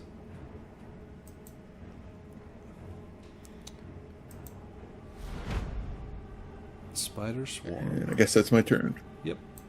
Spider swarm has discovered Cutter. And the swarm launches itself at Cutter. This is going to do 2d4 bludgeoning and knock you down unless you want to evade this, Cutter. Yeah, I think I will. Okay, that will cost you your So action. an evade roll. Yep, make an evade roll. I'll spend hard to catch. Perfect. Get a boon.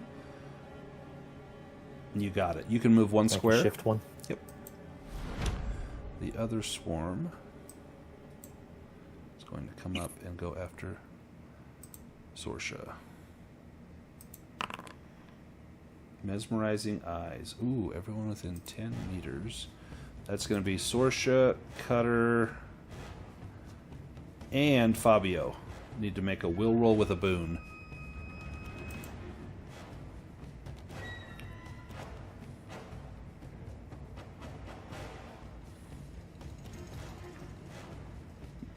Oh, thank goodness for the boon.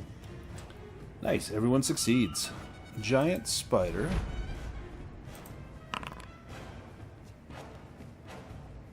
Ooh. Oh no, Baston didn't need to make a fear attack. Yeah, so I was trying to read what fear was. Oh, got it. Yeah, there's a table. Then it rolls on the table. Poison Sting. The 8-legged horror raises its rear end and attacks a player character with a poisonous stinger that shoots out of its repulsive body. It's going to move. It's going to move right here. I'm going to say 1 is Makander, 2 is Baston. It goes after Makander. So this will be 1d10 piercing, and you'll sustain. If you sustain 1 point of damage, you'll be injected by poison. So you better hope this is below your armor. Yes, so your armor blocks all of it. So Makander is good. Nice. Cutter, you used your action to evade. Fabio.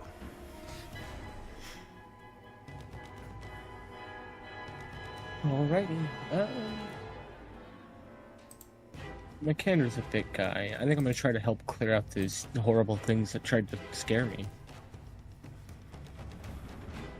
Although it is hard to shoot a tiny swarm with a bow, I suppose. Yeah, in fact, I think they take half damage from that.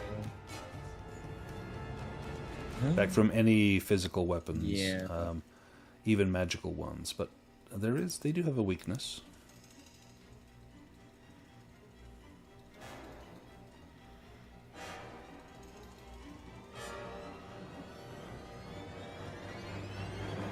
Alright. Sorry, I was just thinking. Yeah, I'm just going to try to help kill this giant spider really quick. That's by far the biggest threat. It's the biggest, prize anyways. Yep. The worthiest foe. Oh, not no. quite. That's your second demon with at least it didn't break. Yeah. You drop, Could be a lot worse though. Yeah. Yeah. Oh my goodness. You drop Viper's Tongue. Sorsha.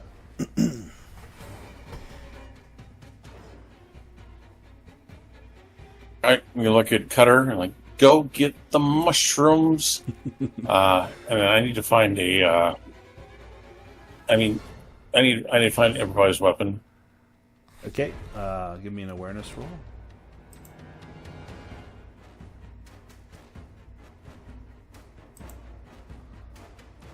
Find improvised.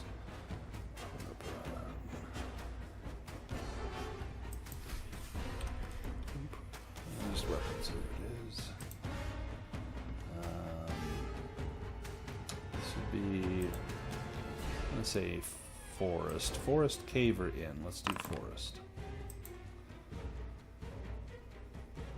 Ooh, a wasp nest. Yeah, on I'm going to say on this pillar right here, there's a wasp nest. And so if I look at that card, you roll bushcraft to pick it up. You can hurl it within 10 meters.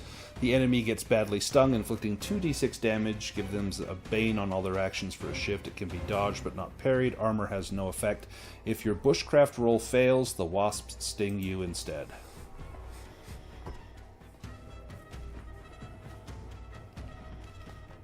Bushcraft? Yep. Which, of course, I'm angry.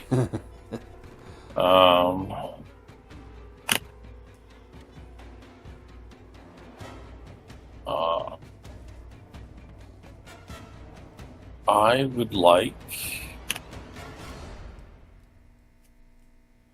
You said it's like on this pillar here above the swarm. This other one. This one, right? Well, yeah, we could say it's over here. If you try and knock it off with your hat, maybe. I mean, I can.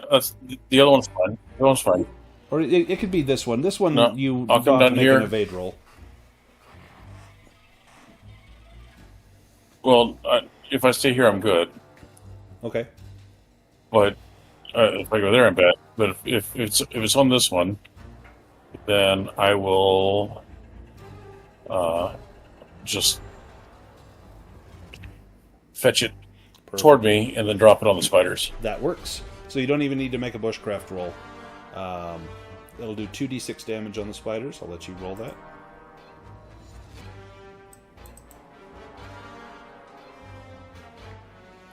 They take half of that.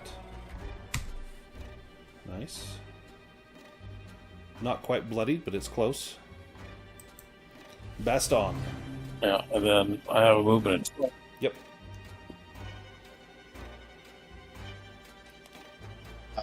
Spawns. Just gonna stab the spider with the spear. Go for it. I did it with my spear. Nice. Roll damage. Ooh, good hit. Nice. Pretty decent. Oops, sorry, that got dealt to Baston. Sorry, I'm gonna give that back. Oh, good. There we go. Give that to the spider. Stabbed himself. Nice, good hit. All right, round 2. Sorsha, you're up next.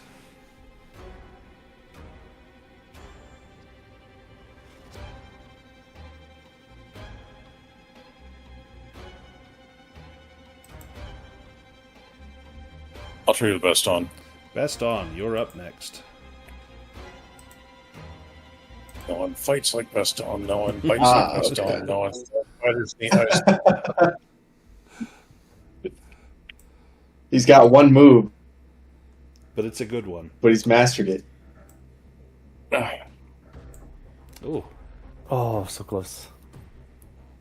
Nice. Nice. nice. Done like 25 points of damage. And Are you able to use veteran? yeah, if you want to use veteran, you can lock in that first spot. Cost you 1. Even if I didn't roll it? Uh-huh. Yep. You can, so it's not an action. You can do it All right. anytime. Yeah, let's do As it. long as you tell me before the round is up, so I'll lock that in for you. Just cost you 1 willpower. Oh. Spider Swarm. Coming after Cutter. Mandibles. They slice through the air like scimitars. This will inflict 1d8 slashing on Cutter unless Cutter wants to evade. I'll take it this time. 4. Minus your 1 armor, so 3 points of damage. I'll let you give that to yourself, and then it's your turn. So, 1, 2, 3. 3. There we go. So, Sorsha, what does this flying staff you gave me do? It has a speed of 24. So I was thinking you could, You can move. yeah, I was thinking you could go cut off some mushrooms and get the hell out of Dodge. But I wasn't expecting 2 or people to be around the spider one in that. So it would give Well, you 12 meters of movement. It would put you right next to Baston. You could also... No, it has speed of 24. Oh, It 24. says it gives me Oh. 24. Yeah. Got it. So you just would need to make an evade roll so that swarm doesn't attack Okay, yeah. you. I'll do that. And That you doesn't could take my use- action, though, right? No, and you could use hard to catch on this. Yep, I will do that. So evade with hard to catch. Got it. Okay. Awesome. And you can That move takes 3 willpower. over here, like close to the spider, and then a sleight of hand roll to try and get some mushrooms. The staff kind of jerks Cutter along. Like and, Harry Potter learning is this Quidditch. Yeah, exactly. Is this spider bloody yet? No. Okay. Yeah, I'll do a sleight of hand roll then. As I sneak behind it here. Sleight of hand. Any boons or benefits to being behind and distracted, moving quickly in? No, this thing has like 16 eyes. It can definitely see you. Okay. Team. You Is got that a it? success? Okay, It is. All right. Let me put some mushrooms in. I'll put it in the chat. You can drag it onto your character sheet. Okay. You've got mushrooms. I got him, guys. I got him. If you guys can get to the Oh, did I grab woods, him? you can escape. I don't. Let's see. Let me count my movement and how much I have left here. I don't know if I was able to drag that on or not. Let's see. If you had 24, you went 1, 2, 3, 4, 5, There we 6, go. 7, 8, 9, 10, 11, 12, 13, 14, 15, 16, 17, 18. Okay. If I move away, will I You have need to make take an another evade? evade roll. Yeah. Okay. All right. All right. So 18. So I've got 6 left. Yep. I will go 1, 2, 3, 4, 5, 6, and make that evade. Well, you have 3 left. Oh, I Each only had one's 3 2 left? squares. Yeah, because each square is 2 meters. Oh, gotcha. 2 by 3. Okay, so Close I think enough. maybe brought there. Evade here. I will use hard to catch again. Ooh, thank goodness. With the 2, you got it. Yep. All right. Yep. Makander, you see your diminutive friend swiping mushrooms off the back of this spider and then flee. You know you don't need to beat this spider, you just need to survive. Right. I'm still gonna take a whack at it, but then run away, Okay, take your whack, sir. just for kicks.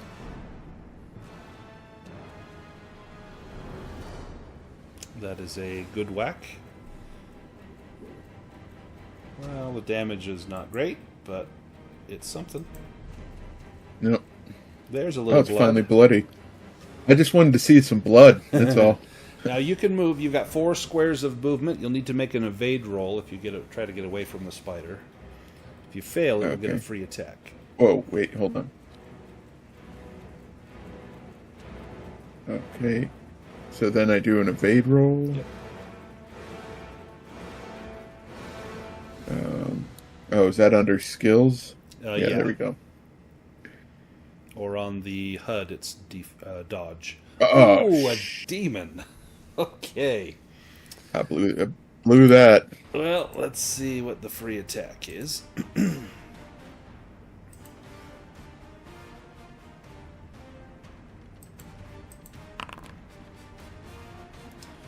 Tearing attack. It lunges at the player character, so this will be everyone within 2 meters. So this will be Makander and Baston will suffer 1d8 piercing damage each. So not so bad for Makander, but bad for Baston. 7. So Makander, your armor blocks all of it, but Baston, your armor blocks 1 of it. No, 4 of it. So you take 3. I forgot you had the Great Helm. So you take 3 points of damage, Baston. Sorry. Spider Swarm will attack Sorsha. A web attack. This will be, well, the character with the highest strength. Okay. Can it make it to Makander? I think Makander has the highest strength. Yeah, so it can get to Makander. It's 18. Is that what Makander has? Is 18? So, I thought it was, it's 16. does anyone have higher than 16? Okay. Last on. So the spider is going to move. It almost has to do a straight line to get over here. That's going to provoke an attack from Sorsha and Fabio. So it needs to make 2 evade rolls. It made the first one. And made the second one. And then it's going to fix Makander with sticky web. You need to make an evade roll with a boon. If you fail, you're going to be restrained by webs.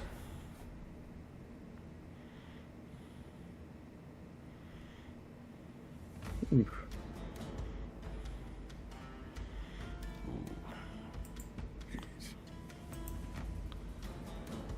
guess I'm going to push that.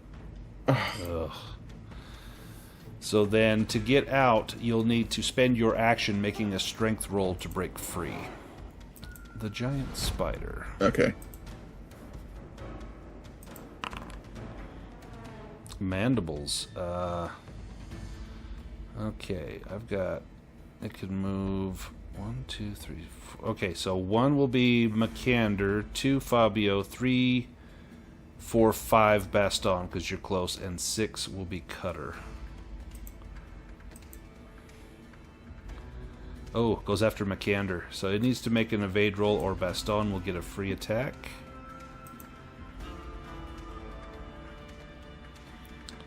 Makes it. Alright, mandible attack coming in on Makander for 8 damage. You've got 7 points of armor. You take 1 point of damage. 1. Right. Fabio.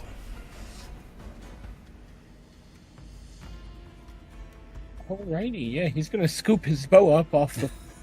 So that'll cost you your action just to pick up your bow.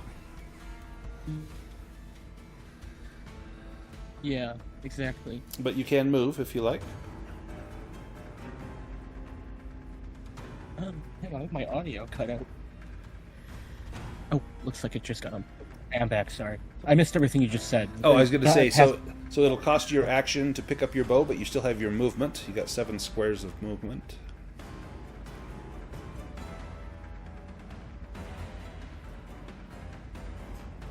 Yeah, light moving kind of complicated things quite a lot. So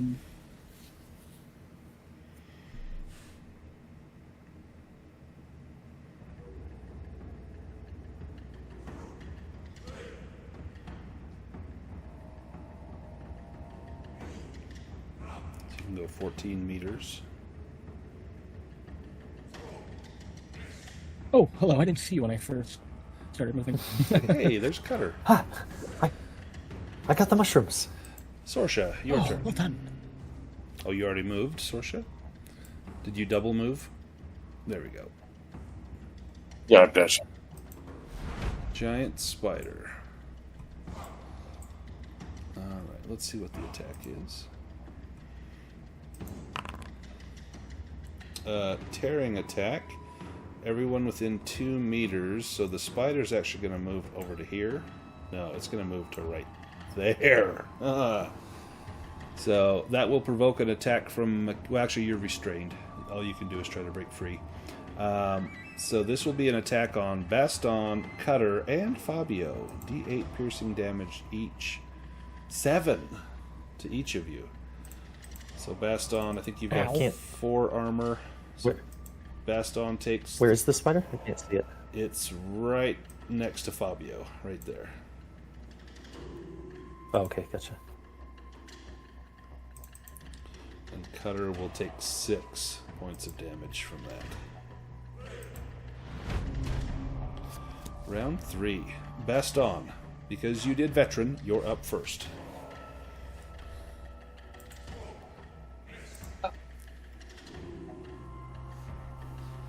Spear? Spear works. Oh! Yes. Nice. Double damage. Ooh. Spear, maybe. Double it up. Up damage. Oh, that's a lot of points. Yeah. Oh, it's a fat one. It's got 15 hit points left. This thing had over 70 hit points. In fact, you've done almost 50 hit points, Baston, in 3 rounds. Do you want to use veteran to keep the number 1 spot again? Yeah. Okay. I can double it up. Yep, sure can. Sorsha. And then you've got some movement, Baston, if you want to take any movement. You'll need to make an evade roll to get away from the spider. In that case, I think I'll just stay where I am. Okay. Fabio. I confused by running away. Sorsha is fleeing to the woods. Did you make it to the woods, Sorsha? I'm somewhere in the path now. Oh, I see you at the very bottom. So next round you'll be out of combat. Fabio, you have your bow. You also have a giant spider right next to you. It's badly wounded. Yeah, let's tempt fate. Okay. Ooh, you got it. Yes. You can move. I'll move. And then I can shoot it. You sure can. And then you still got 3 squares of movement left. Oh yeah, nice. I have to Well, get you could that cool thing. If you move next to me, I can do Guardian over you. I've got 1 more left, I think. So if I succeed, Ooh, there you go. Ooh. 1 point. It's got wow, yeah, that's consistent. It's got 1 hit point left. Oh, That's so man. close. Oh jeez. And now it's the spider's turn.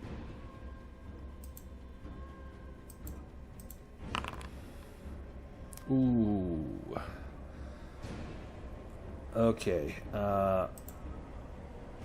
1 Baston, 2 Fabio, 3 Cutter.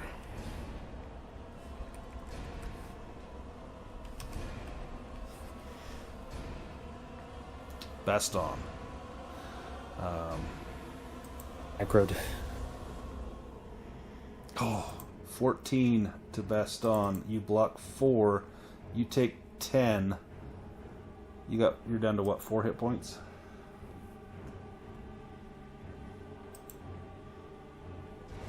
Yep, 4 hit points. Alright, the Swarm.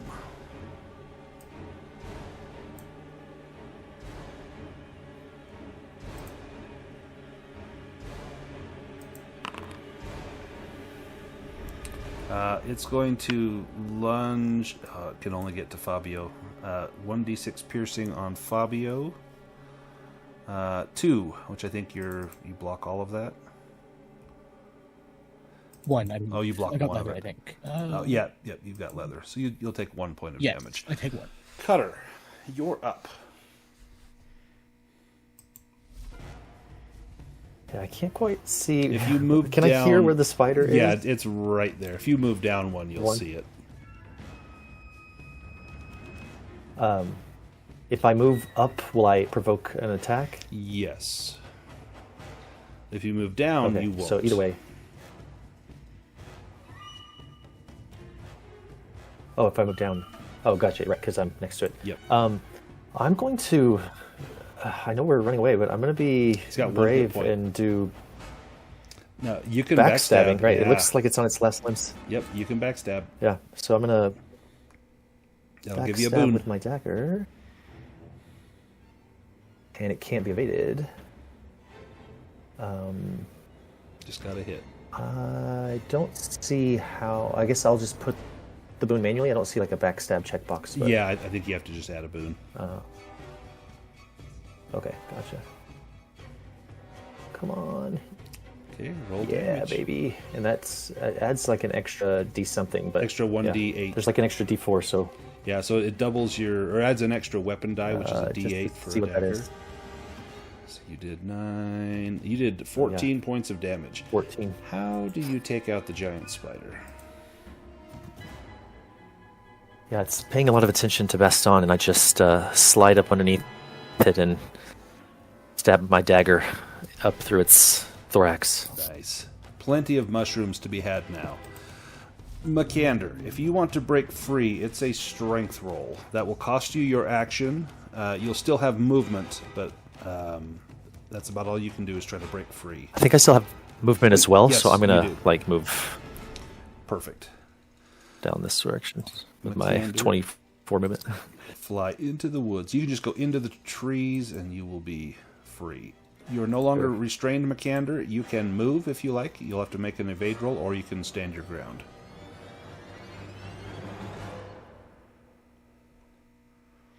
So I'm going to remove Cutter from combat. Let's see if it will let me. Which way is everybody else exiting? To the left over here? So if you can just get into any trees, Is it the- that will count. Any trees is considered escaped. Right. I was just So- wondering which way everybody else was taking. Sorsha went straight south, straight to the bottom. Cutter went right into here. That's probably the closest for you, Fabio, and Baston. Right, because I wasn't going to go just yet. I was going to move right here so I could be a guardian for them if they get attacked again on their way out, because they're low on hit points. Right. So it'll take you an evade roll to move past that spider swarm. That's fine. Let's go ahead and give me the evade.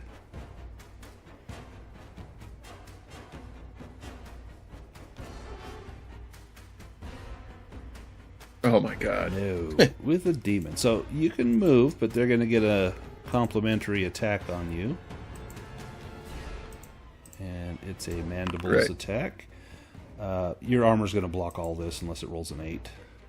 Nope. Yeah. So your armor Yeah, blocks it all blocked of that. So yeah, no big deal. You get over there where you can guardian them.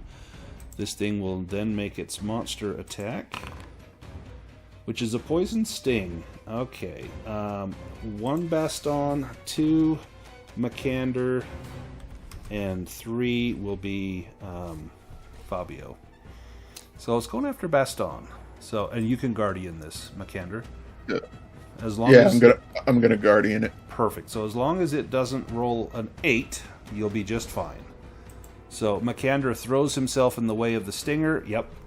It bounces off of your armor. Okay. No worries. We go to the next round. Baston, you are up.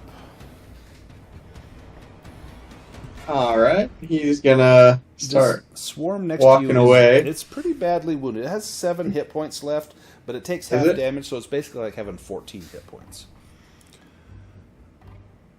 You can move through an allied's square, so you could move through Makander on your way out. You would just need to make an evade roll once you moved, like probably to this square. And if you make it, then you actually, I think you have enough movement to get out, so you can move a total of 14 square. Yeah, so you would be able to escape. You would just need to make an evade roll. I think that's what he's gonna try and do here. He's And He's Makander pretty can guardian hurt, you and for he's- free attack. So feels like he can't do much against a bunch of spiders with his spear. give me that evade roll. So evade. Oh no. No, that is not what we want. Thankfully, Makander is there. He's going to be able to guardian this if he wants to. Yeah. So Makander I'm guarding. throws himself in the way. His armor blocks the attack, and Baston, you can flee into the woods. Brandon, can you add me back to combat in case I'm able to do some damage Yes. to also help? Absolutely. I don't know. I'll put you Let's in. see if I'm before. Okay, never mind. I might not be able to make a difference, but if I can, I'll try Yeah. to disarm them or something from. You could always use your sling. All right, Spider Yep. Swarm.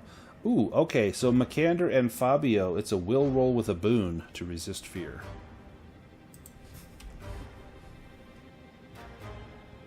Oh, for both of us. Yep.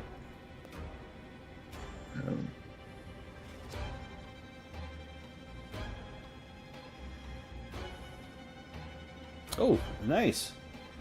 Excellent. Yep, no problems there. Sorsha, are you going for freedom?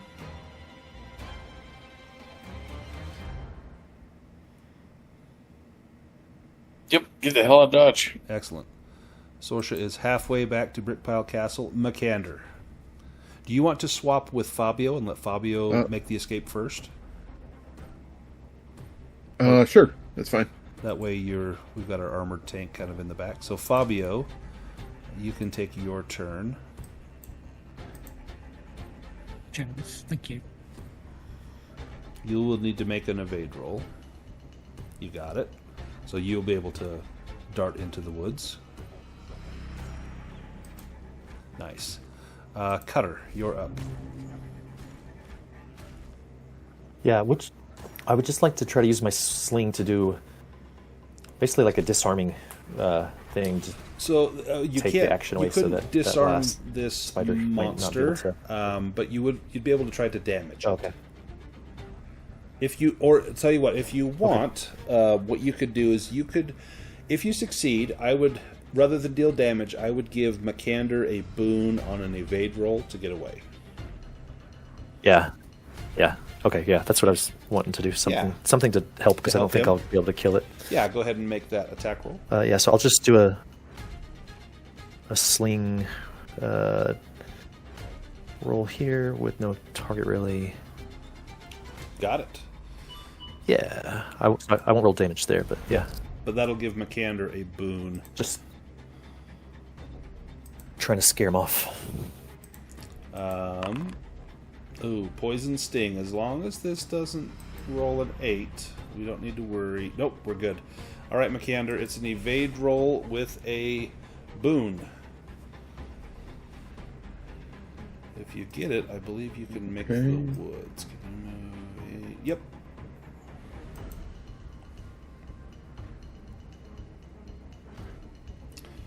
So Nope. they're going to get a free attack. You're still going to make it, Oh, but but- they're going to get a free attack on you unless you get restrained by webs.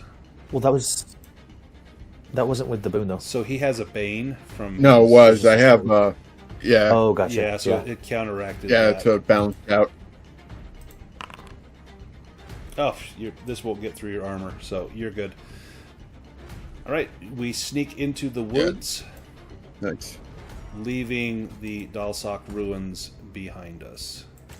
Let's go to the overland map. All right, I know it's late for many of you, so we're going to get through this kind of as quickly as we can. It's mostly narrative from this point. You make the journey back to the castle. When you arrive, Gerald Giantheart is standing on the parapet, rubbing his hands excitedly. And Raven Yule, the wizard, says, come now, quickly. And, have you got the things that I need? Have you got the spider cap? Have you got the manticore blood? And have you produced them? Have you got the gold? Yes, leave that up to Gerald. He's got the gold. You lot would do well in our court. Perhaps once this business is attended to, you might serve as loyal mercenaries to the crown. What say you? We should drink to it. Mercenary is oxymoron. Well, I can't call you loyal soldiers because you work for money. You are mercenaries, but there is ample money to be found for those who are loyal to Gerald, as you shall see. Come, we have, upon your initiative, the wall has already been torn down, and we have the bones. We have prepared a raft. Now, if you have those items, I can cast the spell that will free this poor girl from her torment. This will take place just before sunset.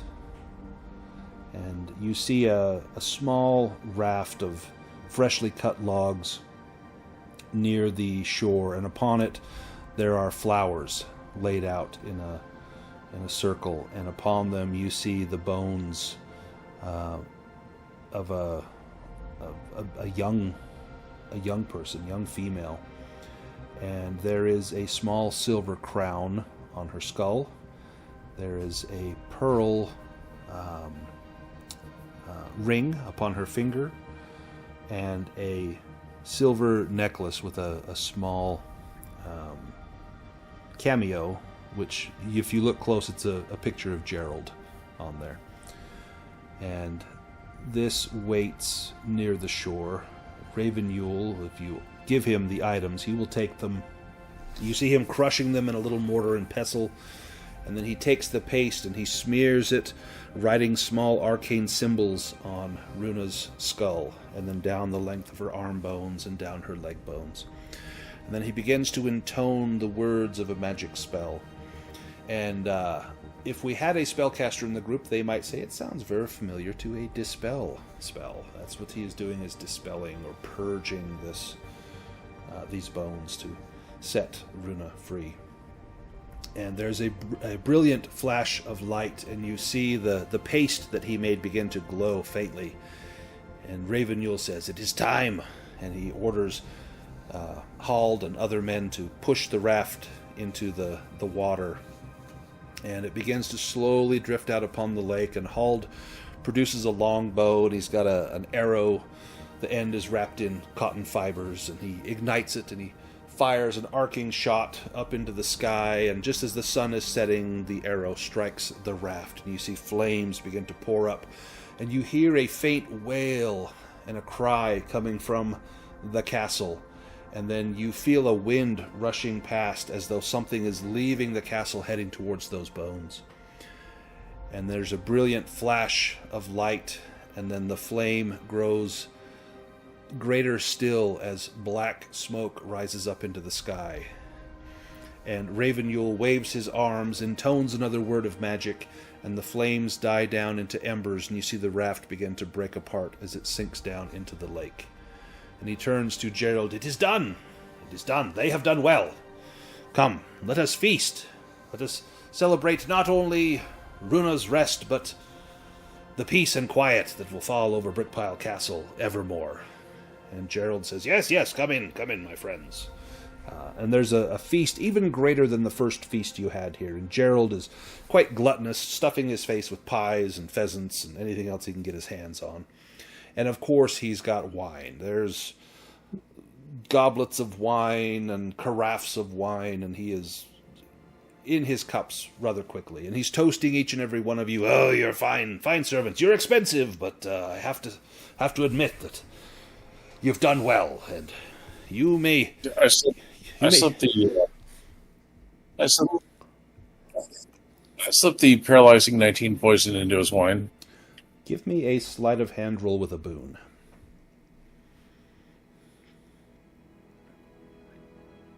Unless the halfling doesn't mind doing it. Yeah, I if you pass it off to me, I'll do it. I was also going to maybe see about persuading the guards to leave their post early to join the party. Yeah, so maybe you suggest to Hall. I can do that. Yeah, so that we might light a torch and... Because if anyone's good at persuading it, someone that is Sorsha's thing, is persuading. So yeah, if you want to give me the sleight of hand and Sorsha, you can give me a persuasion roll.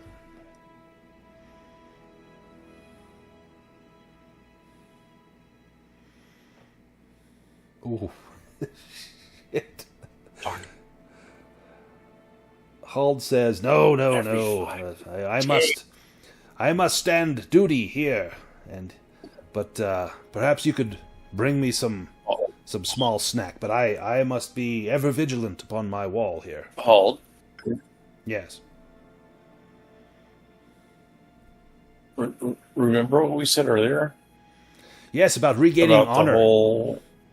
That's why I'm standing guard here, to regain my honor. Yes. It'd be very honorable.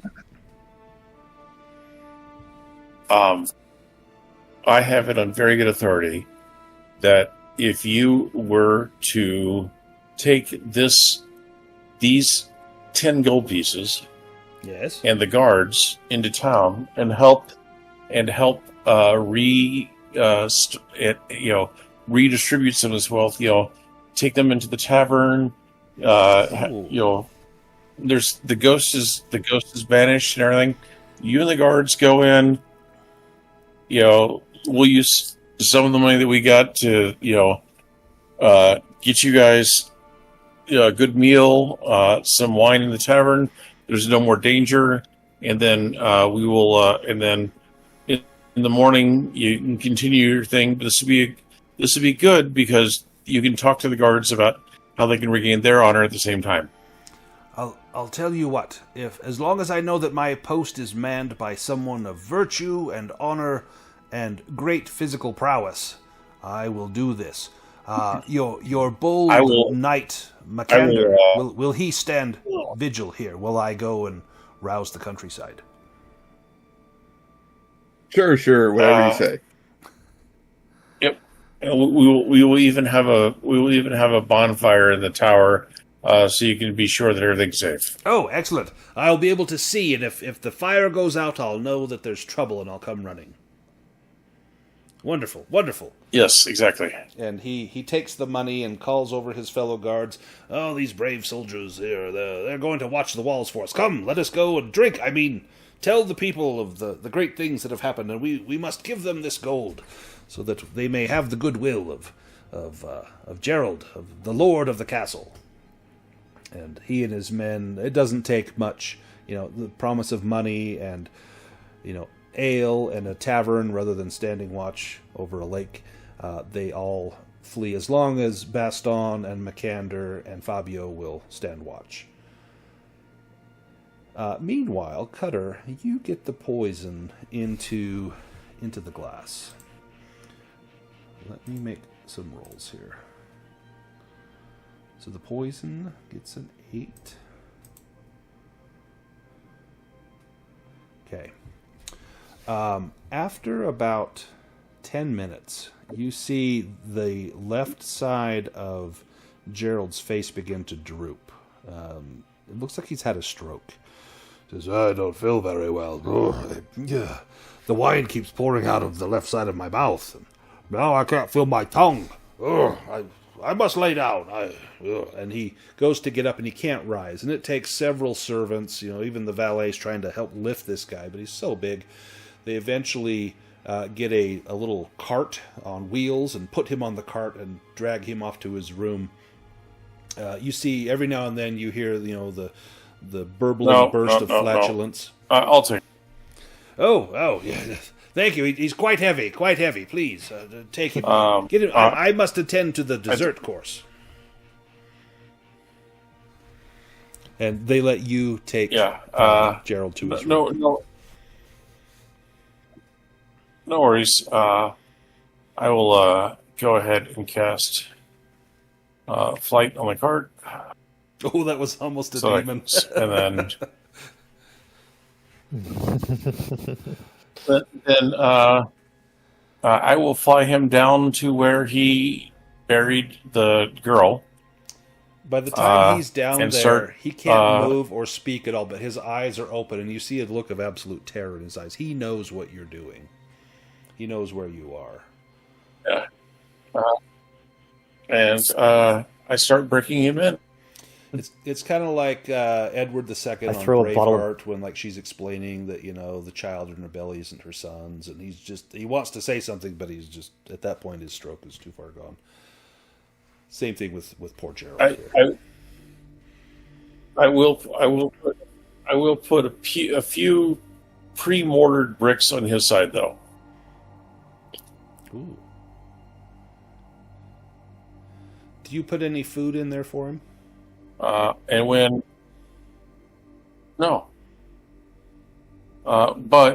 when the poison starts to wear off, and he's looking like he's going to come to his senses, I'm going to use this scroll of dominate that I have. What does that do? To make him finish the job. So he basically, it's kind of like when Fabio was enchanted by Alwea, the Naiad, and kind of has to do the bidding. So you watch him for a while, and he shits himself, pisses himself, just sitting there in his own feculence. And as he finally starts to come around, you cast this spell, and he looks at you, and you see this dazed look, and there's sweat pouring down his forehead. But he takes those bricks and seals in the last few bricks, and there's a whimper as the darkness takes over, and then you hear a slump as he falls back against the wall. You see that your snake has cornered a rat here in the basement, and the rat is squeaking, trying to get away. You pop the rat in there with him?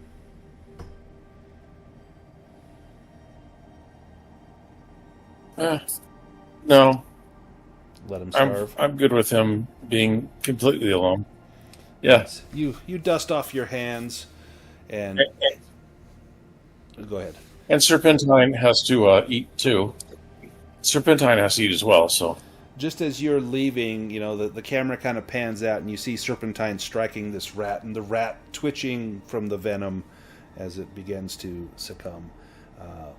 You head up the stairs.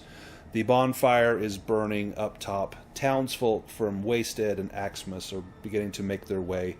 You see Valoran on the opposite shore waving a burning torch, and he is on a small fishing vessel, and his men are rowing him over towards the castle. And he looks over at the spot where Runa had her rest, and you see this ghostly hand rise up, and he reaches down as though to touch her, and that's where the game will end, is right there. Wonderful. That was the Ghost of Brickpile Castle. You have righted many wrongs. Very cool. You have put Runa to rest, and now it's time to level up. So, Hunter, the way that this will work, if you open up your character sheet, Hunter, and you go to skills, you're going to see that you already have some skills that have the little upgrades on there. Because we rolled a lot of dragons and demons. Now, in the game, there is a questionnaire that you can answer, and depending on how many answers you get, is how many improvement marks you do. Now, I usually do a house rule where I just give a base of 5, because you can really get 5, but I'll let you decide if you want to take the questions, do it the rules as written, or take 5. I don't care. I'll let you do what you want to do. First question is, did you participate in the session? That's a yes for everybody. Did you explore a new location? That's a yes for everybody. Did you defeat one or more dangerous adversaries? Yes. Did you overcome an obstacle without using force? Yep, that was Gerald. And then did you give in to your weakness? And so your weakness is on your character sheet. I don't know if Baston has a weakness listed. A gluttonous. You take every chance you get to eat something tasty. There was a feast. I definitely ate at the feast. Yeah. And I did. So if you played into your weakness, you'll get 5 improvement marks. If you didn't, you'd get 4. But what you can do is... I apparently did, but... Is that your... do you have gluttony as well? Sorry, go ahead. No, I was saying I did without even realizing it. McAndrews is foolhardy. Foolhardy, you always go first into danger, and I walked right up to the spider. Yeah, you got right up to the spider. So, absolutely. So what you'll do then, Hunter, is you'll have 5 advancement marks. So on those white boxes, you can check 5 different ones. So not the 3 that you already have that are checked, but select 5 different ones and just put left click it, and it'll put a mark for improvement there. Once you have all 5 of those, then you'll click on that improvement mark, and it will roll an improvement roll. And in this case, you're trying to roll above your score. You're trying to fail. If you roll above your score, it will go up by 1. If you roll below your score, it doesn't change. So this is how you level up. You level up incrementally by skills. There's no levels. There's no packages like that. And then if you get up to 18, you get a new heroic ability, or kind of as a milestone in a campaign, you might get a heroic ability. You just completed Act 1 of the whole thing. So once you have all 5 of those, then I'll let you start us out with improvement rolls, and then we'll do Sorsha, because I know it's like after 1 o'clock for Reese right now, and maybe for some of the rest of you. So we'll hurry with this. We're good to go. Perfect. So now click on like the little up arrow by acrobatics, and it will roll an improvement roll. Perfect. And I see. So you needed to beat a 12, but you rolled a 12. So now try Beast Lore. All right. And you improved Beast Lore. So now that went up to 6. And then do Bushcraft. Cool. Nope. How about Crafting? 3, didn't get that one. That one. Yes, that one goes up. Hey. Evade. Nice. This is a good one. Hey. No. How about Hunting and Fishing? Oh. Oh, shoot. Now you're rolling well. Spot Hidden. This would be a good one. There we go. Spot Hidden goes up. Now the big ones, spears. the weapons. And Spears, you had a 14. So you got a couple of improvements there. Let's go ahead and do Sorsha. Oh, and Sorsha, Thorgatla will teach you a spell, any of the witchcraft spells she has access to. If you want to learn a spell instead of improving your witchcraft, you may do that. Oh yeah, definitely then. And I don't know which one you want, so we can always do this after. So that's intelligence with a boon, if you have a teacher. yeah. So yep. So let's start with that one. Oh yeah, excellent. Yay, double 7. Yeah, I'll figure that later. Yeah, just let me know. Stabs. I'll adjust it. Stabs goes up. Yeah, it goes up. Awareness.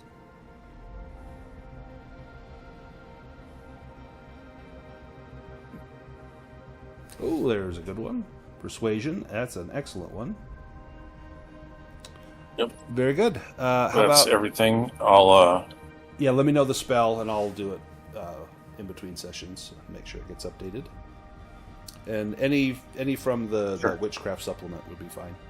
Let's do Fabio next.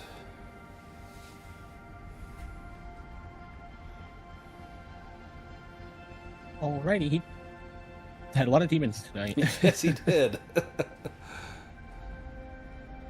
See, now you're going to roll low. Yeah. Oh, man. Oh, jeez. Oh, you got to be kidding me. Yeah, where was this? Right? Where was this earlier? Come on. Holy shit. Oh, there we go. Okay, knives go up. That's a big one. Yeah, that's a good pretty one. big. Perfect. Yeah. Nice, and swords. Excellent. How about cutter? All right. He failed a lot of awareness, so maybe he learned his lesson. There we go. Excellent. He learned a little bit more about bushcraft as he wandered around the woods. Yes, he did. Yeah, from the failures. He bought some learned a great deal. bandages. Bought some bandages. Wait, That's save good. some improvements for the rest his of seamanship maybe. Nice. Greatest Seamanship session was, ever. all right, here's the hard ones. No sleight sleight of of hand. Shoot. And then knives, maybe. Oh, It was almost. It's a demon, but not quite. dang. Close. All right, cool. McKender, last but not least. Okay, just so I understand this correctly, Yeah. so I get 5 things just from the weakness, and then the other 5? No, so you got a total of 5. So you would have gotten 4, and if you So, like, if you played your 10 weakness, then you things? get 5. So you would have 5 plus whatever ones you got during the session. Okay, got it. Okay, got it. Okay, so hold on.